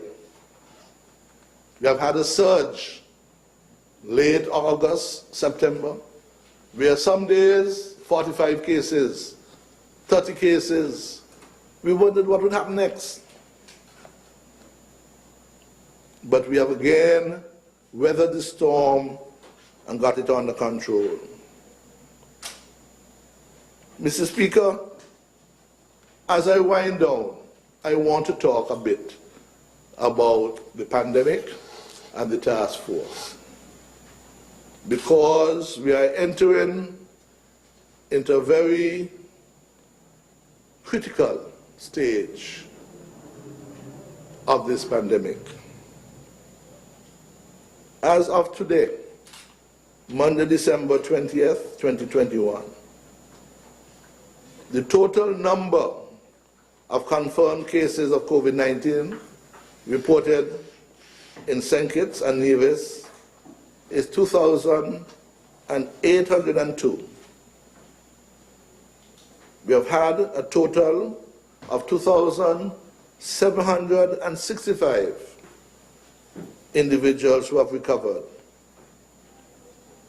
At the moment, there are only 9 active cases, 2 in Nevis and 7 in St. Kitts.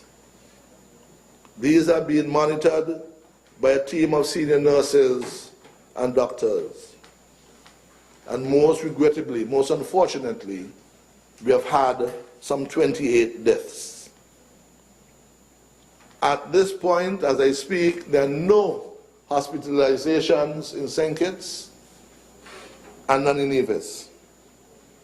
Again, I repeat, the Federation has done an excellent job in containing the third wave between the months of August to November 2021. I want to look at the question of vaccination and vaccination rates. As of December 20th, 2021, we have had some 26,700 adults who have had a first dose, 81.1%.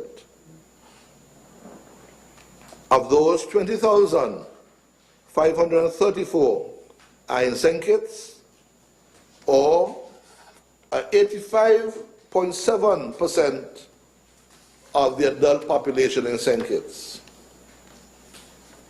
In Nevis, it is somewhat lower. 6,246 individuals have had a first dose of the vaccination in Nevis, or 68.8% of their population, while 5,981 have had a second dose, 65.9%. In St. Kitts, 18,805 have had a second dose, 78.5%. And overall for St. Kitts and Nevis, we count at 75% of the adult population who we say are fully vaccinated. Of the total population, not just adults, but all, children, everyone, we have 53.9% fully vaccinated. But Mr. Speaker, I want to issue a word of warning to our people. Despite all the good news, there are a number of concerns. The COVID-19 variants are of concern. The Delta variant is still the most prevalent variant in circulation around the world. We have been fortunate because it has not affected us here in St. Kitts and Nevis. to any extent. But we would have heard, Mr. Speaker, of this new variant, Omicron, which is spreading rapidly across the globe. We hear that it is more transmissible than the Delta variant. And we are still not sure if the disease caused by Omicron is less severe or more severe than the disease caused by the Delta variant. We don't know. Since Omicron is probably more transmissible, it means a greater number of persons can be affected by this variant, and potential surge in cases can overwhelm our health system. I speak of Omicron and this because we are in a festive season. We have recently opened up, reduced our restrictions on entry into the country. At a time when, in many of our source markets, in North America, in England, in Europe, have been locking down. And those of us who follow the news are alarmed at the numbers of people who become positive every day. One expert says that even if Omicron may not be as virulent as Delta, because so many more people will become infected, that there is a greater potential for more people to go to the hospital and ultimately for people to die. Mr. Speaker, I want to issue a word of caution. I dare say a word of warning to our people that we do not know when, if and when, we may have another surge here. But we can delay it, and we can prevent it if we do the basics. And so I want all of us to do our best to adhere to COVID-19 prevention and control measures. Wear face masks. Wear a mask. We must wear the mask. It must become part of us. We must wash our hands regularly. We should try our best to maintain social distance, a physical distance, an adequate distance from others. It's the new normal. We don't need to be up in everybody's face. And this Christmas, as we party or we try to get together, don't say party, get together, family gatherings for the Christmas should be in a well-ventilated setting. And be careful. We need to monitor compliance to these measures. And I would say that we in Justice and Legal, in the Ministry of Justice and Legal, we would want to ensure that these measures continue to be registered in our SRNOs that we spoke of earlier, and they are enforced based on the SRNO and the legislation. Honourable Member, I know you had indicated you're wrapping, but formally the time has expired. I would ask your Speaker if I can be awarded another half an hour, please. Yes. The question is that the Honourable Member has requested an additional 30 minutes. Those in favour? Those against? The ayes have it.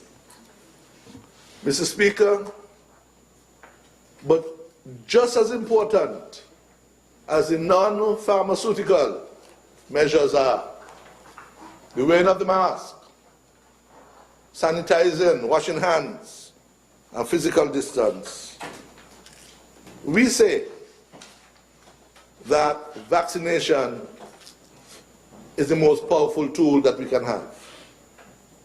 And we urge, we encourage all those who have not taken the vaccination to do so. We also learn from some of the experts that we should take a booster if we have had 2 doses of the vaccination already, because this helps to protect us in case Omicron happens to invade our shores. We have to encourage vaccination, especially in the vulnerable population. You have an old mother at home, an aunt, you go around these people, we must be vaccinated for their sake. We have to protect the vulnerable in our community. You have young children who can't yet take a vaccination. You should be vaccinated to protect your children. I want to be very clear, because it is obvious that we don't know enough about Omicron. Young people, young children are now being discovered to have Omicron. We have to protect our vulnerable and all others. Older adults living in nursing homes, those diagnosed with chronic diseases, those in institutions where you're close to each other, in prison, caring home, New Horizon, where the institutional things, we have to be very, very careful. We should aim to prevent new cases. We should aim to prevent and delay another outbreak. We want, Mr. Speaker, when I speak to all our citizens, we want to prevent more COVID-19 related deaths. This is Christmas, and it's our 50th year celebrating Carnival. And the government has found a way to assist us to celebrate Carnival. And we hope we can do so in a safe way.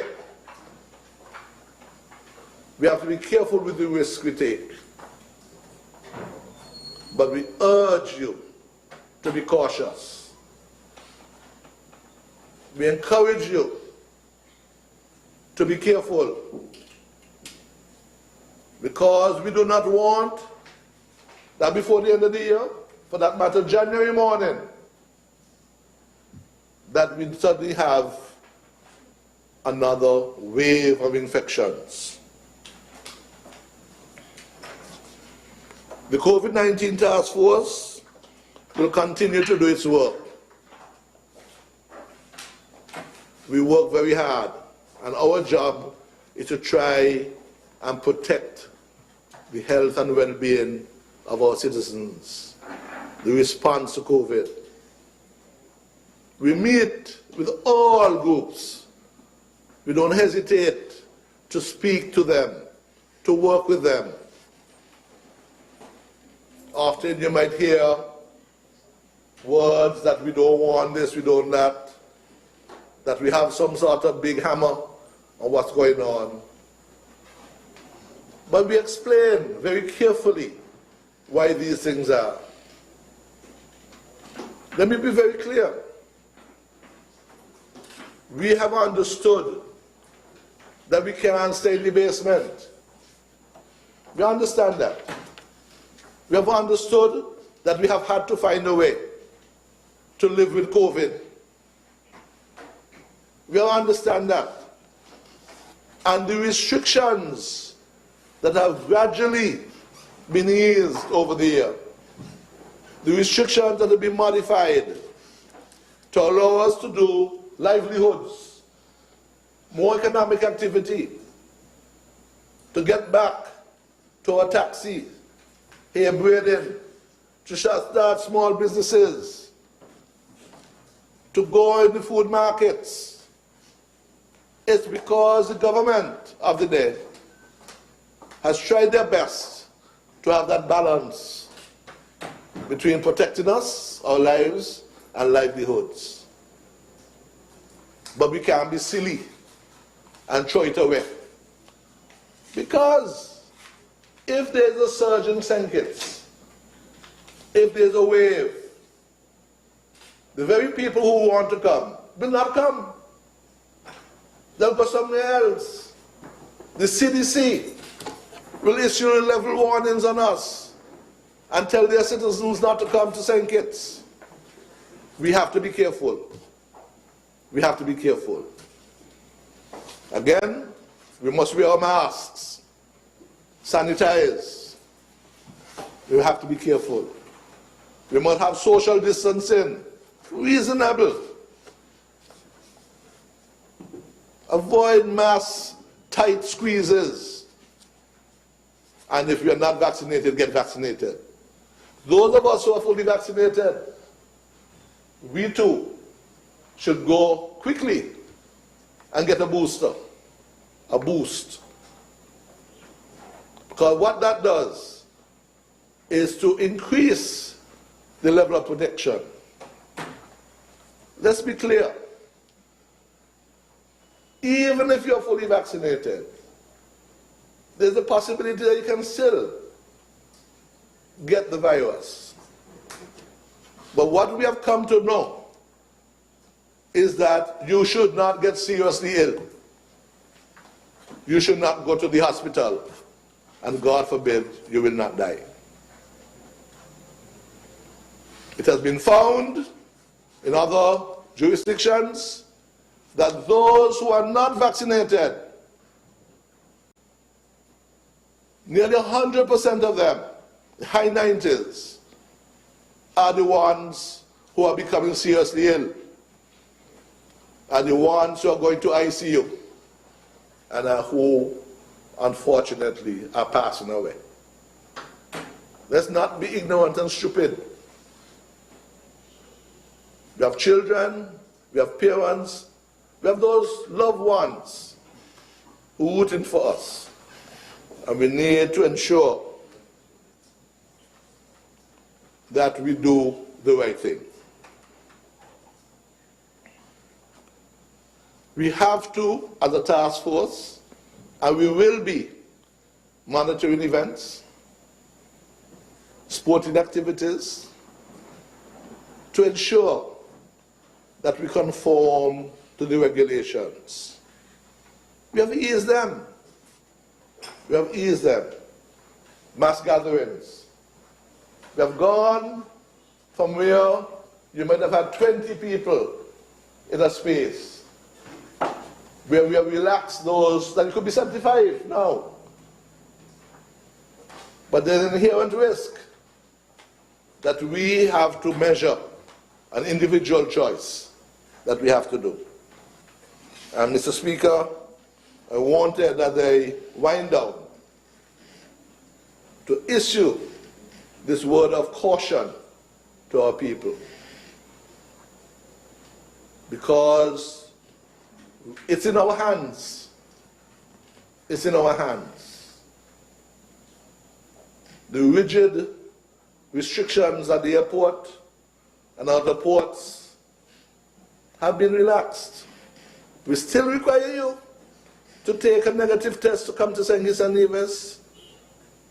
A non-national cannot come if they're not vaccinated. Our nationals who are not vaccinated can come.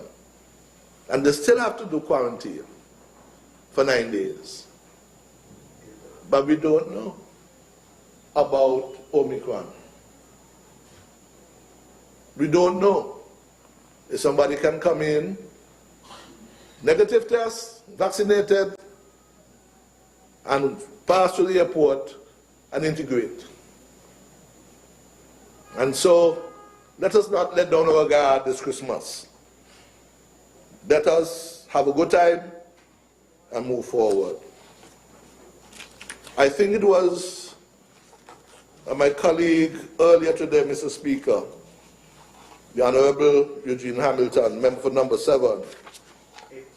Number 8, sorry. I ain't trying nothing. Who made the point that this government, the government of team unity, the government of national unity, has worked very hard since we came together. Way back, for me it was December the 12th, December the 8th, 2012. And the ensuing years, working together to try and develop a movement that was based on some key principles: that we have good governance, that we work for prosperity for our people. We made a commitment to put aside our differences, coming from 3 different disparate parties. And we found a way to coalesce around the theme for the good of our country. And Mr. Speaker, over the last 8 years, the Team Unity movement and the Team Unity administration has done good things in this country. We have done good things. We have managed to put St. Kitts in a position that our people feel proud. Some would say it is the best government we have had.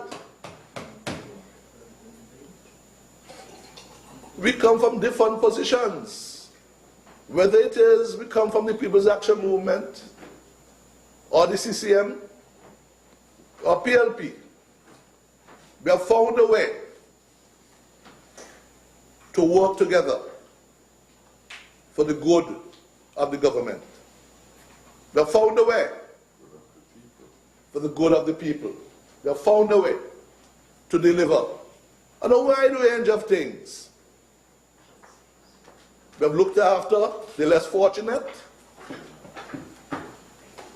We have given an environment where those who want to take risks, entrepreneurs, to blossom.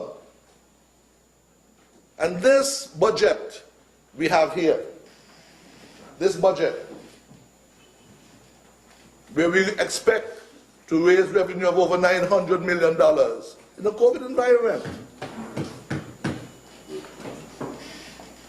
We expect to do that. Shows, as we have done over the last 8 years, a sense of prudent governance. And Mr. Speaker, I can only urge our people, I can only urge we, as a movement, together, to hold the fort, steady course. Because it is in the best interest of the people of St. Kitts and Nevis. Unity, me say. Mr. Speaker. And so, Mr. Speaker, I would want to wish this bill Godspeed, safe passage to this honorable House, and that it will lead to even more favorable benefits for the people of St. Kitts and Nevis. I wanted to speak about our economic recovery plan, where we have had the firm of Deloitte work with different ministries to devise, as it was, a really structured strategy of recovery built on pillars involving tourism and its allied services, agriculture, a blue economy, ICTs, more infrastructure, manufacturing. When we talk about sustainability, you talk about a whole range of things, Mr. Speaker, that we need as we go into 2022. Resilience, diversification, and human capital development, the development of our people. Mr. Speaker, we're doing well. And we must give all kudos to the government. I want to thank the people I work with. We have a team at the Ministry of Justice and Legal Affairs, the Attorney General's Chambers. And I want to give special commendation to my Permanent Secretary, Ms. Diana Francis, and her team, the Solicitor General, Mrs. Simone Bullen Thompson, and all of the Senior Crown Counsel and Junior Crown Counsel that work with us. We work 24/7. We're not 8 to 4. And we do so for the benefit of the people of this country. And I've hoped I've given a report that is acceptable to the House and to the people of what we do. I also want to, Mr. Speaker, to recognize all of those heads of the various departments that I superintend. Because all of them, public servants all, who give and give of themselves in the work and service to the people. Whether it's in the High Court, the Registrar of the High Court, Mrs. Janine Harris-Lake, and Assistant Registrar, acting, Violet Williams. The Magistrates Court, acting Senior Magistrate, Reynald Benjamin and the other magistrates. We speak of the Registrar of Lands, Mrs. Dawn Myers, who is here with us. We speak about the Registrar of Intellectual Property, who has a big job ahead of her in trying to work with our creatives and the creative industry and the work that she has been doing. Commissioner, Law Commissioner, Mrs. Josephine Mallory-Webb, and of course the Director of Legal Aid and Advice Center, Miss Alicia Gums, who is at this point acting as Registrar of the High Court. I hope I haven't left out anybody, but I now turn to that other area that is of extreme importance to all of us, and that is the task force. And I want to say a special commendation to the members of the task force, the National COVID-19 Task Force. By law, it's a committee, it's a task force put together by law. A law of this National Assembly, the National COVID-19 Prevention and Control Act, number 16 of 2020, establishes all those. Chairman, Mr. Abdiel Samuel, who has done a yeoman's job, excellent job in managing all of these disparate individuals. Many of us are accustomed to work in silos in our departments. But every week, whether it's a permanent secretary in tourism, permanent secretary in health, permanent secretary in foreign affairs, the commissioner of police, the commander of the defense force, the head of CASPA, his counterpart in Nevis, NASPA, the chief medical officer, Dr. Laws, the medical officer of health in Nevis, Dr. Julie Nisbet.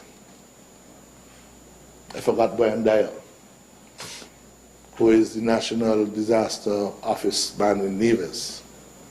And of course, Dr. Cameron Wilkerson, the medical chief of staff, who has taken a lead in promoting our vaccination program in our country. We have many very, very able public servants who work with each other. Of course, ministries, Ms. Ophelia Blanchard, our IT specialist, who has developed this SKNA travel form that has helped us to manage the flow in and out of our citizens. I say a hearty thank you to all of them, from all of us, because what they've done is way beyond the duties that they're signed up for. And without that task force, we would not be in such a good shape. And so I want to thank them very much for the work they've done. And finally, Mr. Speaker, as I wind down, I want to say a special thank you to my cabinet colleagues who also have been involved in this response to the COVID-19 pandemic. We talk about the task force, the task force, the task force. The task force is made up primarily of technical people, and they make recommendations to the cabinet, but ultimately, the cabinet of ministers are who determine policy. And there are times when we have had to override the task force. There are times when we insist on a certain course of action. We have to interact with the people who have elected to immunity. We are responsible to them. And so while we have established lives as our primary goal, livelihoods have become important to all of us. And whether it is we want to ensure that hotels in Nevis open up, that we can attract their traditional guests from England, whether it is we want crews to come and allow our taxi drivers and all to participate. There's a balance. And cabinet debates is long hours, tirelessly, to ensure that the people of St. Kitts and Nevis are safe, but that we can still live and earn a livelihood. I want to say Merry Christmas to the people of St. Kitts and Nevis. Stay safe. Stay safe. Wear your mask. Be careful. If you can avoid the crowds, avoid them. We never know who may have one of the variants. I'm not telling you to go in a cellar and lock yourself away. Just be careful. Stay safe.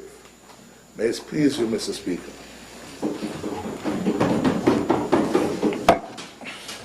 Thank you, Honorable Attorney General. By my clock, you spoke for exactly 1 minute short of your full 2 hours. 1 hour, 59 minutes by my clock. Honorable members, we will suspend for 10 minutes. You can remain seated upon my departure and my re-entry. Last year we went by Valley Run. He placed Matt and Heidi Ham.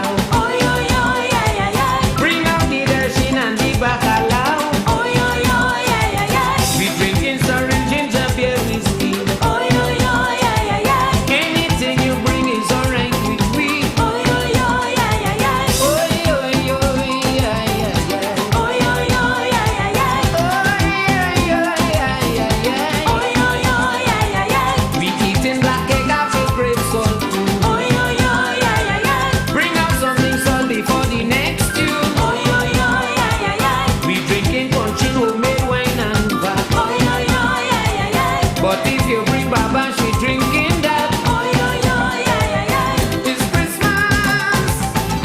Oh, yo, yo, yeah, yeah, yeah. Merry Christmas. Oh, yo, yo, yeah, yeah, yeah. It's Christmas. Merry Christmas. It's Christmas. Merry Christmas. Oh, yo, yo, yeah, yeah, yeah. Anything you bring is alright with me. Oh, yo, yo, yeah, yeah, yeah.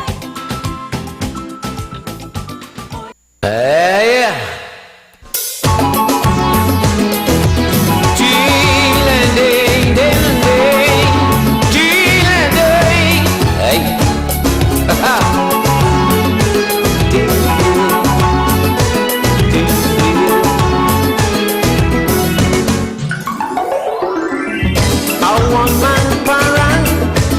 That is how they let's go. When they see me dress up just like a movie show, looking for action, don't ask no foolish question. If you want to join a real, I can't stop, no. My rock in my back pocket, talk, I can't forget it. Hang across my shoulder and mandolin. Hey, I don't want no argument, totally my own instrument. Patrol, guitar, the banjo and violin. Everything from Sangre Grande all the way to Seekers, Paragin night and day. I'm looking for good players and chorus. Paragin night and day. In Maracas, Para, Dominicanas, Para, and Choquemado, Para, mucho, mucho, mucho barrandero. Oyo, oyo, hey, give it. Give it.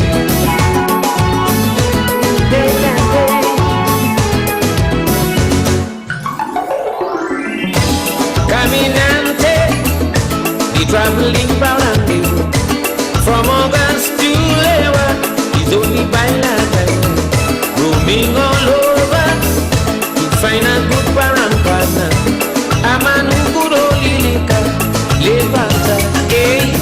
I passing by Rio, he does play and me quattro. And I know that the wife could sing. Hey, Carlos go play big banjo. He does bust up string for so. I make sure I have extra banjo and guitar string. So let me sing. From Sangre Grande all the way to Seagulls, Paragin night and day. I'm looking for good players and chorus. Paragin night and day. Marima, Parang, Siparia, Parang, Palo Seco, Parang, mucho, mucho, mucho parandero. Oyo, oyo, ay, ay, ay, baila, baila, caminante,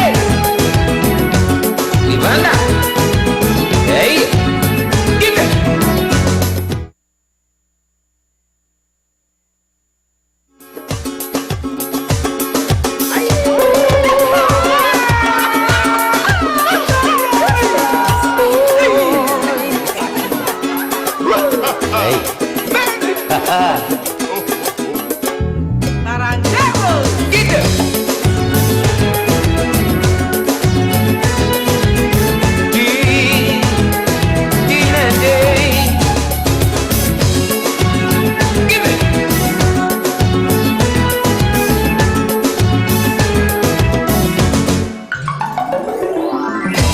When you see we bring coffee by the gallon, history tunes and we gone, can't stay one place too long.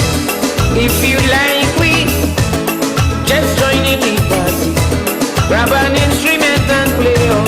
Yes, my son, hey, we have some power players. I know them Israel foolers, singing anything once it have a home.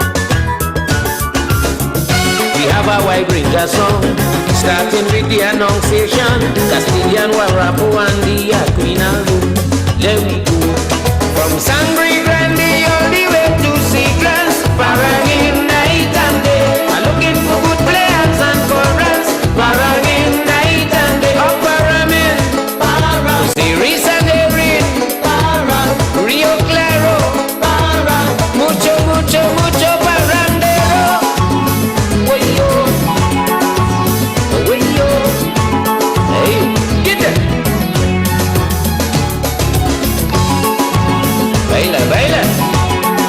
Atlanta, Barandero, Caminante. De ahí. In Baracas, pagan. Dominicas, pagan. In Arima, pagan. Siparia, pagan. Palo Seco, pagan. Rancho Quemado, pagan. Narima, pagan. Siparia, pagan. Palo Seco, Rancho Quemado, Oparame, Bonosi.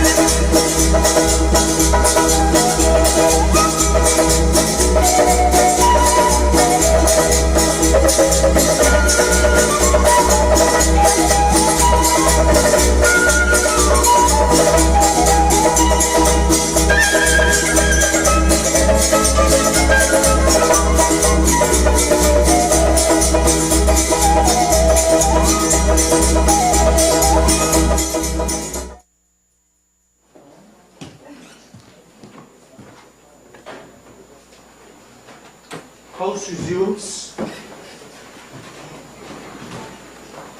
And I recognize the Honourable mover of the bill, Prime Minister Dr. Timothy Harris, to do his reply to this budget debate.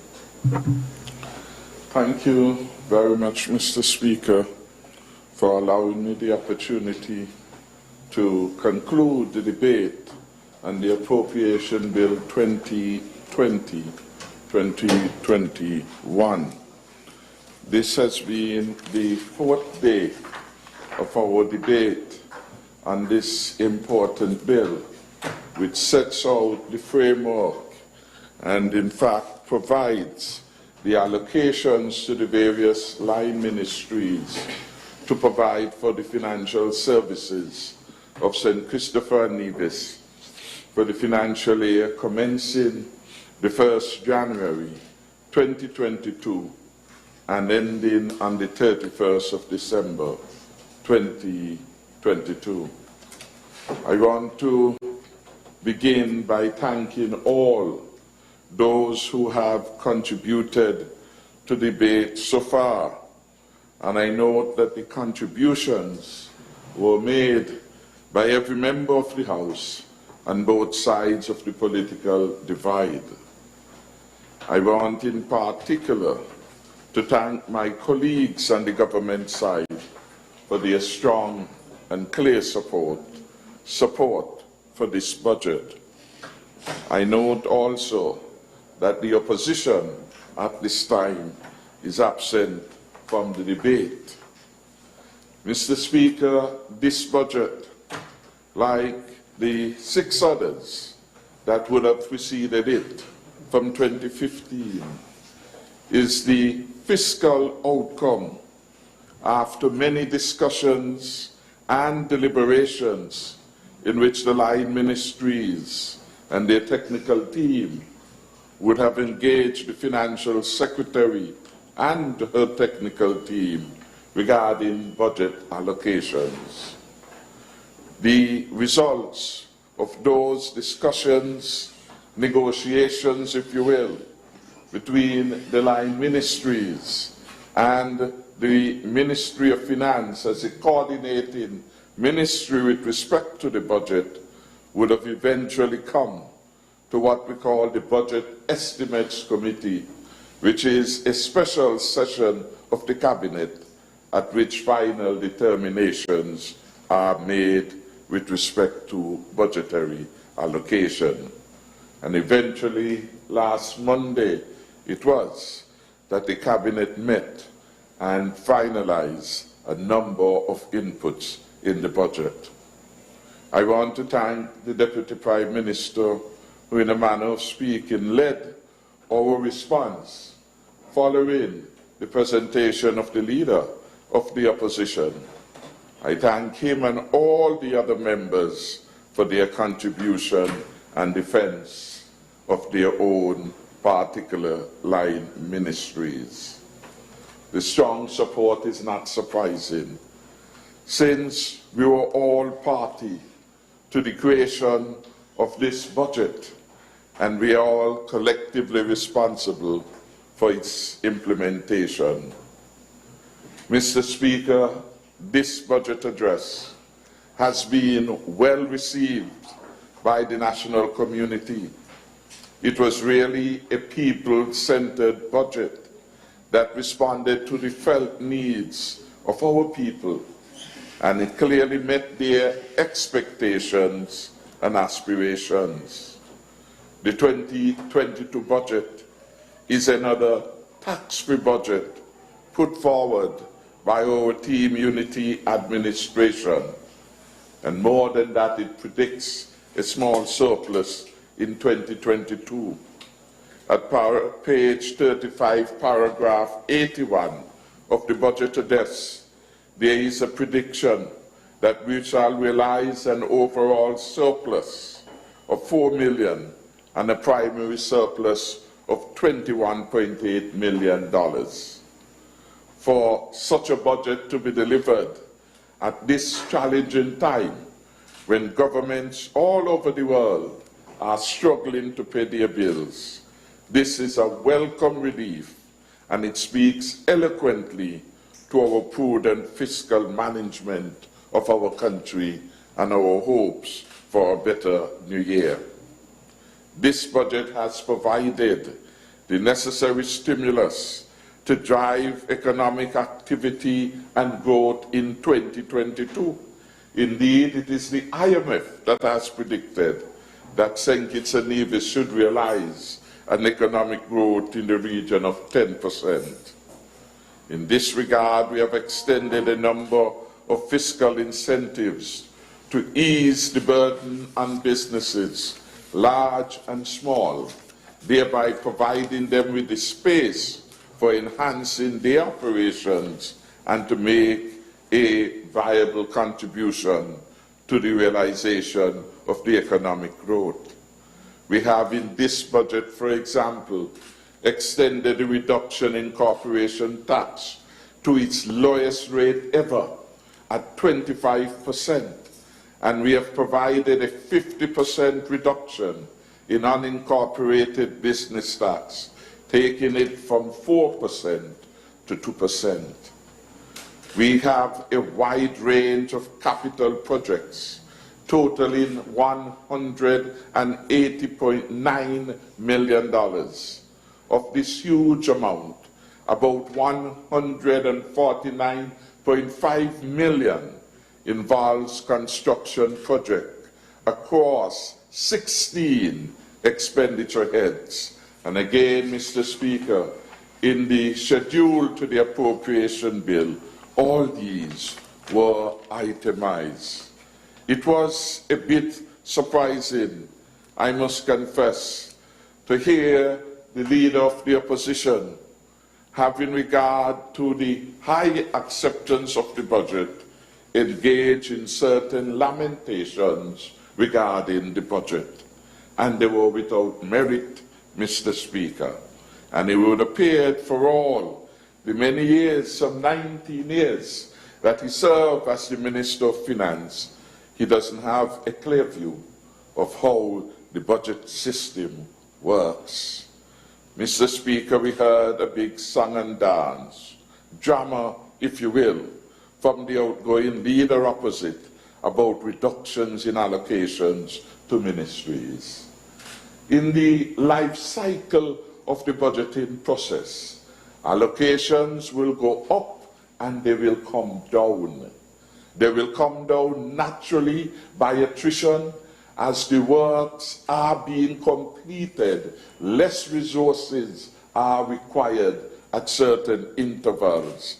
And that was pointed out by the Deputy Prime Minister with respect to his own line ministry.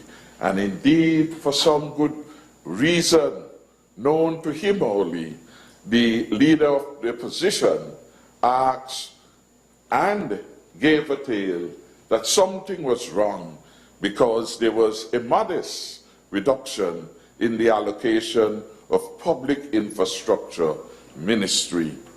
Mr. Speaker, when we look at the reality of our allocation to that particular ministry, we have every year since 2015 provided more resources to the Ministry of Public Infrastructure and Urban Development than was provided before us. The highest allocation to that ministry in 2014 was $35.6 million. In 2015, we increased this to $45.9 million. 2016, this went to 39.9. 2017, 40.7. 2018, 69.1 million. 2019, 68.4. 2020, 79.2 million. 2021, 62.6 million. 2022, $55.5 million. Every year without let, we have provided more resources to that ministry than at the time when we inherited the ministry in 2014. Indeed, we doubled the allocation to this ministry in 2020. But beyond that, Mr. Speaker, the attempt at mischief by the outgoing leader was unwarranted because when we look at the schedule which was in his hand, there is a schedule caption, Recurrent Expenditure, Part 1, and there is one attached again to the bill, Part 2, Capital Expenditure and Net Lending. And it shows that a total of $180.4 million of capital expenditure would be undertaken in 2022.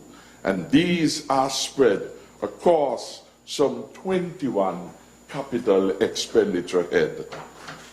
And the Deputy Prime Minister is right. The Ministry of Public Infrastructure will have its own capital projects to supervise and to implement. And it has a supervisory role to play with respect to projects coming from other ministries. So in legal affairs, there is a capital project at the value of $3 million. That sum is found under the Ministry of Justice and Legal Affairs. But the Ministry of Public Infrastructure will play its role. Under the Office of the Prime Minister, 11.2 in a capital project. National Security, $14.5 million. The Ministry of Finance, $12.2 million. Public infrastructure, $37 million. The largest allocation goes to public infrastructure. Ministry of Education, $27.4 million. Ministry of Health, $13 million. Sustainable Development, $18.5 million. Human Settlements, Ecclesiastical Affairs, $10.1 million. Ministry of Cooperatives, $1.5 million. Ministry of Entrepreneurship, 1.8, for a total of $180.4 million. Mr. Speaker, it couldn't be clearer. So this breakdown and this schedule gave greater clarity and transparency to the range of public infrastructure activities which are to take place in 2022. and he had a copy, and the member for number 1 had a copy, and the lady senator opposite had a copy, and yet we spent so much unnecessary time doing a song and dance about allocation to a single ministry, when he ought to know better.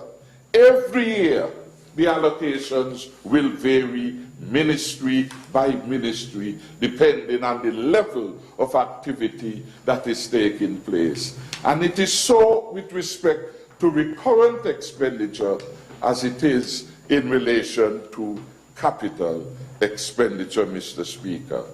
I know the budget was a difficult one for the opposition to respond to, but clearly it was a budget, to put it in the ordinary parlance, that sweet the ordinary people, Mr. Speaker. And yet the opposition, rather than come to give commendation, continued their own old play. Clearly they haven't learned from the general elections of 5th June 2020, Mr. Speaker. And so these capital projects, Mr. Speaker, will help propel the growth, Mr. Speaker, in the country over the next 12 months. And we had an exercise in futility. Well, this budget is only about short-term, expedient measures. Is it really? The budget system of which we are part is an annual budget. So every year we come back to the House and indicate how much we will spend for a particular year. It's an annual budget system. And whether it deals with long-term or medium-term program, every year the focus is what will happen for the ensuing 12 months, Mr. Speaker. When we talk, for example, about investment in housing, we are talking about an intergenerational investment. There's nothing short-term about the NHC investing 10 million plus next year in the construction of houses. When we talk about allocating $27.4 million to education, there's nothing short-term about an investment in education. It is a lifelong investment, Mr. Speaker. When we talk about, Mr. Speaker, in this particular next 12 months to come, we will see the build-out of phase 3 of the JNF hospital. There is nothing short-term about strengthening our health system. It is for the present and it is for the future, Mr. Speaker. And this is what this budget was able to do, Mr. Speaker. And these simple points regarding the budgeting exercise seem to have eluded the leader of the opposition. And this is unfortunate, Mr. Speaker, given that he was responsible for a very long period of time for the fiscal management of our country, both as Minister of Finance and the overall oversight which rests with him as the Prime Minister. No wonder then, Mr. Speaker, come to think of it, that year after year, when he was the Minister of Finance, it was a deficit budget, deficit budget, deficit budget. Until he took us to the IMF in 2011. He took us to the IMF. He borrowed $234 million from the IMF to pay salaries of civil servants, to buy toilet paper for the JNF hospital. He had run the country to the ground because of his reckless management. And for the first time in our life as an independent country, since 1983, we went to the IMF to borrow a whopping $234 million. The first Minister of Finance to have done so. And only. And Comrade Bratcher must have shivered in his grave to see how one of his successors would have led the country down that path of reckless behavior and reckless fiscal management, so that the sovereignty of our fiscal affairs lay in Washington rather in Bastille. As a result of having God begging and crying to the IMF to spare him some funds, we came up with a VAT. Never part of our reality, never part of reality. He came up with a VAT, and he brought VAT at 17%, which at that time was the highest introductory rate of VAT in the entire region. No other country, not Trinidad and Tobago, not Jamaica, not Barbados, introduced VAT at 17%. But we were so far down in the miry clay of debt that he was doing all in his can, in his own style, to see how quickly he could have gotten us out of the sea of debt created by his reckless management of the country. And so we have to be very careful when we take prescriptions from the member opposite, Mr. Speaker, because he has been a failure with the fiscal management of the country. And so perhaps he can write a book about how you mash up a country. Perhaps he can write a book about how you bankrupt it. And it was ideas and philosophies that allow him to take us there. I have told this story before, that in a sitting of our cabinet and in a discussion at the party, when it was raised about this spending of money left, right, and center, what was his response? He said, we have an election to face. I will spend the money. If the country goes bankrupt, let it go bankrupt. If I lose this election, it is not my problem. It is they who will come after. We'll have to fix it. And when I say, well, suppose you win that election, he said, well, what do you think I'm going to do? I'm going to have to tax them, because it is on them I would have spent the money, so they will have to give it back. It is that philosophy that took us down the dangerous road into the palm of the IMF, Mr. Speaker.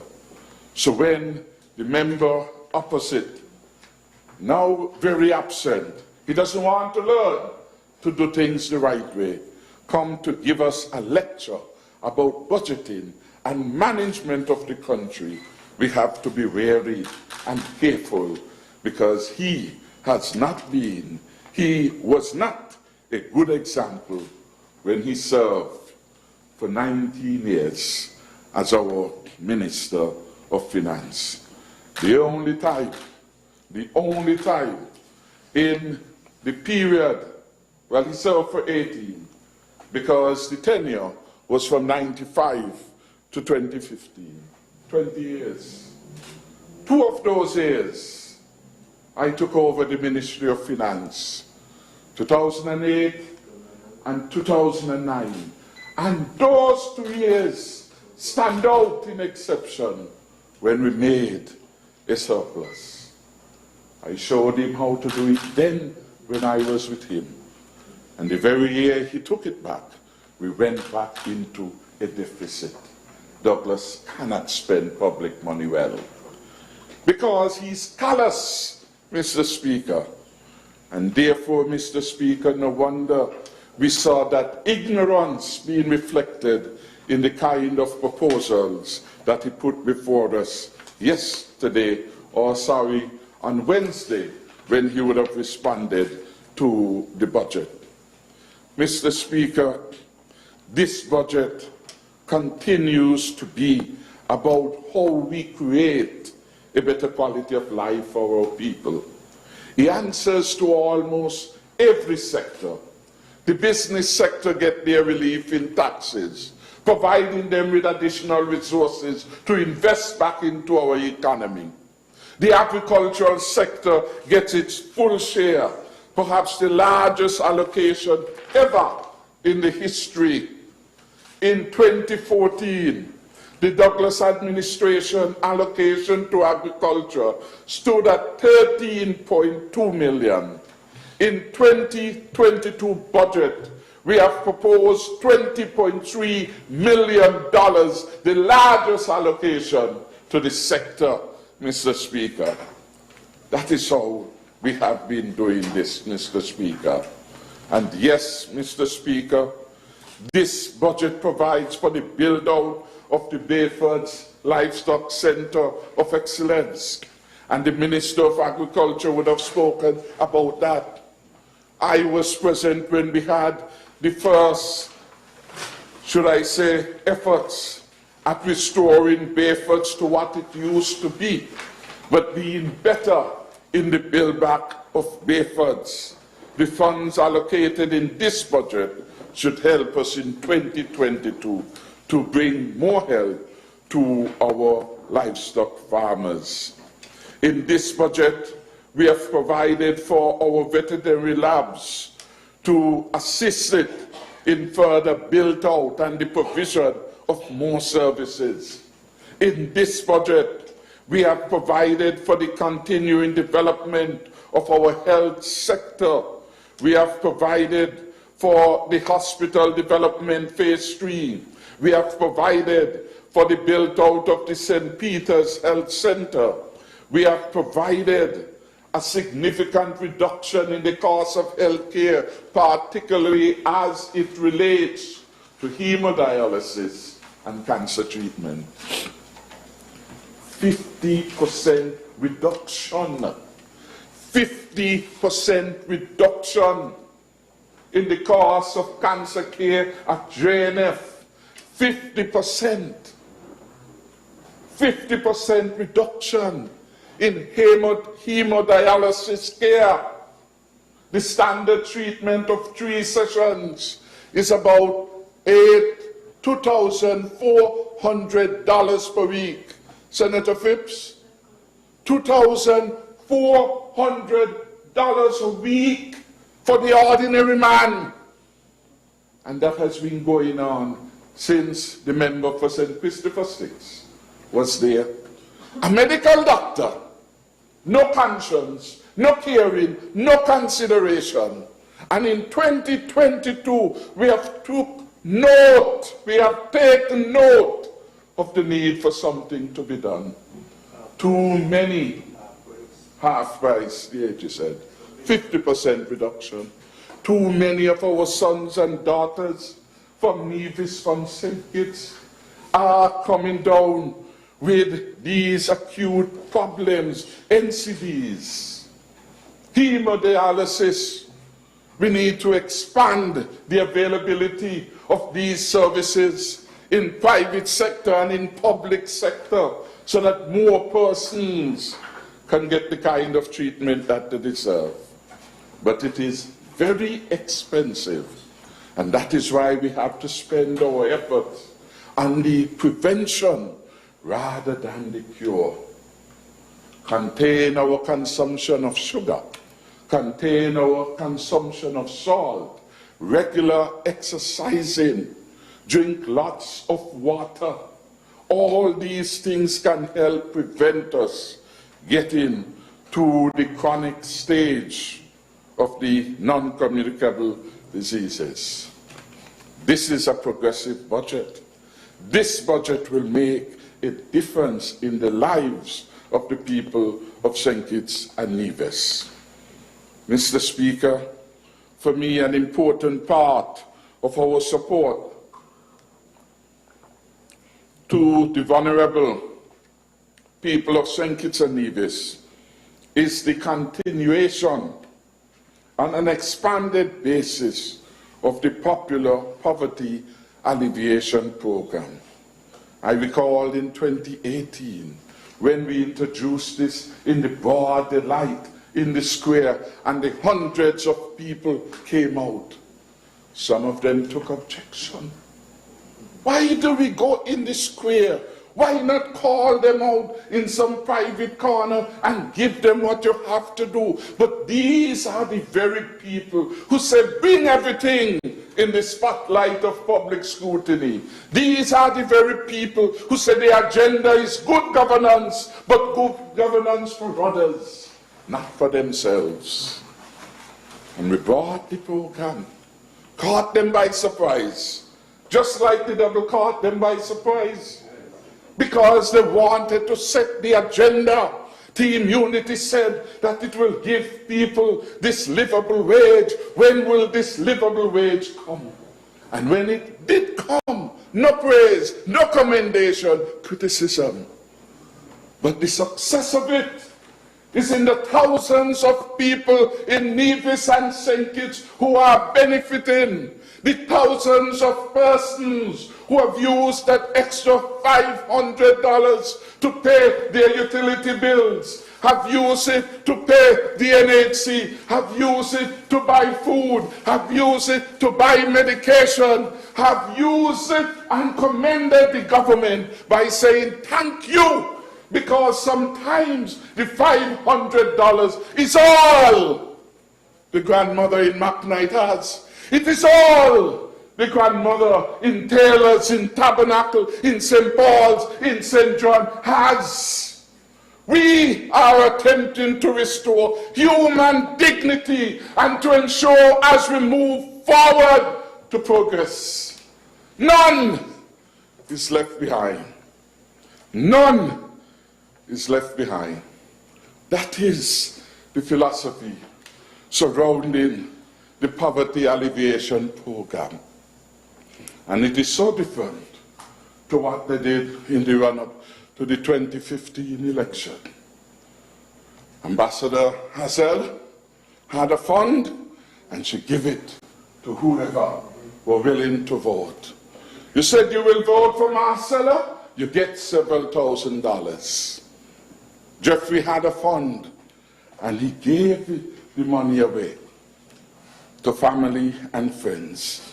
Yet these are the same hypocrites who come to the parliament and act as if they are superior to us. They act as if they have a better understanding of corruption in the society when they are the corrupt ones. You remind me of the story Comrade Limore liked to say. There was an old lady going up Victoria Road and one coming down. The age you would have heard that story.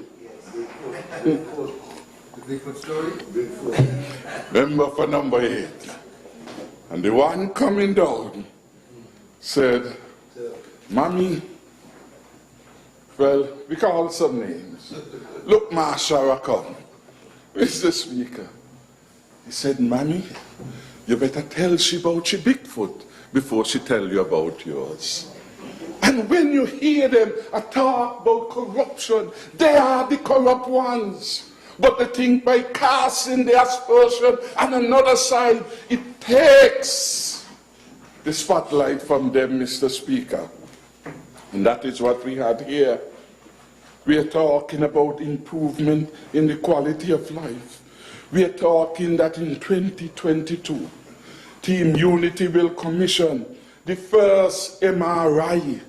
The first MRI service will become available at the J.N. France General Hospital for the first time, giving our people choices. Giving our people choices. And I wish, yes, that more of these services were more widely available so that people can exercise choices. As we do with the COVID testing, several entities involved, we are better in terms of efficiency for having it that way. And I wish to have more private sector investment in the delivery of healthcare. We want to have a center of excellence where we can get the best dental care, we can get the best renal care, we can get the best support for our cardiac issues and problems, Mr. Speaker. All of these things can't come from the government purse, but the government can facilitate them by concessions and incentives to allow private people, especially our own local people, to become entrepreneurs in areas which are viable. And that is what we are doing, Mr. Speaker. This people-centered budget answered the call of the step workers, Mr. Speaker, for regularization. This step was introduced as a political response to the formation of Team Unity at the end of 2012. At one point, it was led by Peter Jenkins. As part of the political response, when you look, it started modestly, was to have had about 600 or 500 persons. By the time 2014 came, this STEP program had over 4,000 persons. Political patronage. They had the STEP workers, even at funeral, they make them dress up in red, because they want the country to go with the notion that the Labour Party then was so popular that everybody was sporting red. In fact, we, while in opposition, did poll after poll, and in it we were careful to ask what was the disposition of those on the STEP program. The polls tell us that the people will take the STEP money, but they're not voting for Douglas. Not voting for Douglas. So said, so done. 4,000 persons put on a program. Put on a program in the run-up to the election to build political support. But the people sought through it for the vanity that it was. I remember at one point, in the office of the Attorney General, we said, we had a discussion, and we said, you know what? We are not going to find the people who are on the STEP program. We are not going to fight them. Let the program go, but we will offer them something better. Today I have come, as we did about a week ago, last Tuesday, to say to the people on the PEP then, no step, we are going to make you permanent employees of the government starting in 2022, and we will do it in a phased basis. Today I make an appeal to those who are working with private sector entities to say to them that they must be prepared as things get better to make you a permanent part of their establishment, because the government will not be able to make you a permanent part of somebody else's workplace. But we need you to have job security, and we have delivered in relation to it. And that is why under one of the heads, and we will come to that, when he was making noise, how come the office of the Prime Minister gets so much money? How come this big jump? Because he's fixated on being Prime Minister. And that opportunity lost will never come back again. Will never come back to him again. Even if he succeeds, and he has succeeded in outmaneuvering Dr. Jew. For Dr. Jew came into the Parliament, stayed in the gallery where he shall ever be. And the leader of the opposition, the leader for life, made him stand up. He said, stand up, stand up. And Jew stood up like a puppet in the gallery. The Honorable Speaker was perhaps not sufficiently alert, because it is unparliamentary for a member sitting in the Parliament to invite a member of the gallery to participate actively. So in his first entry in the Parliament, after he won a minority of votes in the party's election, Dr. Jew broke the standing orders in relation to the parliament. And that is why he will not get a chance to come in again. Because, to go back to comradely more, what went wrong in the morning can come bad, good in the night. Started out. Honourable member, wrongly. for the record, I wish to state that you're correct. I was not as alert as I should have been at that time.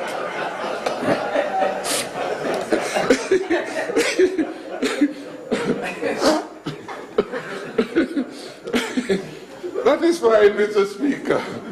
That is fine. But even the member for number 8 didn't raise a point in relation to it. But it's important sometimes. And another point. The real leader of the party, the leader for life. I looked at a clip the other day and I heard the leader of the opposition say, a lot of people think and wondering, where is Dr. Douglas? Well, I want to say that Dr. Douglas is here. And Dr. Douglas, and Judy is sitting at the table, you know, just smile when he said, Dr. Douglas is here. But as you go on, you get serious. Here, Dr. Douglas. Dr. Douglas will be here for a very, very long time. Just stop smiling. For a very, very long time. And there is nothing that he can do to change that situation. Nothing that he can do. In fact, he made them call him leader emeritus. I never heard such a thing of a political party. So he's gone, but he's still there. He called him from his practice, and he came hustling into the parliament. And he came alone. Alone. Alone. As the new leader of the party. He couldn't even get 8 persons, since he coming from number 8, to come to see him make his first entry in the parliament. So that is why the public really is concerned and will continue to be concerned about the confusion that is taking place in that party. Because who really is talking? Who really is talking? In this budget debate, you can't hear the voice of no lonely loser.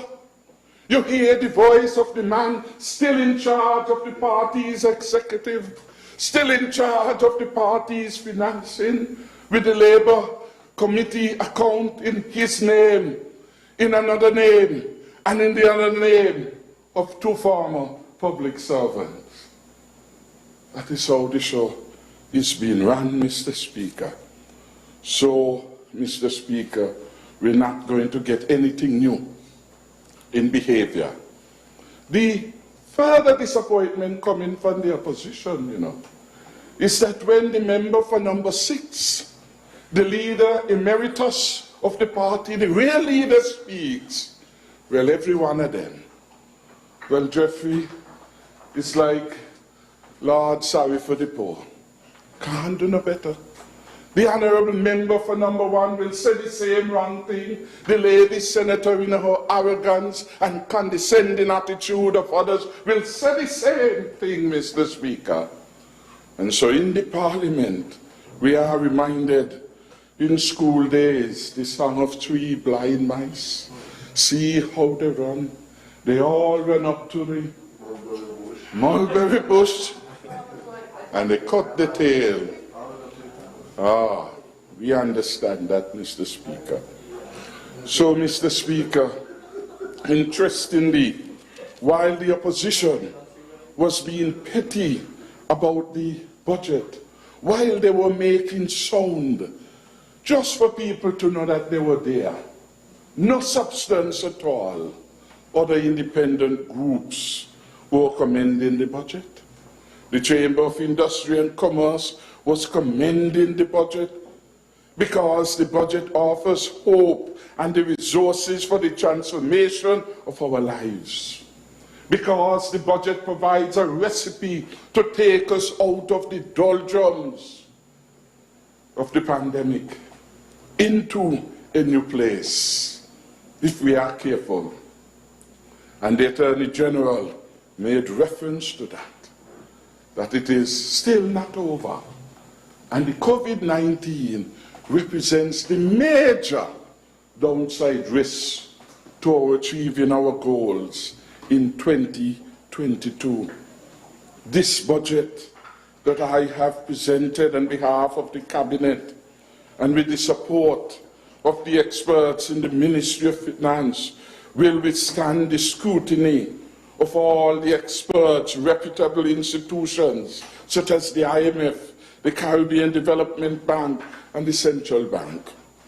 Hear what the IMF said to us in their recommendations. The IMF country report number 21 of 236 I make reference to. And it says, containing the pandemic and supporting the economy remain the key near-term policy priorities. Reaching herd immunity is the #1 priority to save lives and livelihoods. They go together. If you chance fate, if you don't wear your mask, if you prance around in December, if you pretend as if COVID is gone, both lives and livelihoods will be lost. That is the reality. We see what is happening now in the United Kingdom. Contemplating shutting down again. We see what is happening in Europe because COVID is still there. And if we are not careful, if we get too lax in our behavior, we could go backwards rather than get out of the shadow of COVID-19. That is what the experience is showing us. Who would have thought that in America, Omicron will have become such a big deal again? Resourceful countries. As soon as you lay down your guard, the virus again takes a pitch to send us backward. So the AG, I like the point you made in your last half hour, because we have to be mindful that we are not out of the woods yet in relation to COVID-19. And here the financial experts are saying that is what the government and the region must try to do. They further advise fiscal relief measures should be kept in place until the recovery firmly takes root. Robust levels of public investment would further support activity, while investment in resilient infrastructure would also build resilience in natural disaster. These are fiscal experts that the world at large listens to. And when you look at our budget, we have done just that. Look at paragraph 74 of the budget and paragraph 84. We have kept and rightly extended the fiscal relief measures because we are not yet where we need to be, in keeping with the prescription from the IMF. We have done that. We have removed VAT and import duty on additional hygiene items, hand sanitizer, disinfectants, sprays, rubbing alcohol, latex gloves. This is critical, of course, as we continue to take preventative measures against COVID-19. And the Attorney General was reminding us about cleaning our hands regularly. We have made it easier by removing the cost of import duties. And we hope that the retailers and the wholesalers are not bringing up the price now that the government has reduced the charges, and so the consumer in the end would not benefit to the extent that we would like. We spoke about additional measures, the waiver of payment for the consumption of water for individuals who have been laid off, or experiences significant reductions in their earnings due to COVID. And earlier I spoke about the continuation of the 25% corporation tax for businesses that retain at least 75% of their employees, and the reduction of taxes and the small business. We have extended measures such as the fuel support to passenger buses, the operators, and in 2022, tax-certified taxi operators will benefit in like measure. We will extend the income support to all those who have been employed for a protracted period of time, say at least 1 year, and we will rely on the records of Social Security to assist us in the evaluation. We will announce the date when this will be effected, bearing in mind that there's a time lag in the filing of returns by employers to the Social Security. Returns for 1 month, if my recollection is right, should be filed on or about the 15th of the following month. But usually, there are those who are tardy. So we'll have to wait to get up-to-date record to be able to deal with this one. Team Unity, of course, is doing very well.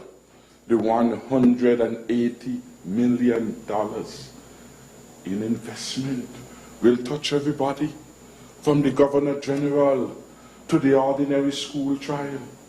The Governor General will upgrade more of that beautiful edifice up there at Lagreed, just at the corner.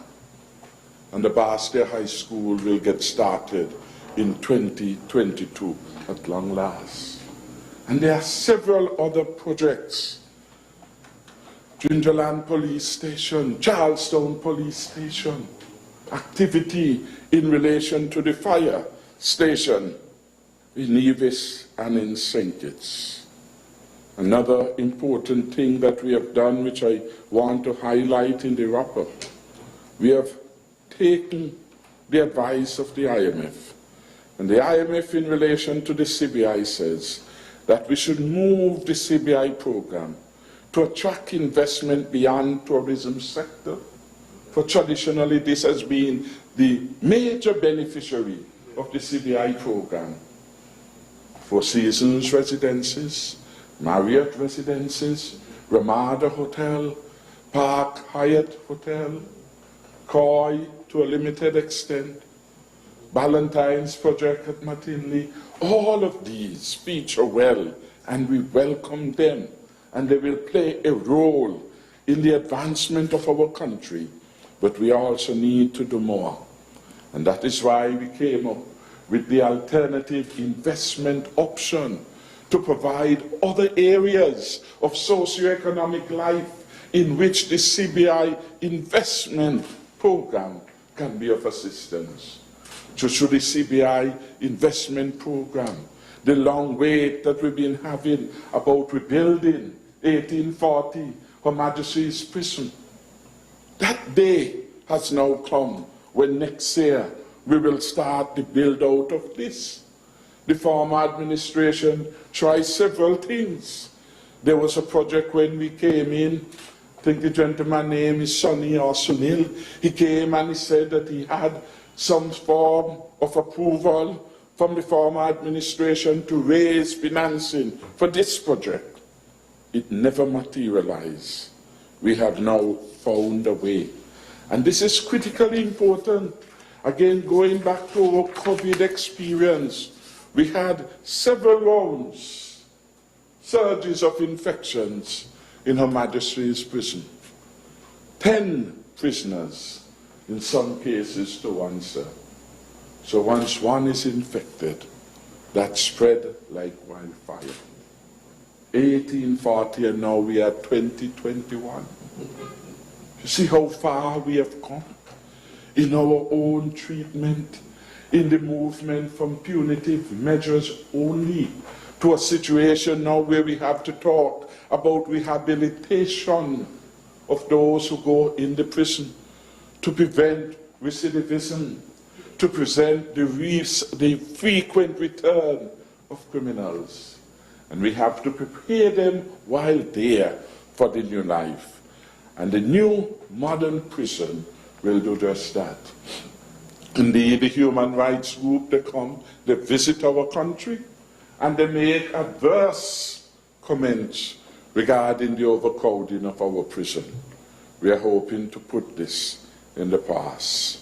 We have, under the alternative investment option, considered proposals for housing solutions to a wider range of persons. So while NHC will focus on those who are at the lower income level, private sector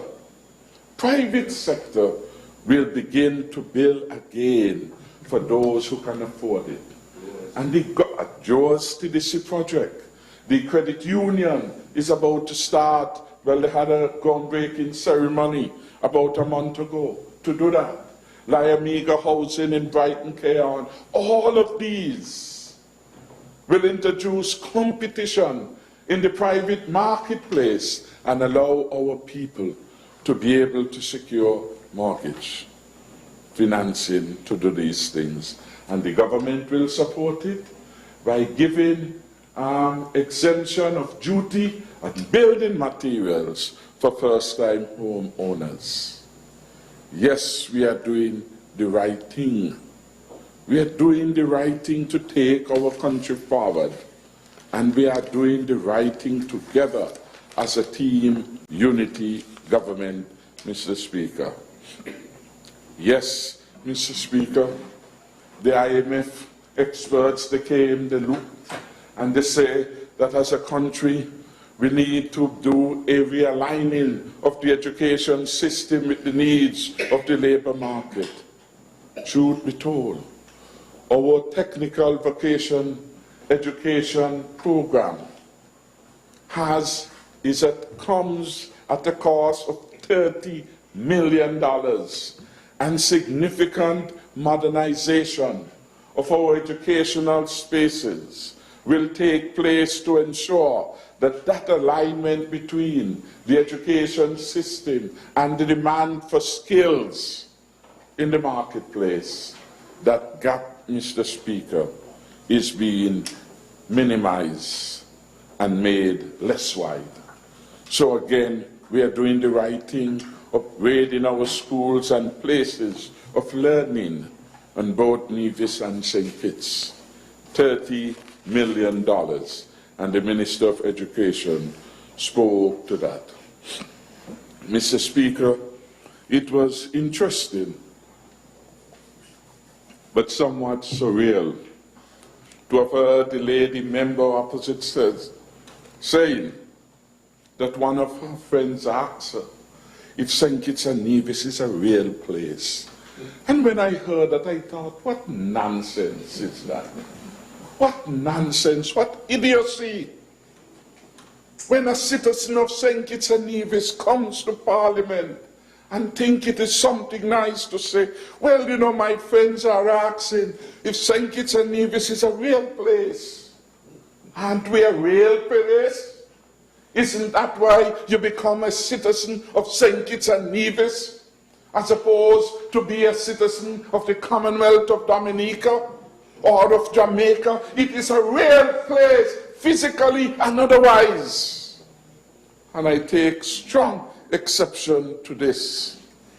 Yes, we are a living and growing country, often referred to as the beautiful Twin Island paradise in northeastern Caribbean. Only our constant and undying love, devoted care, patriotism, industry, ingenuity, and sustained nurture can bring St. Kitts and Nevis to full bloom. St. Kitts and Nevis requires the gifts and talents of all its sons and daughters and residents. How regrettable it is for a member to entertain and repeat the condescending query about whether St. Kitts and Nevis is a real place. The motherland of the Caribbean is a real place. That is what we are. St. Kitts and Nevis stands top of the class in the region. In CARICOM, we have the best per capita income, a mark of our great standing and indication, internationally recognized, of the quality of life of our people. And we go back again to international experts, which no prejudice to our country. And I want to read, where did I get this from? The country report, the IMF, on page 1. They said they were happy that the IMF was reporting again. But the IMF was reporting very nice things about St. Kitts and Nevis. I want to find the exact position.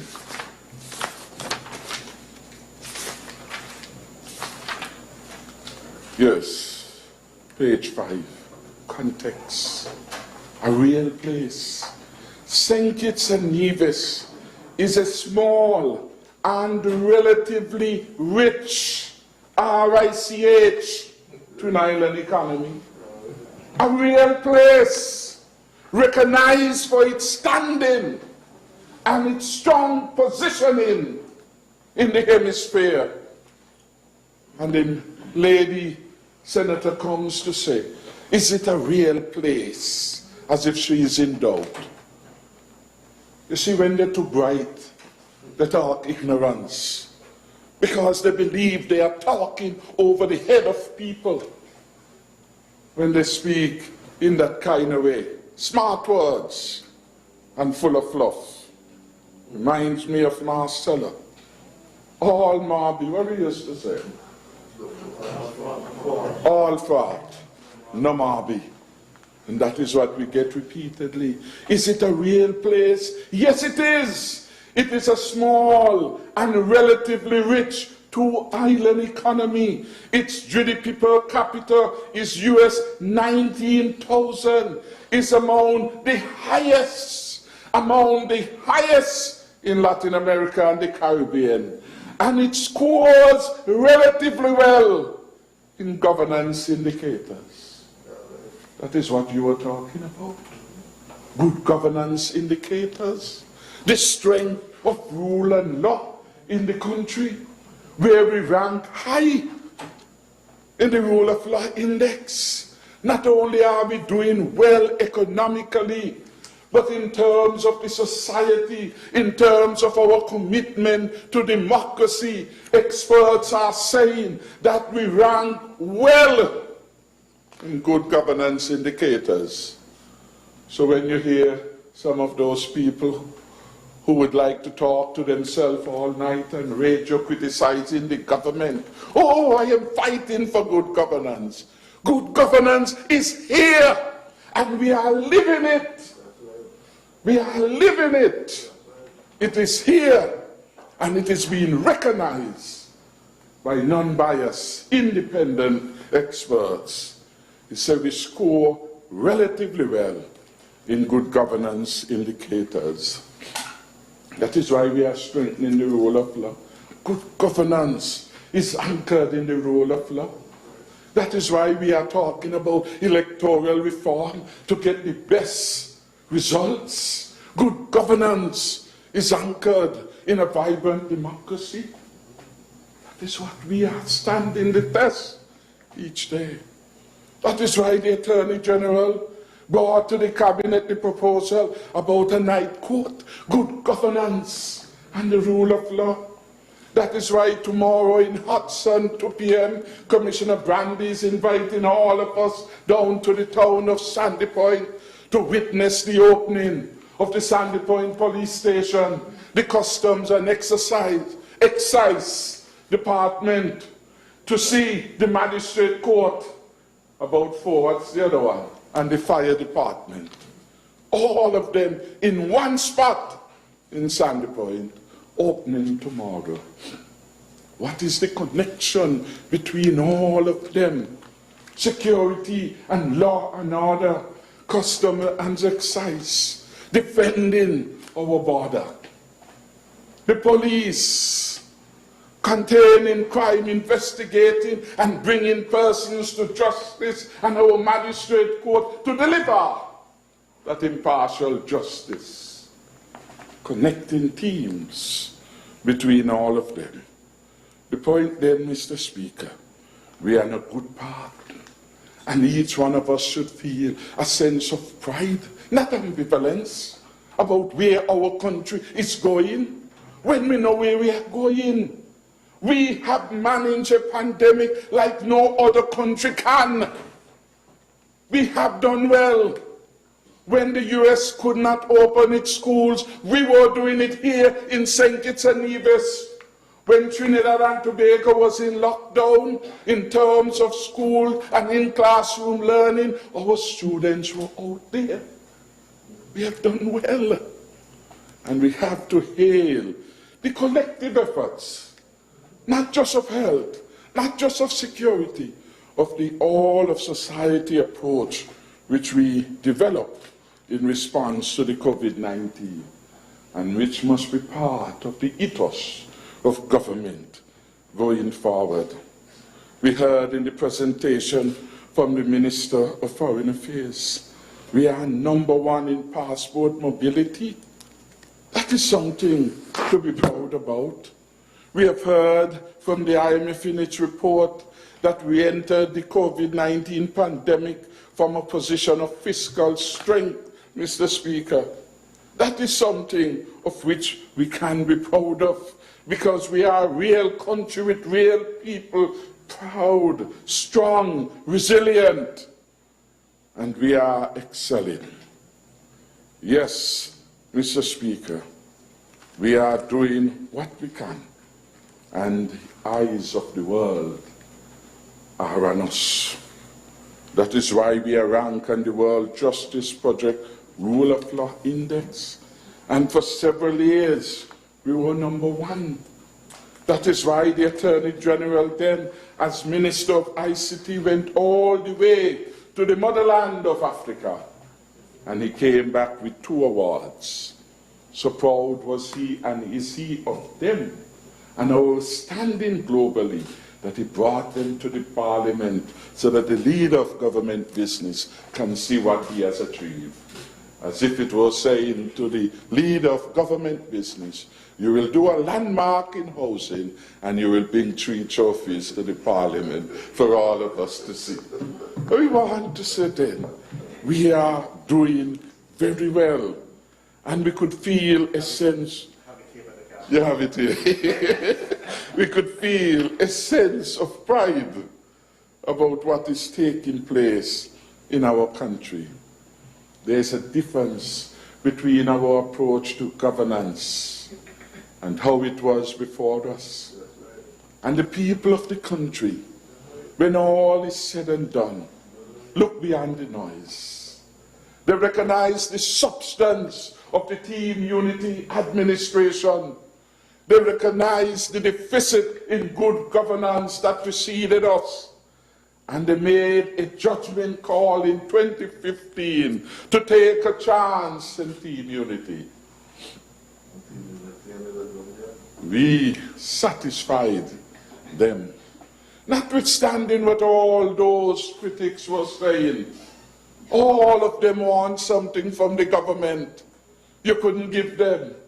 You couldn't, for example, tell the lawyer that you will get your clients will become the people who will take over that project on the South Peninsula Road, and the lawyer demands that his client gets it, and he sends you some emails, which I still have, and the lawyer says, you must direct the board to give it to my clients at giveaway prices. That is them who are talking about good governance. And I haven't even begun to engage them yet, because it is not necessary for the country sees through the emptiness and the hypocrisy of those who are criticizing the government. Good governance, but let the board do its work. That is the duty of the board. I passed them to the Honorable Attorney General. The Attorney General said, tell that lawyer write to me. Well, if the Attorney General ain't write to him anymore, that ain't my fault. I done my part, for that was a matter before the court. But when you hear them out there, something that would not have been reflective of good governance, that they had been denied, and they suddenly become a hypocrite, bitter against the government. The people in one Sawalala. In the good old days, that is what my grandmother would have called it. Sawalala. And that is why, even when they intervene and they believe they have no say than other people, they believe that they somehow have the magic wand so they could change the government because they speak and radio. Look what happened to them in 2020. The public evaluated them, evaluated the clean record of the Team Unity government, and gave us an even more convincing majority. In fact, the largest majority ever in the history of our country. 9 seats, up from the all 8. And all the people who had their bitter plans, they came to naught. When the leader of the opposition says that we must give more support to projects, and of course he went in a sly way to tourism, and we will go to that, but he said that we need to support Tilloff and the Embassy Suites projects. And I wonder why. What promises did the leader of the opposition made to them? Because these projects are distinctly private sector driven projects, where foreign investors came under his watch and they promised that they could build out the Embassy Suites and they could develop Tilloff. Yes.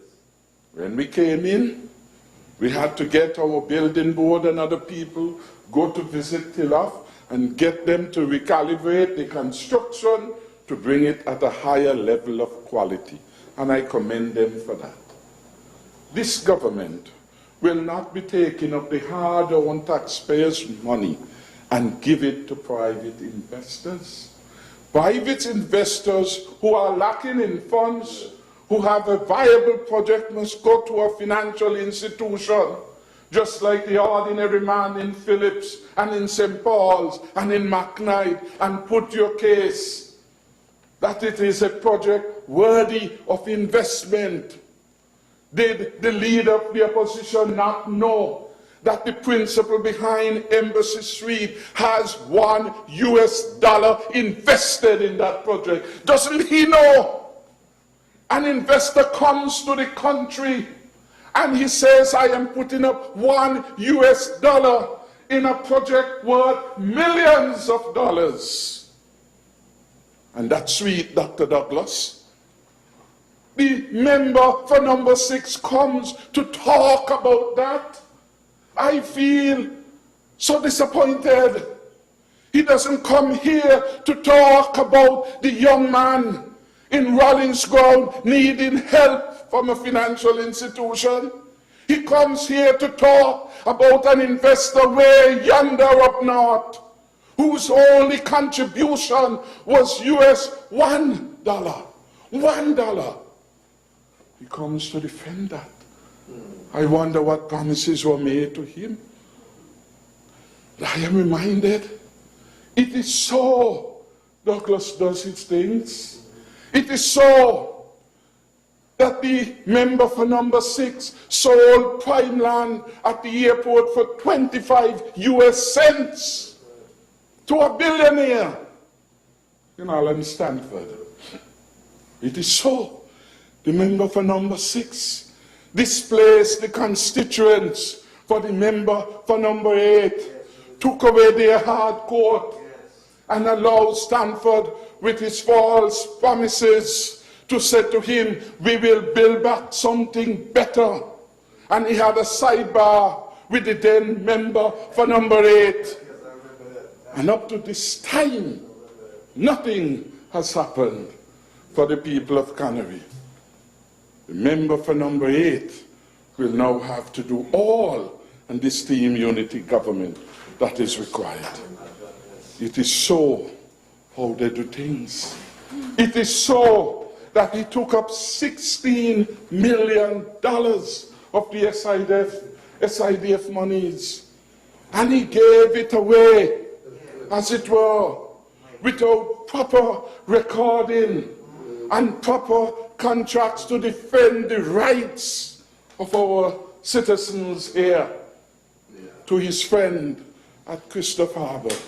I met the friend, and the friend was bold enough to tell me that he couldn't get the financing for Christopher Harbour. Someone sent him to Dr. Douglas, and they had dinner. They had dinner at Carambola, and in one night meeting, the instruction was given by the next day, $16 million went poof to the peninsula.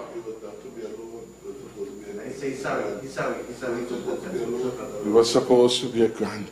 Because before that, the board of SIDF rejected the proposal. And in a dinner, people drink wine, people drink rum. People, if you're not careful, could lose their senses. People could get a note telling them all kind of things. And whatever happened, the board was made to undo its rejection. And the project there is stalled. So what does the member for number 6 expect the team unity government to do? Take up our hard-earned money and give to those who with all the gifts before could not do well. We said, and we have met with those at Embassy Suites, we have said, increase your intake in the project. In the project. The burden should not be left here on us. And you can't come and you tell me that your investment, your equity, is $1 US. That is an insult. And you come to say, well, whatever else I will do will not be a risk. $1 US is the extent of his exposure as a shareholder, as an equity holder in the company, and that can't be acceptable.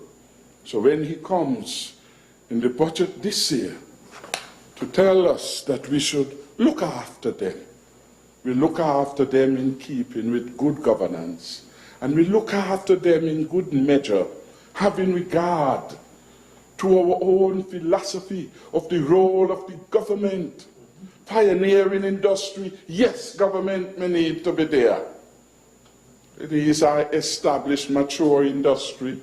A man comes, want to take a risk, he entitled to all the concessions provided under the Hotel Aids Act, and he goes and he competes and he brings in his money, or he gets his CBI shares, he goes to the market and he raises the funds. That is the government role. That is the government role, to provide that environment, invest in the tourism plan so that tourists will come and go to your business place. That is part of our role.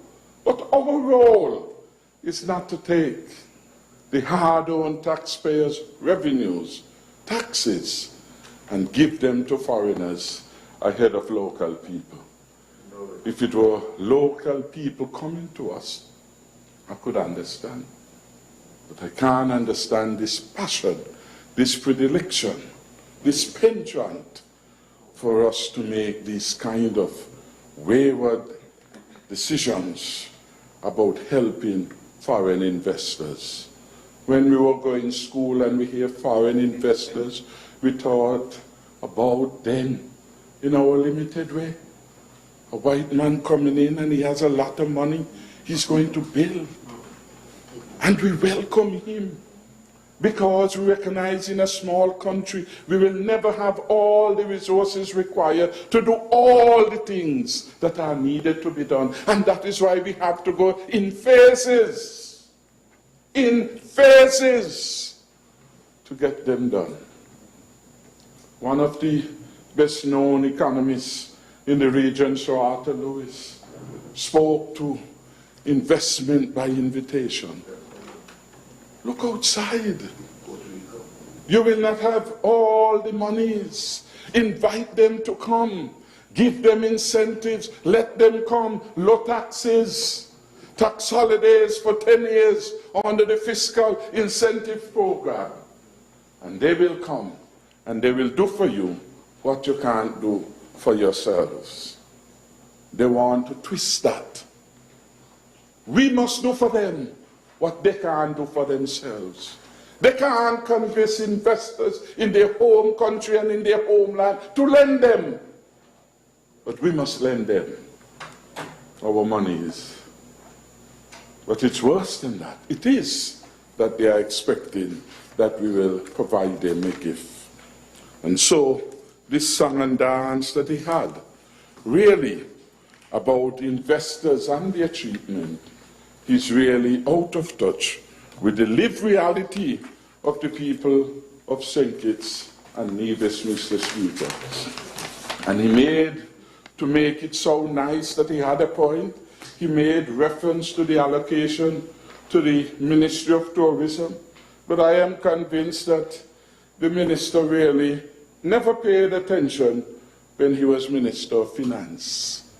So he comes now and he's reading from a script from some novice. When he was Minister of Finance, large allocation, indeed his last allocation to tourism was $18.6 million. $18.6 million, 17.9 million in recurrent expenditure, capital expenditure, 735,000, 2014. Air arrivals into the country hovered about 120,000 visitors in that year. Every year thereafter, we have done better than he did. In 2015, 20.3 million. In 2016, 27.7 million. In 2017, $29.3 million. In 2018, $27.7 million. In 2019, $30.7 million. In 2020, $35.2 million, the largest allocation to tourism in the history of budgeting. From 18 million to 35 million. We doubled it in 5 years. And he comes to tell us about the importance of tourism as if it is something new to us, where we are at. The tools and the techniques for engaging the marketplace are so much different now than they were. The increasing importance of digital marketing and social media and targeted marketing is not the same kind of marketing. Indeed, when we begin to take into account all the other ancillary investments, we are given tourism the resources that the country can muster at this particular moment in time. When we invest in CPL, it is sports tourism that we are investing in. When we invest in music festival, it may not reflect itself as a direct allocation to tourism, but we are investing in the cultural arts of our tourism sector. You have to look at these things large. The exposure, the bringing to fore of a real place so that the senator can know that we are a real country if she needs convincing. These are all part and parcel But the budget to tourism does not just come from the Treasury. It comes from SCASPA to the Island Enhancement Fund. 61% of the resources from the Island Enhancement goes to the Tourism Authority.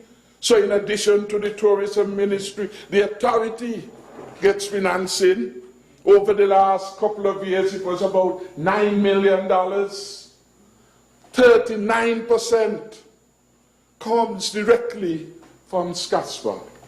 All those are part of the package. But even if you leave them out, his case is found wanting because it's hypocritical. You can't say that we have reduced it because we have nearly doubled what he has done. And even in a challenging year, we are at $32.7 million, $25 million in recurrent expenditure, 7.374396 in capital expenditure. When he left, capital expenditure was 735,000. We are 10 times that. So this was just a fake avenue to which he wanted us to say that we are sympathetic, and we are. Because we would wish that a good man like the Embassy Suite could really turn around and come into realization. But that, of course, has to go through the market test. And the government, of course, at this time have other priorities. Will we help? We will help the best that we can. But there are limits to which the government can go in private entities, Mr. Speaker. Mr. Speaker, I think by and large, I have responded to most of the lamentations we have had from the members opposite, and the chief lamenter, the member for number 6, the Sovereign Wealth Fund, and you ask, the Sovereign Wealth Fund was around since around 2012, thereabout. He didn't see wisdom in it, but he comes to ask us to do that which he considered was not urgent to do. Well, we have always said that we will establish, I think we call it the Growth Fund, and we are committed to develop this Growth and Resilience Fund. And we have sought professional advice in terms of developing it. And I would say one of the reasons why the experts at the Ministry of Finance and other experts advise us to think carefully about the Sovereign Growth Wealth Fund, it was postulating was that we take resources from National Bank. These experts, they like to tell you, don't have things in your country, you must diversify, you must take them abroad, so the resources is somewhere else to assist residents in that country and not in your own country. And we said any movement of resources out of National Bank will have to be considered carefully and thoughtfully, because National Bank, Social Security, the government intertwine. And we have to look carefully at all the implications. But while doing that, we have ring-fenced critical resources of the country. We're not people who managing and we say, boy, we got a lot of money. As some people who, when they get sale, they say things look good, but they haven't taken out the expenses. They do not see the net results, which is really what is available. So they sell all the beers, and Saturday, some persons, Monday they can't face the beer truck to buy again. They have not properly managed. So in our management of the fiscal affairs, we ring fence, for example, what if scenarios What if all those persons who have treasury bills were to come to the government one day and say, we want our treasury bills? Will the government be able to pay? So we call this restricted cash, and it doesn't factor in to our discussion of resources available for national use, although it's part of the accounts. Prudent financial management. Then, of course, the fixation and the office of the Prime Minister. We need an explanation for this substantial increase, 33 million. Well, allocations are under the ministry, not personal to the holder. It's not Timothy Harris money. I can't spend it. I have never and could never write a check for any expenditure. And then the expenditure from any ministry has to go through all the requirements within that ministry, the Accountant General's Department, the Director of Audits Department. Satisfy those tests. That is why when I presented the Director of Audit report, I could say it was a clean report. Not perfect, but when she looked at everything and balance, she said it fairly represented what it is we were doing, and the authority for expenditure was largely complied with. But let me help them understand, because they're not reading the documents clearly. $29.8 million under the Office of the Prime Minister was due to propose increased allocation for professional and consultancy fees to cover such expenses as due diligence fees that are related to the administration of the CBI program. Is that personal to Harris? I don't see it. It's the professional services that are needed, and a lot of time people look for revenues. They don't look for the expenditure that generate the revenues. To get a CBI going, you have to expend significant sums. You have to pay the IMAs, international, what we call it, marketing agents. You have to pay a marketing firm to help you. You have to get consultants to engage the EU and other interested partners. That is how you get there, and you have operational costs.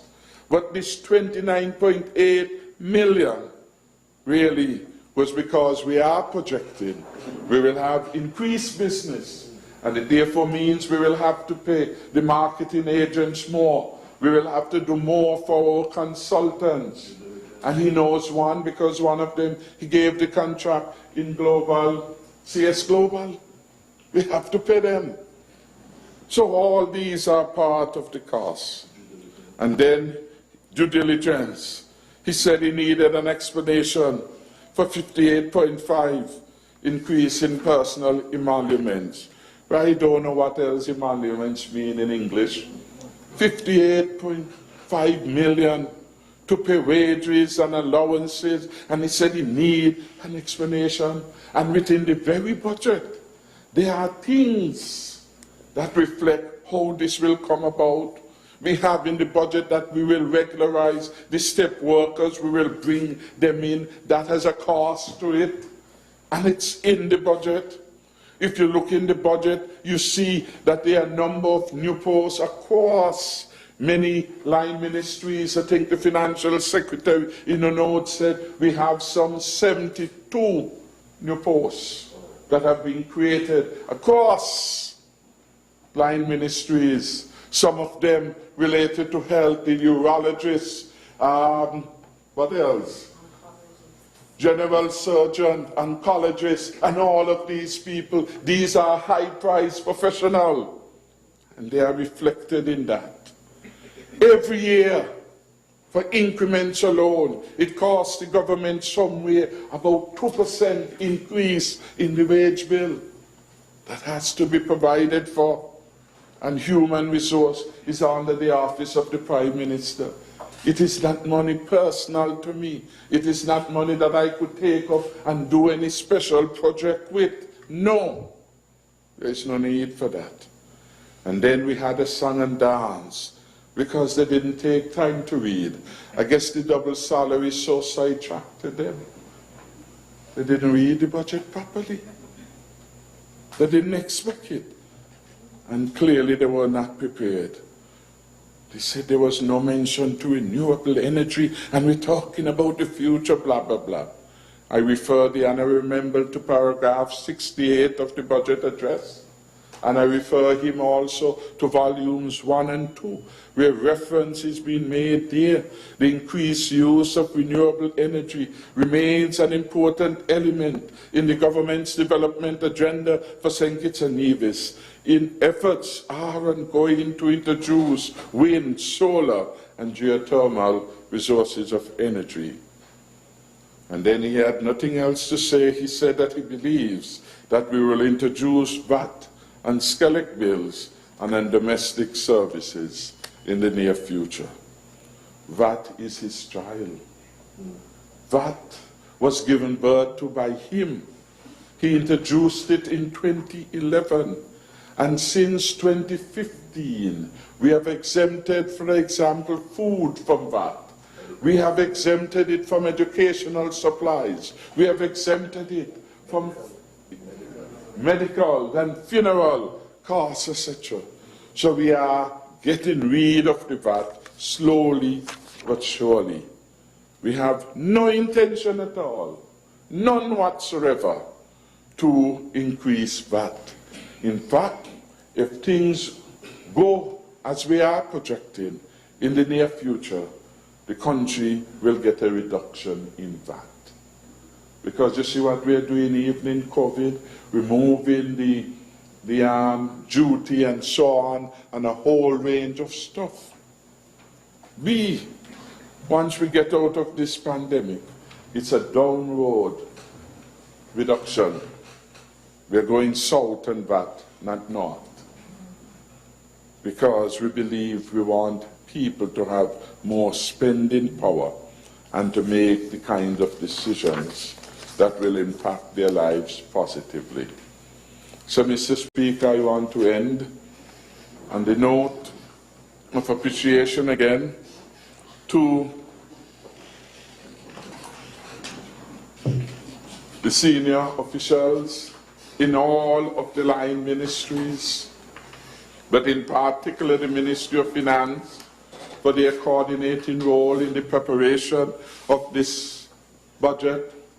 I want to thank the Director of Audit for her recommendations in past and present report, which has helped us to bring greater clarity to some of the issues we have to contend with in relation to the budgeting exercise. And I want to thank every one of my cabinet colleagues for their contribution to this budget, which some have said is the best budget to have been delivered in a very long period of time. This budget, of course, Mr. Speaker, will advance the quality of life for all of our people. $952 million to be spent in our small economy of St. Kitts and Nevis. This will mean more jobs for our people, as some of those capital projects, 180 million in capital projects take their life. The NHC will start their housing program again, building bigger and nicer homes, paying careful attention to the quality, because we do not wish when those who are the beneficiaries enter their homes, there are problems after problems. So greater care must be taken. And I want to make the point, it is perhaps the first time in the last 30-odd years that a budget allocation is being made to housing. This is significant. CHA, National Housing, had always run themselves a certain way. And for the very first time, we are making a significant allocation to the National Housing Corporation. in part due to the dislocation caused by the pandemic itself, which impacted upon people's ability to pay, and in part due to the accumulation of arrears by those who were the beneficiary of our housing solutions. We want to appeal to those who have benefited to meet their monthly commitments to the corporation. And I would encourage, if you can't pay all, pay at least some of it, so that that will provide the resources for the NHC to be able to build more homes for your friends, for your families, for others in your community, and to satisfy the mandate given to it by law to provide for the indigent, the low-income persons in our society. Mr. Speaker, I believe that this has been a very interesting period in our lifetime. I am happy to be part of a team that is working in a committed way, despite all the ups and downs, to ensure that the quality of life of our people in St. Kitts and Nevis is improved. We have to work together to continue the delivery. We have to work together to get our country out of the pandemic. We have to work together to deliver the promise, stronger and safer future. This 2022 Appropriation Bill 2021 is an important tool in delivery of the stronger, safer future. May it have safe passage. Mr. Speaker, I thank you.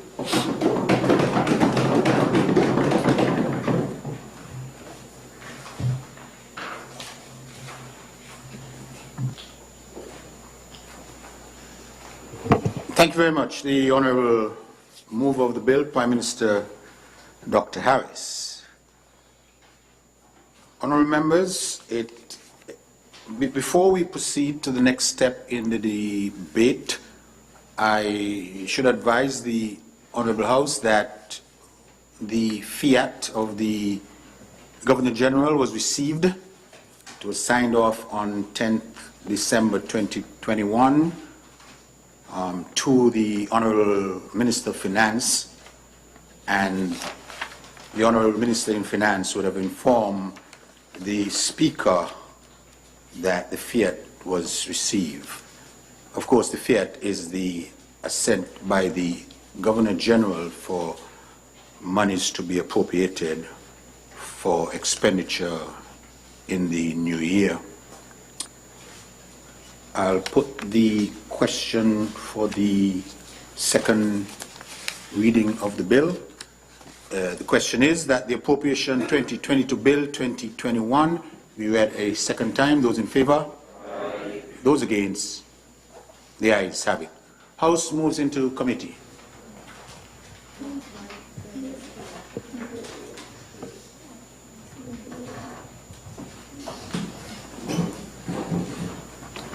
A bill to provide for the services of St. Christopher and Nevis for the financial year commencing 1st January 2022 and ending on 31st December 2022, otherwise known as the Appropriation 2022 Bill 2021. The bill has been read a second time by the clerk of this National Assembly, Ms. Sonia Body Thompson.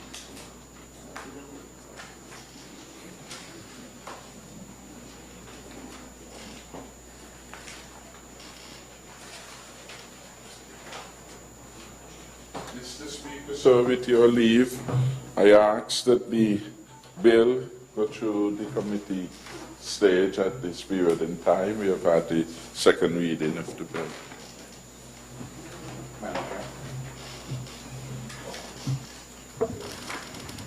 Clauses 1 through 4. The question is that clauses 1 to 4 stand part of the bill. Those in favour? Aye. Those against? The ayes have it.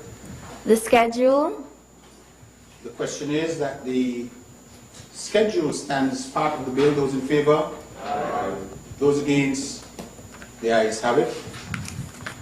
I will now go through the schedule. Part 1, Recurrent Expenditure. E01, Governor General, $1,126,317. The question is that Part 1, Recurrent Expenditure, Item E01, Governor General, in the amount of $1,126,317 stands part of the bill. Those in favor? Those against? The ayes have it.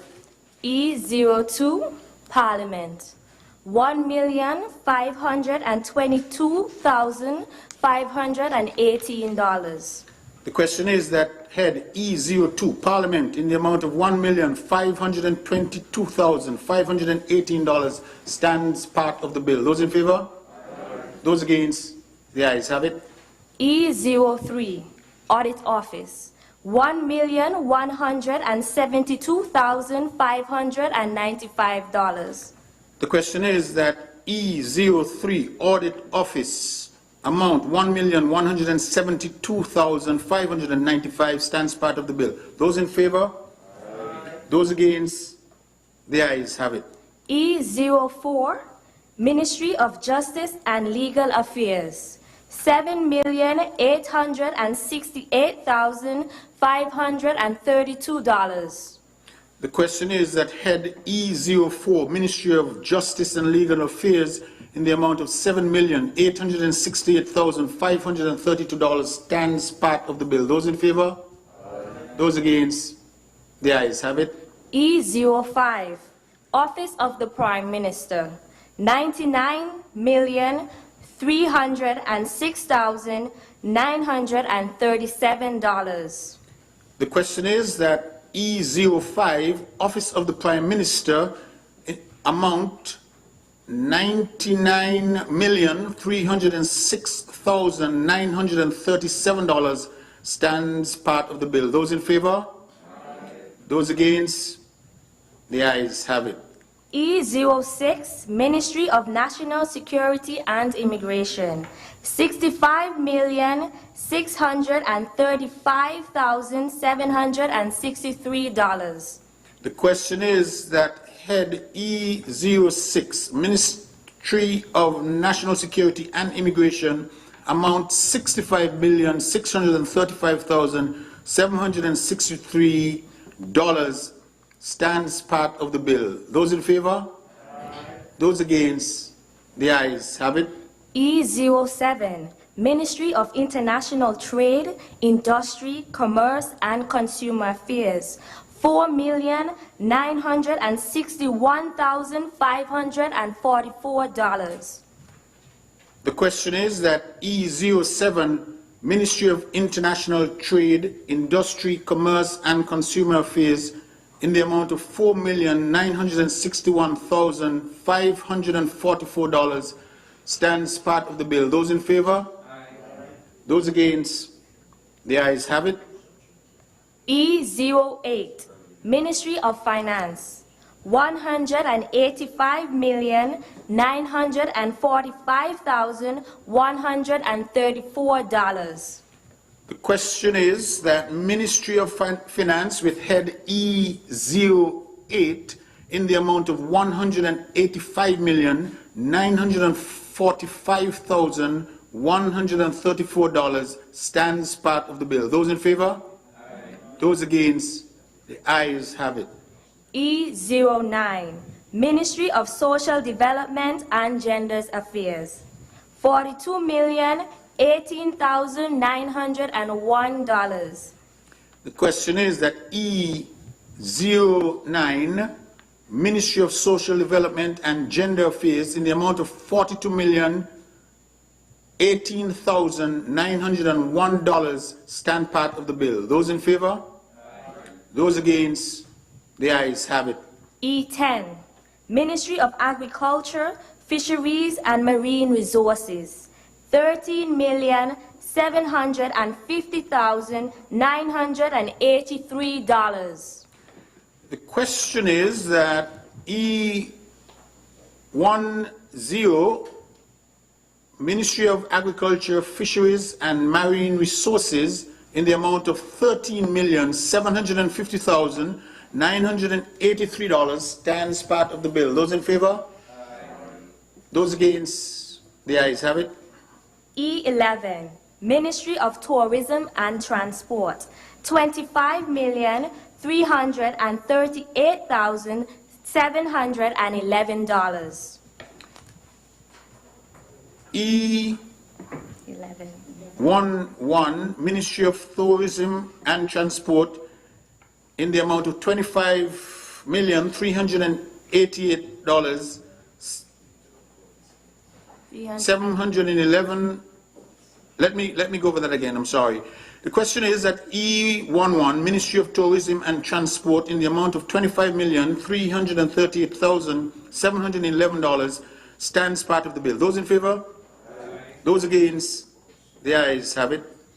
E12, Ministry of Public Infrastructure, Posts and Urban Development, $22,137,344. The question is that E12, Ministry of Public Infrastructure, Posts and Urban Development, in the amount of $22,137,344 stands part of the bill. Those in favor? Those against? The ayes have it. E13, Ministry of Education, $77,134,216. The question is that E13, Ministry of Education, in the amount of $77,134,216 stands part of the bill. Those in favor? Those against? The ayes have it. E14, Ministry of Health, $60,655,330. The question is that E14, Ministry of Health, in the amount of $60,655,330 stands part of the bill. Those in favor? Those against? The ayes have it. E15, Ministry of Youth, Sports and Culture, $8,671,930. The question is that E15, help me please. E15, E15, Ministry of Youth, Sports and Culture, in the amount of $8,671,930 stands part of the bill. Those in favor? Those against? The ayes have it. E16, Ministry of Sustainable Development, $6,870,095. The question is that head number E16, Ministry of Sustainable Development, in the amount of $6,870,095 stands part of the bill. Those in favor? Those against? The ayes have it. E17, Ministry of Foreign Affairs and Aviation, $19,574,421. The question is that item E17, Ministry of Foreign Affairs and Aviation, in the amount of $19,574,421 stands part of the bill. Those in favor? Those against? The ayes have it. E18, Office of Attorney General, $11,105,862. The question is that item E18, Office of Attorney General, in the amount of $11,105,862 stands part of the bill. Those in favor? Those against? The ayes have it. E19, Ministry of Labor, $2,021,655. The question is that item E19, Ministry of Labor, in the amount of $2,021,655 stands part of the bill. Those in favor? Those against? The ayes have it. E20, Ministry of Human Settlements, Ecclesiastical Affairs, and National Health Insurance, $1,470,741. The question is that item E20, Ministry of Human Settlement, Ecclesiastical Affairs, and National Health Insurance, in the amount of $1,470,741 stands part of the bill. Those in favor? Those against? The ayes have it. E21, Ministry of Environment and Cooperatives, $1,426,268. The question is that item E21, Ministry of Environment and Cooperatives, in the amount of $1,426,268 stands part of the bill. Those in favor? Those against? The ayes have it. E22, Ministry of Entrepreneurship and Communications, $7,228,276. The question is at E22, Ministry of Entrepreneurship and Communications, in the amount of $7,228,276 stands part of the bill. Those in favor? Those against? The ayes have it. Total recurrent expenditure, $666,944,073. The question is that the total recurrent expenditure in the amount of $666,944,073 stands part of the bill. Those in favor? Those against? The ayes have it. Part 2, Capital Expenditure and Net Lending. C01, Governor General, $500,000. The question is that on the part 2, which speaks to capital expenditure and net lending, item C01, Governor General, in the amount of $500,000 exactly, stands part of the bill. Those in favor? Those against? The ayes have it. C02, Parliament, $450,000. The question is that C02, Parliament, in the amount of $450,000 stands part of the bill. Those in favor? Those against? The ayes have it. C03, Audit Office. There are no funds allocated for this office. The question is that there are no funds allocated to the Audit Office. Those in favor of that? Those in favor of that? Those against? The ayes have it. Yes. Next item, please.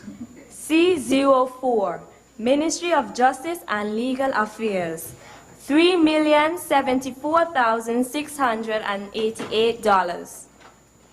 The question is that C04, Ministry of Justice and Legal Affairs, in the amount of $3,074,688 stands part of the bill. Those in favor?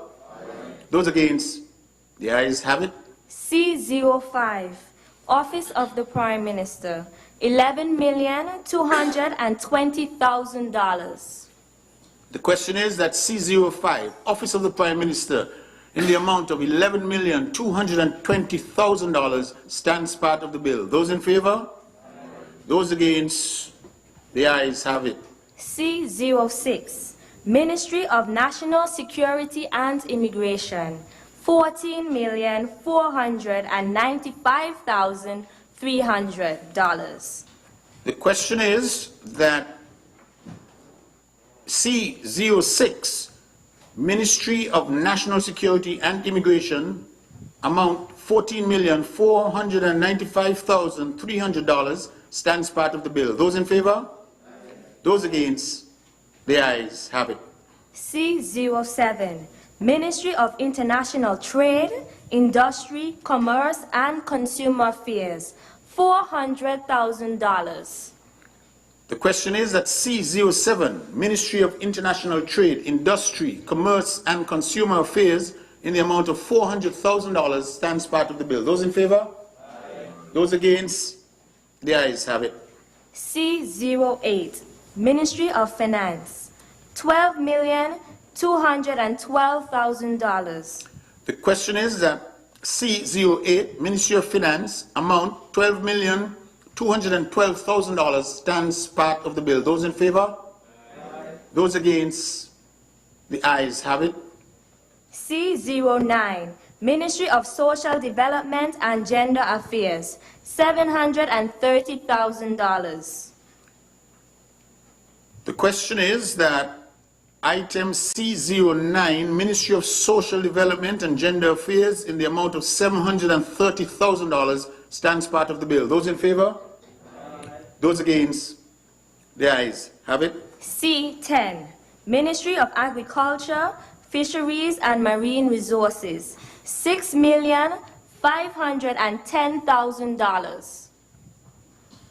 The question is that item C10, Ministry of Agriculture, Fisheries and Marine Resources, in the amount of $6,510,000, stands part of the bill. Those in favor?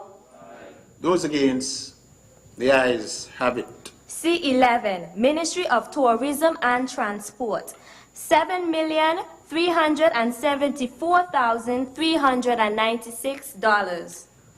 The question is that item C11, Ministry of Tourism and Transport, in the amount of $7,374,396, stands part of the bill. Those in favor? Aye. Those against? The ayes have it. C12, Ministry of Public Infrastructure, Posts and Urban Development, $37,050,000. The question is that item C12, Ministry of Public Infrastructure, Posts and Urban Development, in the amount of $37,050,000, stands part of the bill. Those in favor? Aye. Those against? The ayes have it. C13, Ministry of Education, $27,399,622. The question is that item C13, Ministry of Education, in the amount of $27,399,622, stands part of the bill. Those in favor? Aye. Those against? The ayes have it. C14, Ministry of Health, $13,009,149. The question is that C14, Ministry of Health, amount $13,009,149, stands part of the bill. Those in favor? Those against? The ayes have it. C15, Ministry of Youth, Sports and Culture, $3,029,769. The question is that item C15, yes? Yes. Ministry of Youth, Sports and Culture, in the amount of $3,029,769, stands part of the schedule. Those in favor? Aye. Those against? The ayes have it. C16, Ministry of Sustainable Development, $18,513,465. The question is that the item C16, Ministry of Sustainable Development, in the amount of $18,513,465, stands part of the bill. Those in favor? Those against?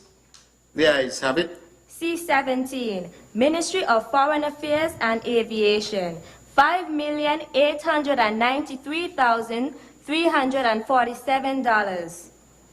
The question is that item C17, Ministry of Foreign Affairs and Aviation, in the amount of $5,893,347 stands part of the bill. Those in favor? Those against? The ayes have it. C18, Office of Attorney General, $100,000. The question is that item C18, Office of Attorney General, amount $100,000 stands part of the bill. Those in favor? Those against?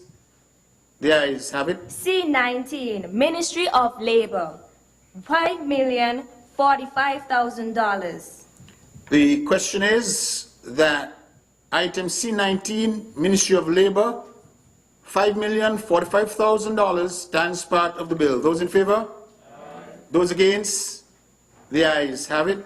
C20, Ministry of Human Settlements, Ecclesiastical Affairs and National Health Insurance, $10,100,000. The question is that item C20, Ministry of Human Settlements, Ecclesiastical Affairs and National Health Insurance in the amount of $10,100,000 stands part of the bill. Those in favor? Those against? The ayes have it. C21, Ministry of Environment and Cooperatives, $1,524,463. The question is that item C21, Ministry of Environment and Cooperatives, in the amount of $1,524,463 stand part of the schedule to the bill. Those in favor? Those against? The ayes have it. C22, Ministry of Entrepreneurship and Communications, $1,800,000. The question is that item C22 in the amount of C22, Ministry of Entrepreneurship and Communications, in the amount of $1,800,000 stands part of the schedule to the bill. Those in favor? Those against? The ayes have it. Total capital expenditure, $180,431,199. The question is that total capital expenditure is in the amount of $180,431,199 stands part of the bill. Those in favor? Those against? The ayes have it. Net lending, $500,000. The question is that net lending in the amount of $500,000 stands part of the bill. Those in favor? Those against? The ayes have it. Total capital expenditure and net lending, $180,931,199. The question is that total capital expenditure plus net lending in the amount of $180,931,199 stands part of the schedule to the bill. Those in favor? Those against? The ayes have it. Total recurrent capital and net lending charges on consolidated fund, $847,875,272. The question is that total recurrent capital and net lending charges on the consolidated fund in the amount of $847,875,272 stands part of the bill. Those in favor? Those against? The ayes have it. Total provided by law, $104,325,181. The question is that total provided by law in the amount of $104,325,181 stands part of the schedule to the bill. Those in favor? Those against? The ayes have it. Total estimates 2022,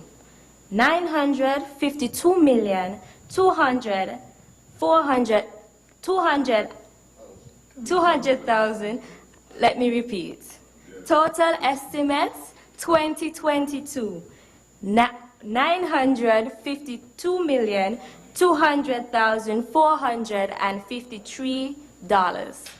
The question is that the total capital expenditure and net lending for 2022 shall be in the amount of $952,200,453. Those in favor? Those against? The ayes have it. The enacting clause. The question is that the enacting clause stands part of the bill. Those in favor? Those against? The ayes have it. The title. The question is that the title stands part of the bill. Those in favor? Those against? The ayes have it. House resumes its sitting.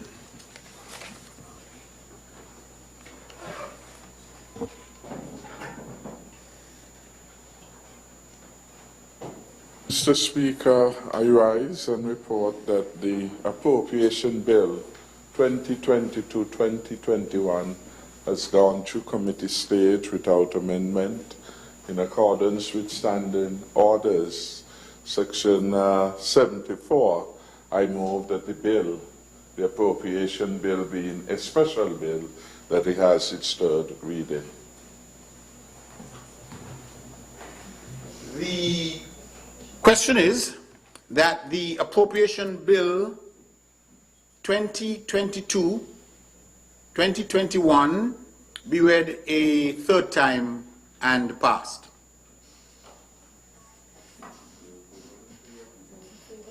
I'm sorry? Those in favor? Those against? The ayes have it.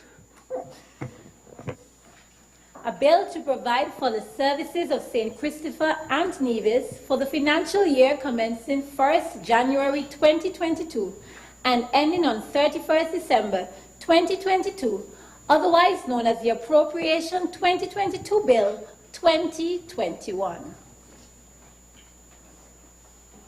The Appropriation Bill 2022-2021 has been read a third time and passed. This bill will be signed off on by the Speaker of the Assembly, the Clerk of the Assembly, and would be provided to His Excellency the Governor General for his assent and subsequent gazetting to bring it into law.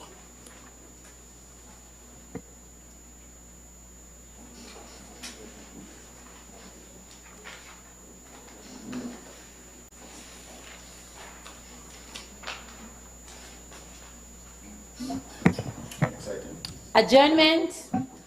Thank you, Mr. Speaker. With your permission, I will move that the House be adjourned sine die. I know that we're having Parliament on Wednesday, but this particular sitting is at its end, so House will be adjourned sine die. And on doing so, I want to make three short statements. I wish to be short because I know that we've been here for many hours already. Just to indicate that I am having my own Christmas parties, like the Honourable Member from Number 9 who had his. There will be tomorrow. Tomorrow would be Connery and St. Peter's. And of course, Wednesday it will be Keon and Keys. And the other point I want to make is that there is an event being held at Maynard's Park on the 27th. And if you forgive me, C-O-R, Corinte, that event, of course, is recognizing that the National Carnival began in 1971. The first Calypso King was from Keon, King Entertainer. And the following year, Lavina Bertie became National Carnival Queen 1972. Both of them are home for the 50th anniversary of the Carnival celebrations, and there will be a number of events. Sunday, for example, Sunday the 26th, we'll go to church service at the Bethesda Moravian Church. The service is at 9 a.m. Monday 27th, There's a recognition event at Maynard Park. It starts somewhere around 2 o'clock and it goes all the way to midnight. People can come and go, and there'll be a variety of events on that particular evening. Tuesday, of course, to Thursday, open and free. But Friday, there will be a tour. They'll be going over to Sister Island of Nevis to do a tour. More details will follow. And then on Saturday, there will be at the Swing, the new restaurant heading towards the Brighton area, party. Hopefully everybody there should be COVID ready and COVID outfitted, where at least you can drink and mingle. Just to let you. So we have King Entertainer and of course Queen Lovina. Lovina, well, he was king too, so it passes. Mighty Entertainer, King Entertainer, and of course Queen Lovina. Let me, Mr. Speaker, take the opportunity to wish our clerk, who I understand is being... Honourable Member, my apologies for interrupting. I'll have the Deputy Speaker preside for a short while. Yes. Sorry to... Please remain seated. Thank you.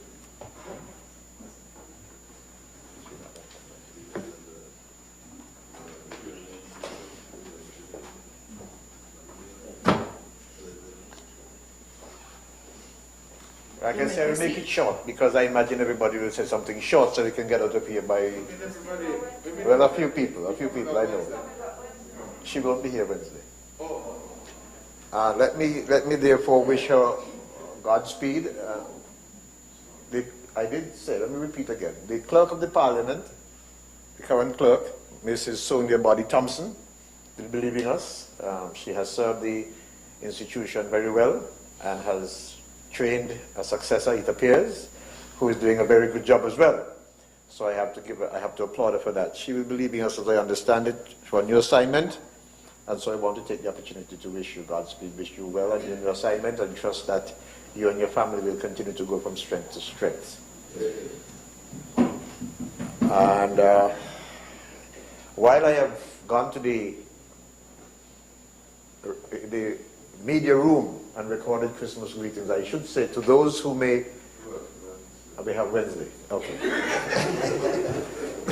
Thank you, Madam Deputy Speaker. Madam Deputy Speaker, I won't tarry long, but it would be remiss of me if I did not rise to echo the sentiments of best wishes to the outgoing clerk of the National Assembly, Sonia, Deputy Speaker. Sonia Body Thompson is well known. She is from my hometown. She is a role model to the community, and although she is now a city lady, she always returned to her hometown in Tabernacle and give advice and support to the young people there. So I know that she would be sadly missed. She is called to higher service overseas in Washington, and I know, given the excellence of her entire career, that she will be an excellent ambassador for our country in the work, in our commitment to service and duty. And so I offer on behalf of the people of your hometown of Tabernacle our heartiest commendations. We wish you well. Our hearts and our minds will be with you and your family, and if there anything we can do, the people of Tabernacle and the people of St. Kitts and Nevis, of course, they will be there for you.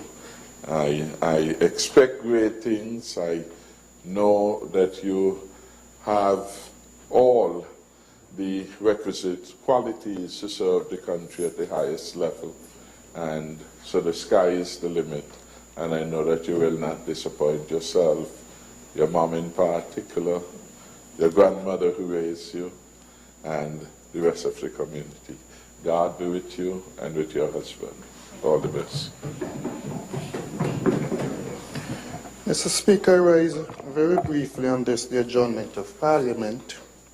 In the first instance, to join with the others before me in extending the very best wishes to the Clerk of the National Assembly, Mrs. Sonia Buddy Thompson, I too wish you the utmost best.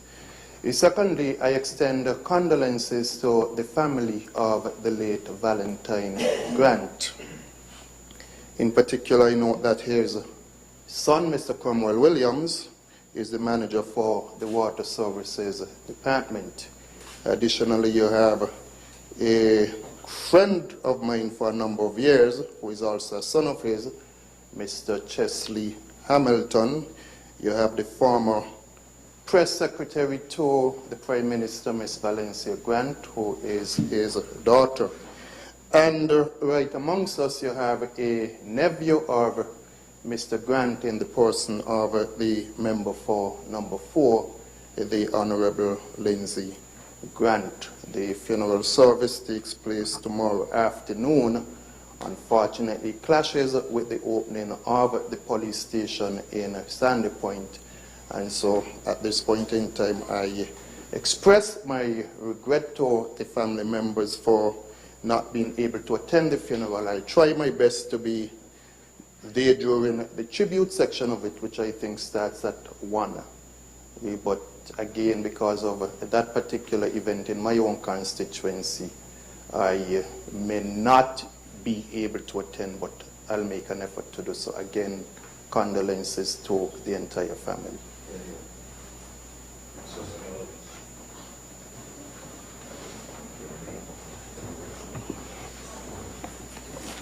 Madam Deputy Speaker, I rise with your leave on the adjournment to add my voice to extend warm congratulations to the Clerk of the House. She's a young lady that I have admired tremendously. She's a wonderful young woman. I think she's a role model for many, and I would like to wish her every success in a new posting. I know you will do us proud. So congratulations to you. I know you have trained the deputy very well, and I know she will fill your shoes. I would also like, Madam Deputy Speaker, to extend condolences to the family of a relative of mine who would have passed here in St. Kitts, Mr. Edric Herbert. He's from Nevis, but he has been living here for quite some time, so I would like to extend some condolences to his wife, Annette, and to the children, Leon and the rest of the children, and may God be with you at this point in time. And while I'm on my feet as well, Madam Deputy Speaker, let me just extend warm holiday greetings to everyone. Thank you.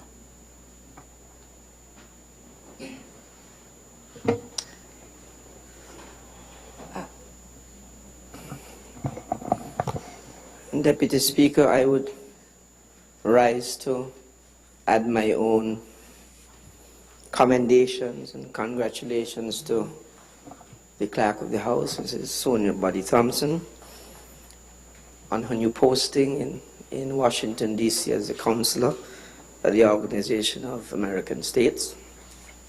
And I wish her well and Godspeed in that posting. And I know she will do the country well. I have no doubt about that. So we want to wish you all the best in your new posting.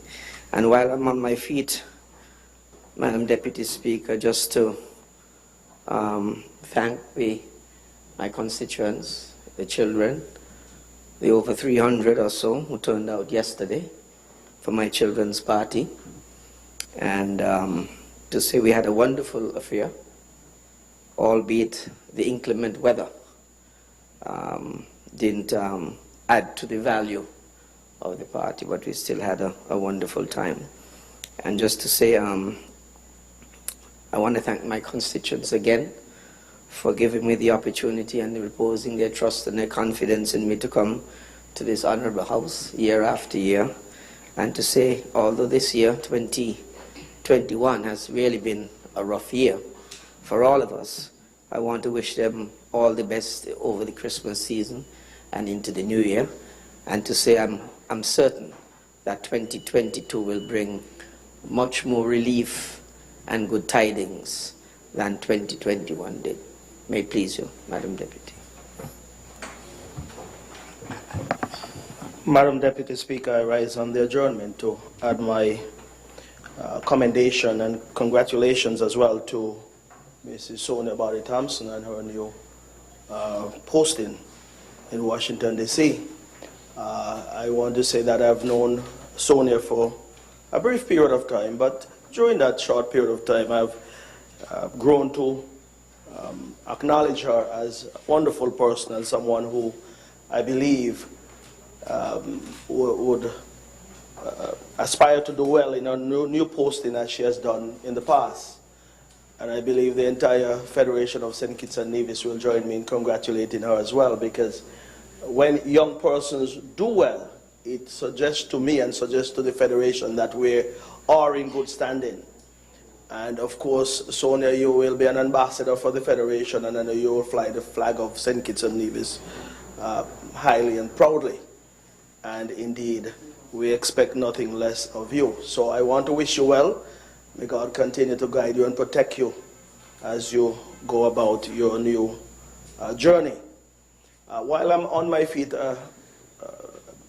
Madam Deputy Speaker, I reflect on this past year, and I'm not giving a wrap-up at this point in time, because I know we'll be back to do so, but I reflect on this past year, and I reflect on the fragility of life. And over the last year, we would have lost so many persons. You would have heard my colleague member from Nevis 10 express condolences on the passing of a family member of his here in St. Kitts. I can do likewise as well, because St. Kitts and Nevis is one federation. We have families on both sides of the channel, and persons would have come to St. Kitts to make a life, and persons would have come over to Nevis to make a life as well. And of course, I have quite a number of family members here in St. Kitts. Just about a week ago, I would have lost a first cousin of mine, Miss Elia Jeffers. And that may come as a surprise to many, but Elia is the daughter of my aunt. And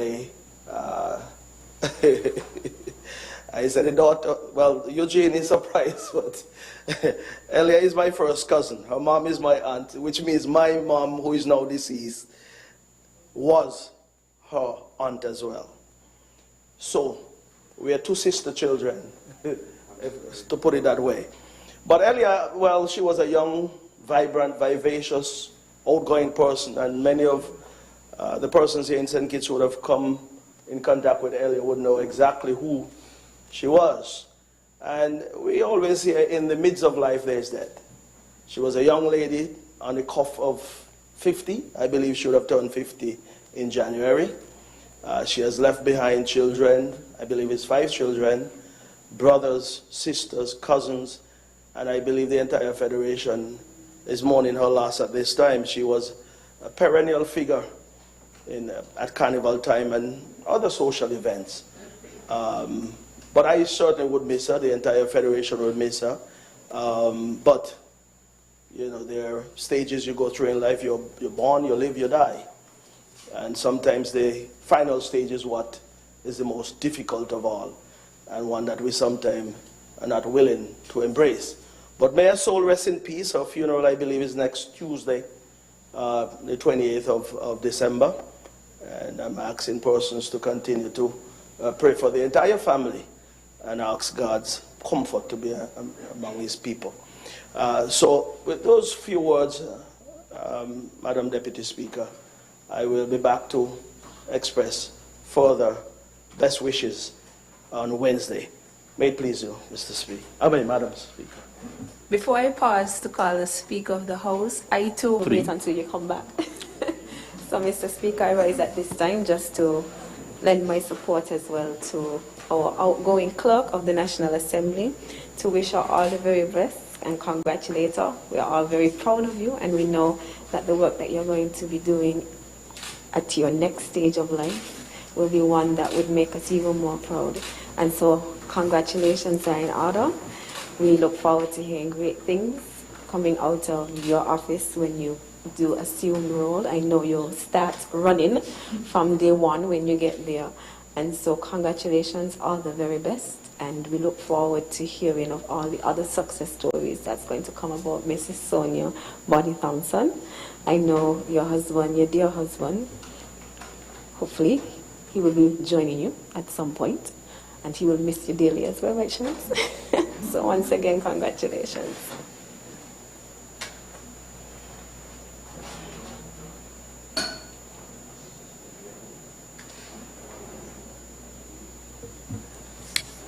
Thank you, honorable members.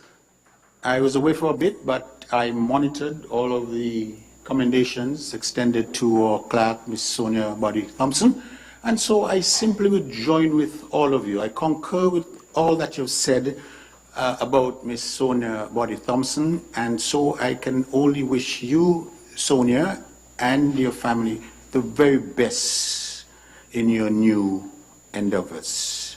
It was a pleasure working with you. You made my work much, much easier.